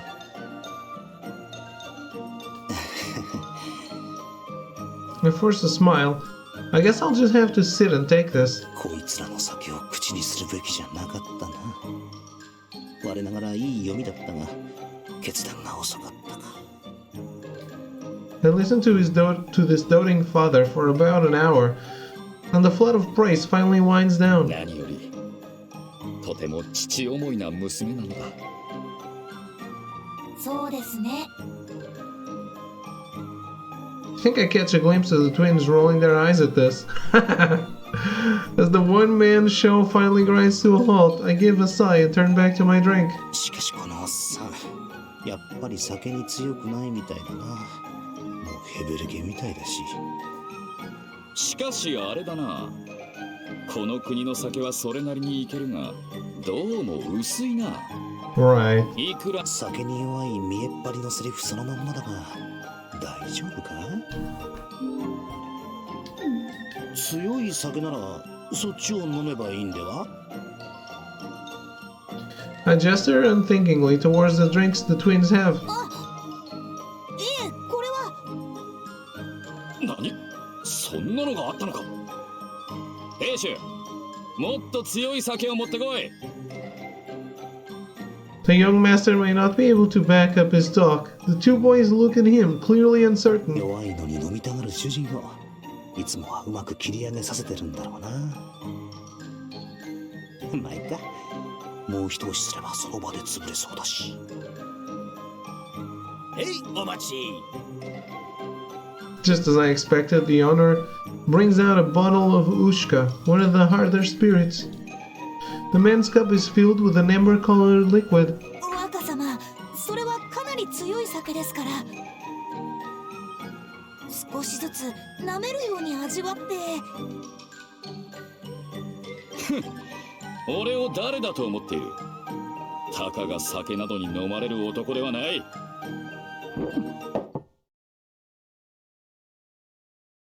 And as if to punctuate his bold proclamation, he downs the contents in one gulp. 俺に挑んできたかな。だが俺がこの程度で飲まれるとでも思ったのか？甘いな。甘すぎるよ。いや、竜とか言われても。 Motor functions declining quickly. His eyes look unfocused, but I doubt he's sleeping anytime soon. もう一杯だ。もう一杯。もう一杯。若様、もうそのぐらいで。だから言ったのに。これやばいな。ちょっとはばかりに。 I quickly get out of my seat to try for a swift exit, but おい、どこへ行く気だ？まだ話の途中だろ。捕まった。お前も飲め。今日はブレゴラ。あんたはセンプレー者だってな。ほら、おごりだ。飲め飲め、全部飲め。 he splashes more alcohol into my cup. この親父、絡み酒だ。 I look to his two attendants for help. 大変申し訳ないんですが、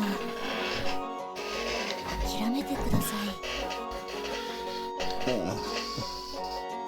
娘は、あの子は本当に美しくきられのいい子に育ってくれな。 So begins Act 2 of the daughter monologues. あいつの母親は病弱で、産んですぐに死んでしまった。だからせめて名前には長生きしてほしいという意味も込めらめだろうな。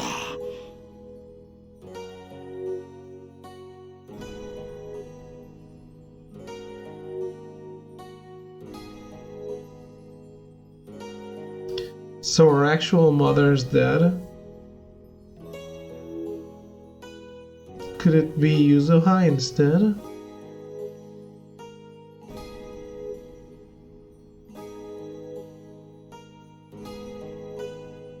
Madama, 俺がどうしよう、俺んまになってしまった。それがたまに気づか。 Not Eruru. Would Hakuoro have fucked Yuzuha though?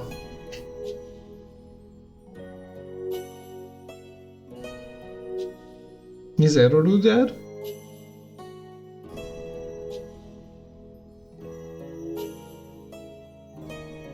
Well, she's not in the art book. この頃は一人でふらふら出歩きようになんでな。帰っってこいと言ってもわがままを通へで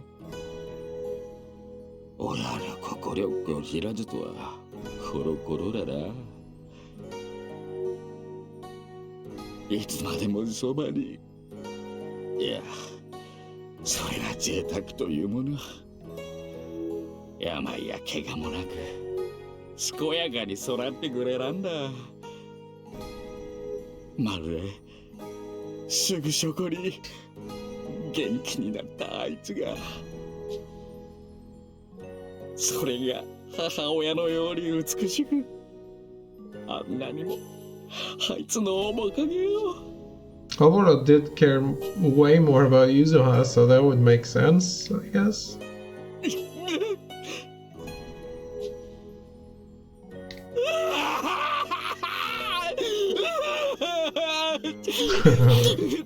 He's so drunk. The man's weathered face crinkles as tears begin streaming down his cheeks. Silence falls on the table as though to envelop the man's anguished wailing. From what I can make out between his sobs, the mother's passed on.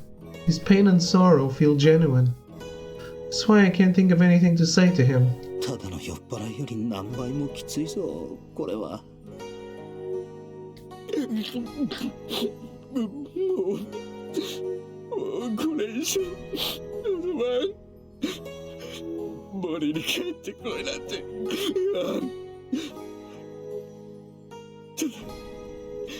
だら元気に育ってくれないすれば、それだけでいいんだ。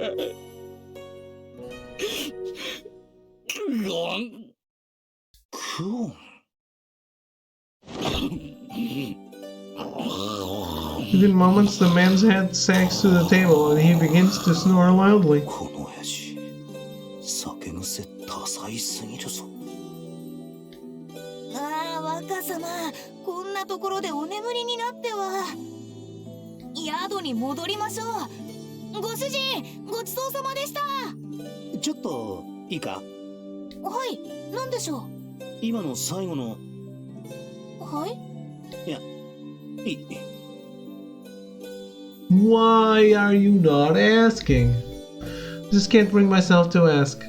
After the twins hurriedly handle the bill, they politely stand before me to say their goodbyes. お付き合いいただき、どうもありがとうございました。ご迷惑をおかけしました。またどこかでお会いできましたら。They thank me and drag away their drunk master in a fashion that seems all too familiar to them. And so the storm passes. I give a small sigh as the silence of the night returns to the pub. 何だったんだろう。 I don't feel like heading home immediately though. I right one of the tipped over cups and pour myself a drink from one of the bottles not yet empty.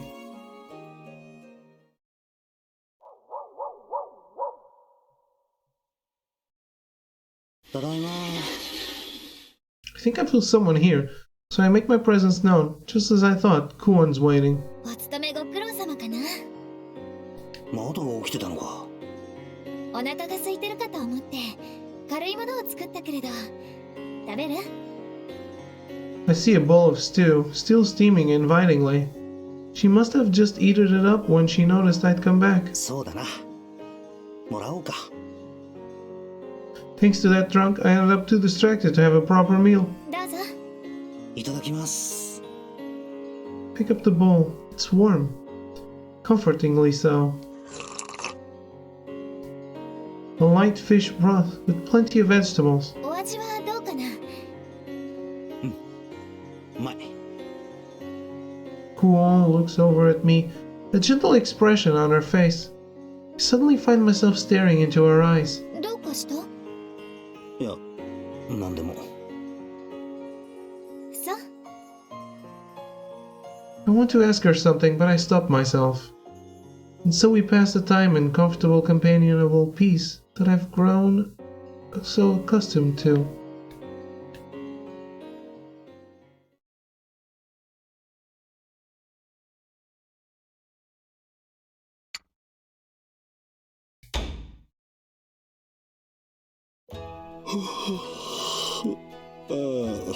I tried to stifle a yawn as I scratched my side.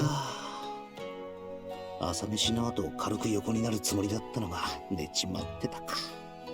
ここ最近オシトルの依頼であるトゥスクル使節団への監視もあって何かと忙しかったからな。This morning seems more peaceful than most. Well, judging by the sun's height, it's almost noon. 確かトゥスクルの連中は午前中に朝廷のお偉いさん方と会合した後、どこぞ視察という話だったか。その関係からか、フルール・サラーナは何か用事があるっぽいし、久々にまったりっていうのか。おかげで今日はやることもなしにゆっくりできる。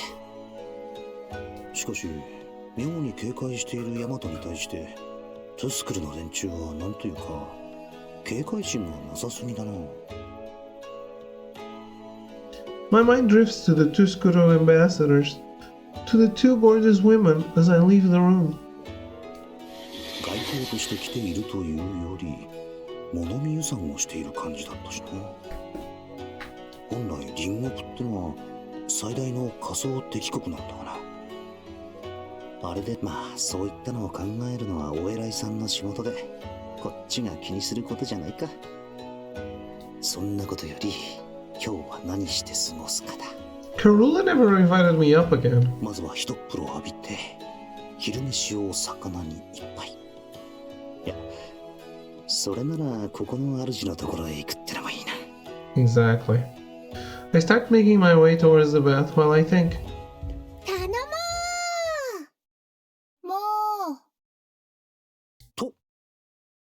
Just as I walk past the front door, a very energetic voice echoes through the hall.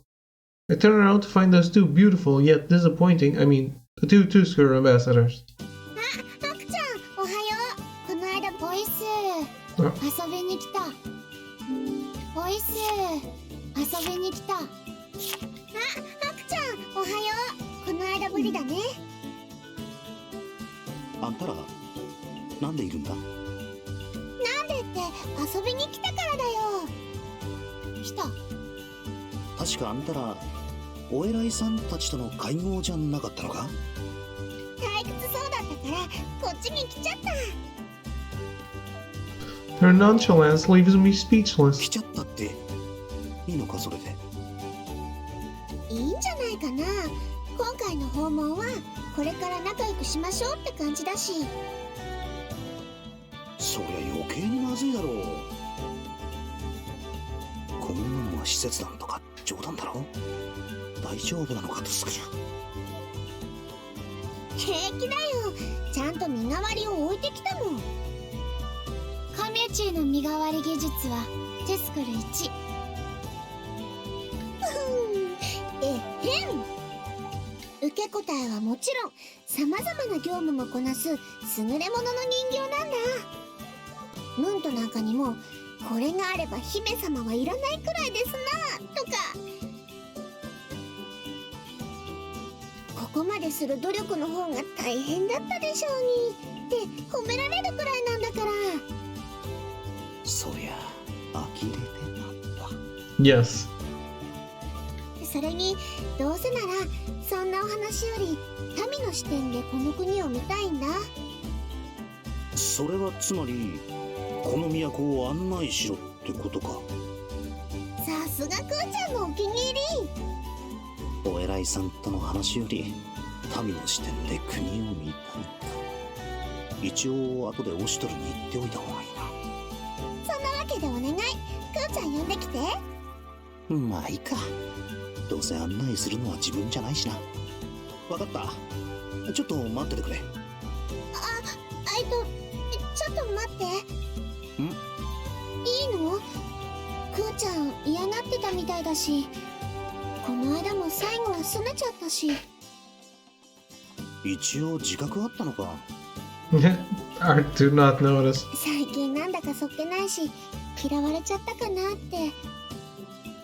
もしかしたら嫌がっているのに付きまとってるんじゃないかとか思ったりしない？あれは嫌がってるってより苦手って感じだろ。年頃になれば自分のことをよく知っている年の離れた兄や姉なんてのは誰だって苦手になるもんだよ。本当に嫌だったらあんな嬉しそうに尻尾を揺らめかせたりはしないんじゃないか。そうだよね。嫌われてなんてないよね。もっとも半べそ書いてたから嫌われる寸前ってどこか。Yeah. はるちゃん、なんかこの子意地悪だよ。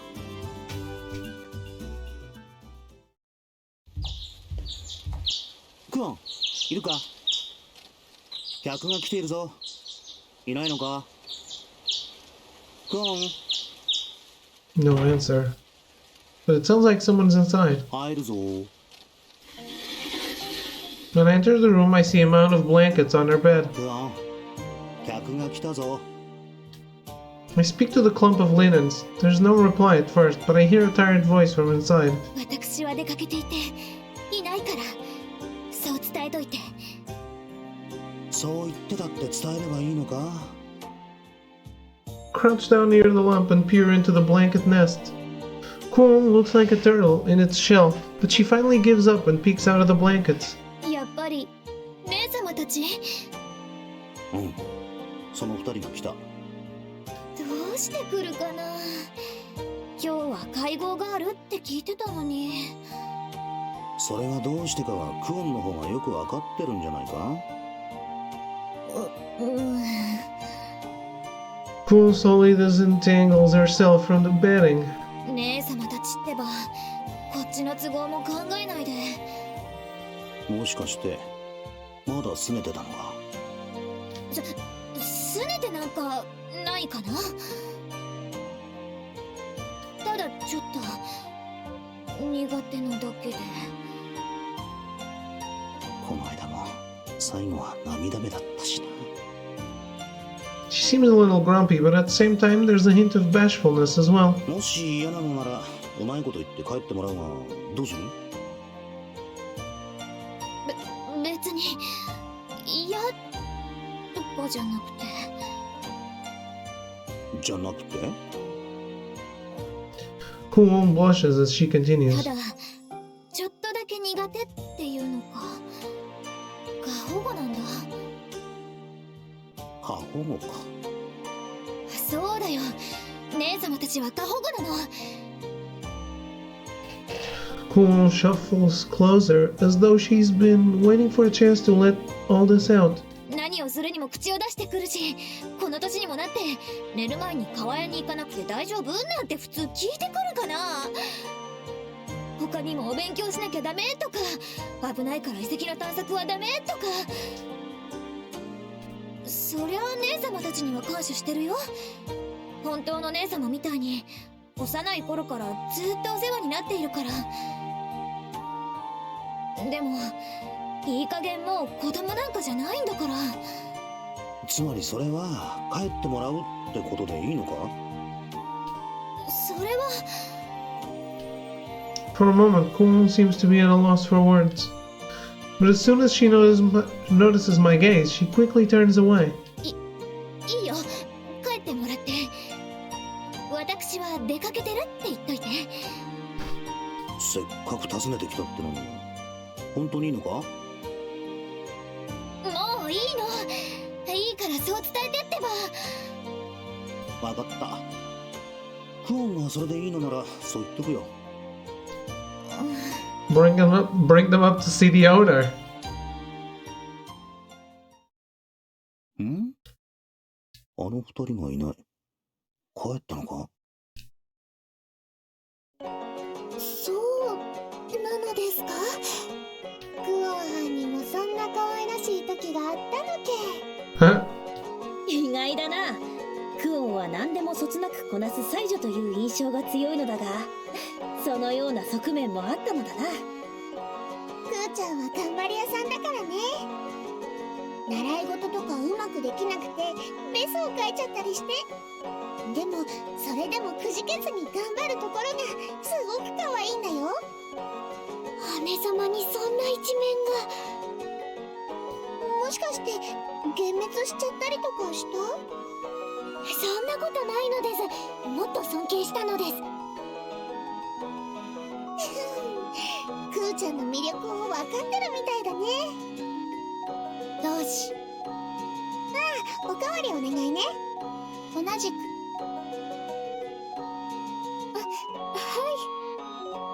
I hear voices from our headquarters. I look inside to find everyone taking care of our guests. それにしてもあのクオンがまさか夜が怖くて添い寝をせがむとはな。幼い頃は些細なものが怖かったりしますからね。そういえば姉上も幼い頃家の大黒柱を気味悪がってましたね。あれは仕方がないのだ。何度も言うがあの顔の形をした模様が話しかけてきたのだ。恐ろしい声で悪い子は食ってやると。本当だからな。姉上、僕は姉上を尊敬していますし信じていますが、さすがにあれが話しかけてきたりとかはないでしょう。だから本当なのだ。本当にあれが喋ったのだ。そうですか。不思議なことがあるものですね。奥義、信じてないだろう。Ogi sits there with an extremely satisfied grin. I think the story behind this one is clear. そうだ。せっかくなんだし、とっておきのクーちゃんの大冒険の話もしてあげる。まだクーの可愛らしさの3割にも満たない。大冒険ですか？題してクーちゃんのキノコ狩り。キノコ狩り？それはちょっとだけ昔のお話。クーちゃんがまだちっちゃかった頃、ちっちゃ可愛かった。その頃のクーちゃんはとっても悩める乙女だったのだ。悩める？乙女？そう。当時のクーちゃんにはとっても深刻な悩みがあったのだ。へえ、あのクオンさんに深刻な悩みですか。実に興味深い。わかった。悩める乙女ってことはきっと恋煩いや。残念賞。惜しい。ちょっと違うんだな。クオンの悩みか。I don't usually go poking my nose in other folks' business, but I'd be lying if I said I wasn't curious. I feel a little guilty, but I can't help listening in a little more closely. Kamyu's gaze grows a bit distant, as though in fond recollection. 当時のクーちゃんはまだおねしょが治ってなかったんだ。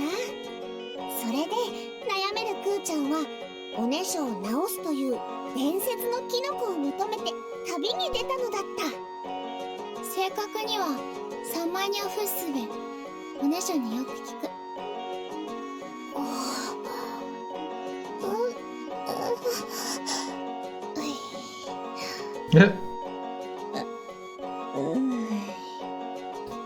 I look around to see everyone unsure of how to react to this revelation.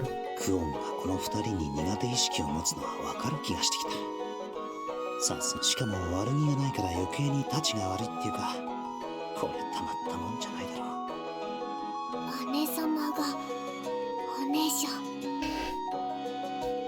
衝撃を受けた感じの中にもどことなく嬉しそうな感じがするのは気のせいか。しかし子供の頃は程度はどうあれ皆そのような感じでは。姉上もそう思いませんか？もちろんだとも。小さい頃には誰にでもそういう失敗はあるものだな。そうです。別におかしなことでは。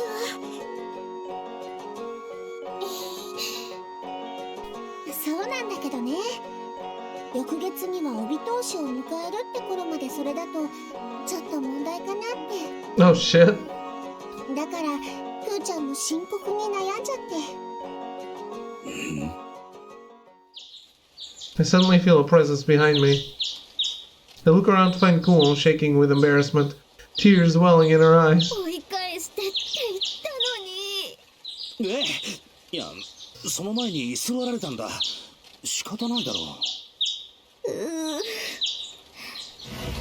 The door is opened with a slam, drawing everyone's attention. 姉様たち来てたんだ。いらっしゃい。 She tries to act like nothing's wrong, but her face is stiff and she's still on the verge of tears. クーちゃん、おかえり。クー、待ってた。今みんなでクーちゃんのお話してたんだ。クーの可愛さを共有。ほら、クーちゃん、こっちこっち。Kamyu happily tugs at the sleeve of her story's beloved protagonist. Kuon looks around to see everyone looking at her with awkward smiles. すまない。手遅れだったんだ。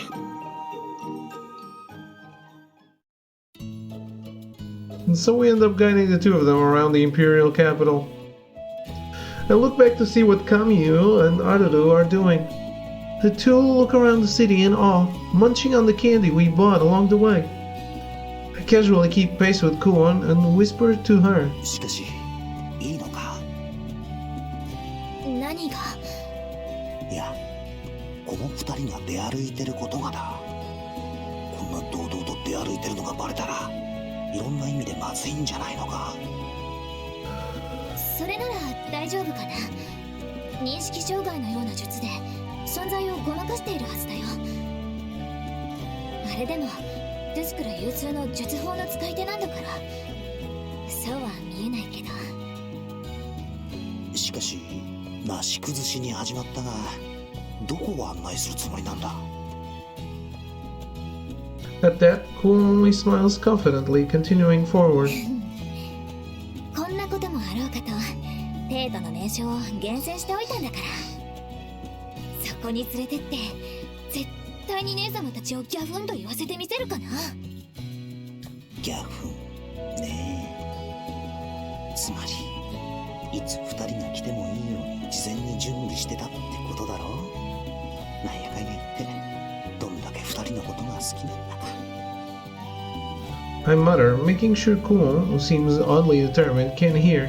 She'd probably strangle me. I imagine Kuon staying up all night plotting out a tour. I don't know what to think anymore. ねえ、クーちゃん、観光って言ってたけど、どこに行くの？まずは向こうに見える奉納舞台。神の娯楽を語る上で欠かせないのがここかな。いやいや、でもなんかすごい行列で近づけない。クオン様、演目が新しくなったばかりなので、しばらくは満席が続くかと。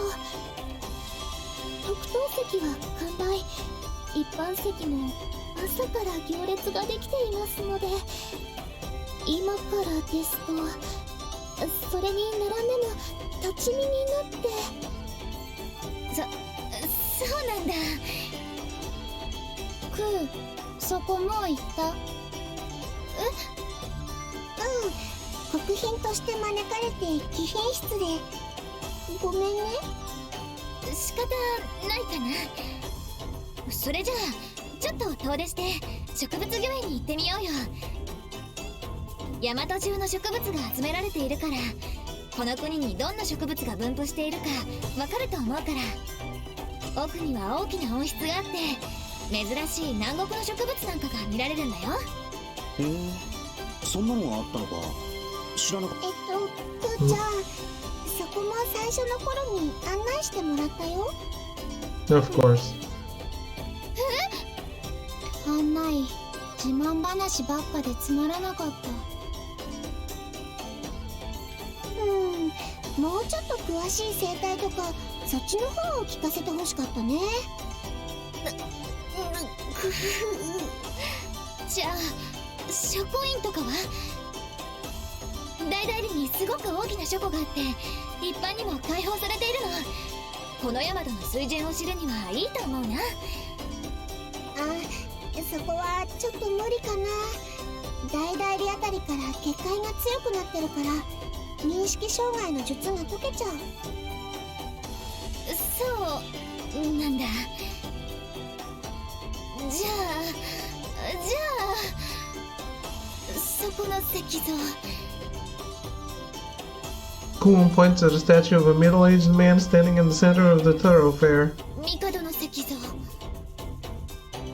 確かにこのヤマトを知る上では欠かせない存在なんだろうが、見ても楽しいもんじゃない気がする。 They probably met him. きっと昔はいい男やったんやな。偉大すぎてうちはお断りやけど。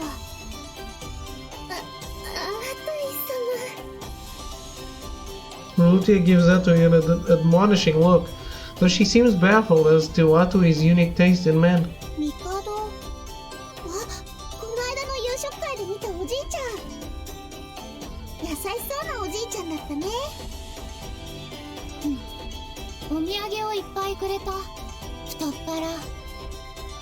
帝の総門だったからか。どう見てもあのじいさんだ。そういや、まだあれの報告をしていなかったな。 Exactly. でもなんだかちょっと怖かったね。あれは獣。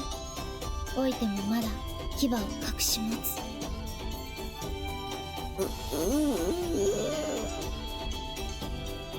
I'm sure Kamiyo and Aruru don't mean any harm, but Kuon looks at like she's on the verge of tears again. Kamiyo and Aruru seem to notice this and quickly cover their mouths with their hands. そうだ、くーちゃん。そういう定番はもう見ちゃったから、何か穴場とかあったらそっちを案内してほしいな。穴場？どこか面白いとこ知らない？知らないわけじゃないけど、急に言われても。神内、クーは何気にそういうの苦手。 Just take them to see Karula. 友達いないから遊び方を知らない。友達ならちゃんといるってば。気にすることないよ。ほら、亀も昔は友達いなかったしね。それに女の子を案内するのは男の人の役目なんだから。だからハクちゃん、お願い。は？お願いって穴場的場所に案内しろって？楽しくみんなで遊べるところどっかないかな？まあなくはないけどな。穴場？多分だけど。本当？行ってみたい。連れてって連れてって。ハク、変なところに連れてったら。そう言われてもな。なんか八つ当たり入ってないか。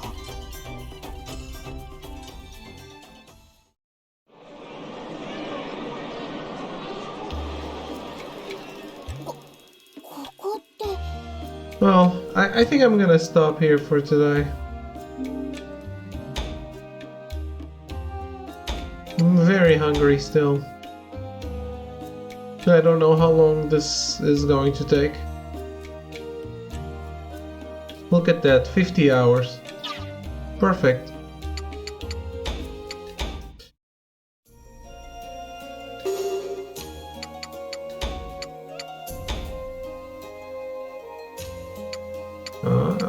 We have this first one.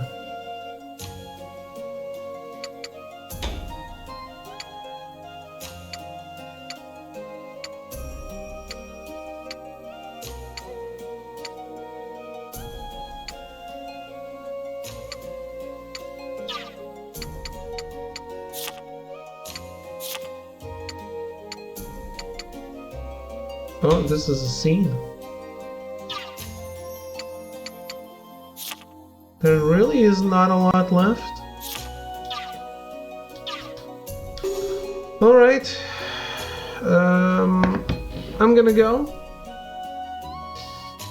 I will be back probably not tomorrow, but who knows. have a good night. Thank you for hanging out. And yeah, have a nice weekend. Goodbye.